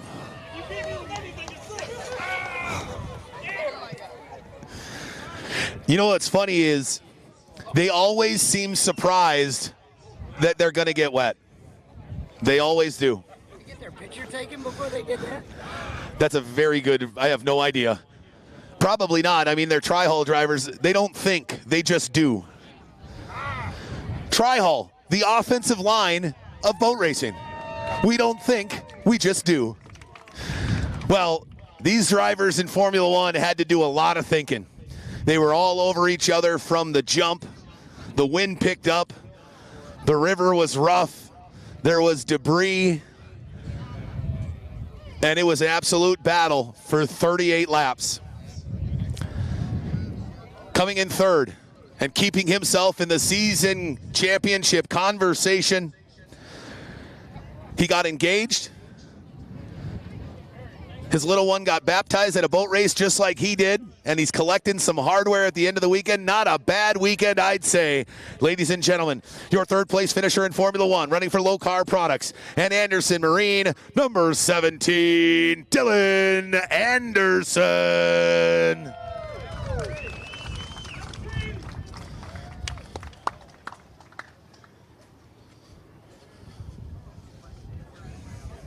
Hop up there, Dylan. Hey, man, first off, got to feel good to be back on the podium. Yeah, it's always a fun place to be. I'm pretty short as it is, and getting a little box under me makes me feel a lot better about myself. Well, fair enough, man. Hey, when you go home or on the ride home and you start watching the live stream on our YouTube channel, you're going to hear this phrase more than once. Always the bridesmaid, never the bride. That has been the last few years for you, but you did the smart thing. You collected points. You didn't go on your head, and you've now got a chance to claim that season championship. What does it mean to get those points now, and what would it mean to be the champion at the end of 24? Yeah, that's kind of a goal of ours going into the season. I mean, we've got a couple wins under our belt, and we've come just short of the championship twice and third once, and just going to try and keep it upright, keep from peeling the thing over backwards, and not have to fix a boat this season, and that should put us up there.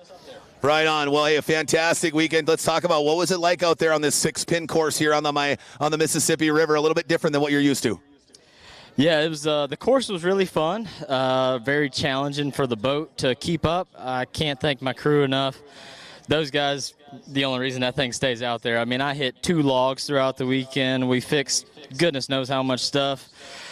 If it wasn't for, I mean, we got a big crew with us this weekend, but, you know, the key people are always my parents, Pat, Dylan, Lindsay, Jonathan. Carabeth does a lot just for keeping our spirits up. You know, she's kind of the jokester this weekend. We got some of my dad's old crew guys, Charlie and Darlene here. Couldn't ask for any more help, and without them, I definitely wouldn't be here. Yeah, fantastic. And a little icing on the cake after a great trip to Olbia, Italy, where I heard you got engaged. Been a pretty good week to be Dylan Anderson. Yeah, I'm smiling from ear to ear. Well, congratulations, sir. We'll see you in Windsor. Thank you, sir. Ladies and gentlemen, your third place finisher here in Formula One class, number 17, Dylan Anderson. Well, we had a chance to chat with this driver before the final while he was sitting on the dock. I can imagine his heart was beating a million miles an hour, but he was as cool as a cucumber. He had a rough round two wrecks in 2 days, still finished fourth, sits fourth in the season standings, and he's changed that now as he is dead square in the middle of the fight. Ladies and gentlemen, taking second place here at the Alton Midwest Nationals out of Spring, Texas, running for Rinker Boat World, number 52, the real deal, Chris Rinker.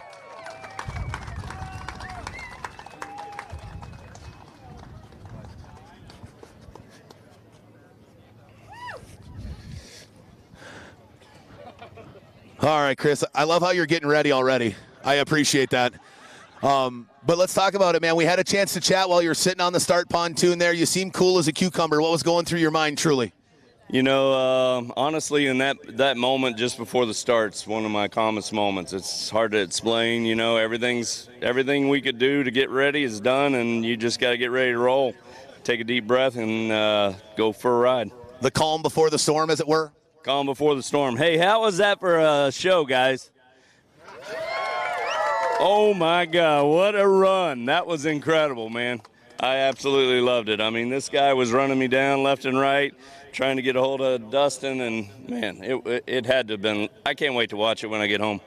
Well, fantastic. And I think you knew coming into this weekend you had to secure at least a podium finish to be in the conversation. You gave him everything you had. You threw it all at him. The mighty Mississippi made it tough to pass here on this windy, sunny Sunday afternoon. But it's got to feel good. You're going to head to Windsor, Colorado, with a bullseye on your back, with a bullseye on Dustin Terry, looking to take that championship and really put a feather in the cap on Rinker Racing. Can't wait. Looking forward to it. Ladies and gentlemen, your second place finisher here at the Alton Midwest Nationals, number 52, Chris Rinker.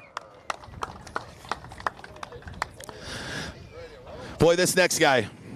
We did a bit this weekend that if you see our YouTube channel, we asked him who was the driver that you would let date your sister. Then we asked him who was the driver that in no way you would ever allow them to date their sister. Well, this driver, he won that title. So I'm excited to say this for the first time in his career here in Formula One with a four-stroke on the back. Ladies and gentlemen, your champion at the Alton Midwest Nationals and the second four-stroke victory, first from the pole out of Houma, Louisiana. Runner for Simmons, Hanley Conroy, number 3, Dustin Terry.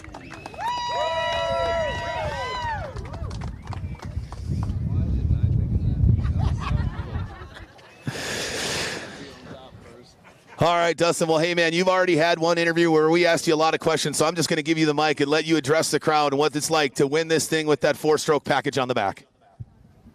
I mean, obviously, this feels incredible. It wasn't how we thought our weekend was going to go, qualifying in 8th at the start, but we just made the game plan to come off the beach in every heat, and it ended up working. There's a lot of talent out here, and thankfully, because there's a lot of talent, they all keep each other busy if you can get up there. So I just have to thank Ruben Stafford. I got to thank Ameristar Roofing. I got to thank John and Michael Schubert, JH Performance Boats, and everything they've done to get me throughout my whole race career.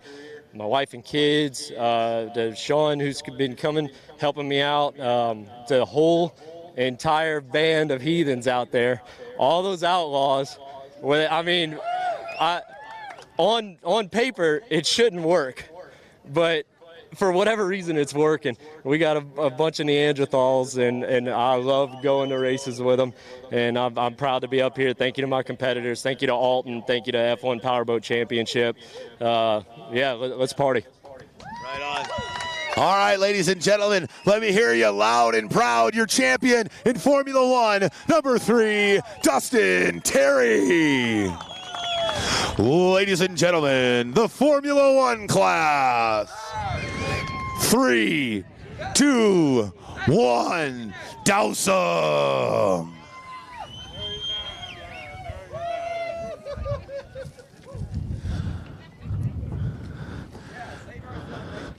All right, everybody, thank you so much for joining us here. Right behind us in the VIP area, we've got cocktails back here. Come hang out. But more than anything, we got to thank all our fantastic sponsors here of the 2024 Alton Midwest Nationals. Alton Toyota, Great Rivers and Routes, Simmons Hanley Conroy, the City of Alton, the Alton Parks and Rec Department, Max, Downtown Alton, Mercury Racing, Seabold Sports, Enjoy Illinois, the Illinois Department of Tourism, the Argosy Casino Alton, Mega East, Metro Storage. Thank you so much, all these fantastic local sponsors, and always our series sponsors, Mercury Racing, Seabold Sports, Kicker, RCI, VP Racing, Seaway Marine, and JH Performance Boats, and Moto Marketing Group. Thank you so much, everybody. Good night, God bless, and we'll see you at Roar of the Rockies in Windsor, Colorado.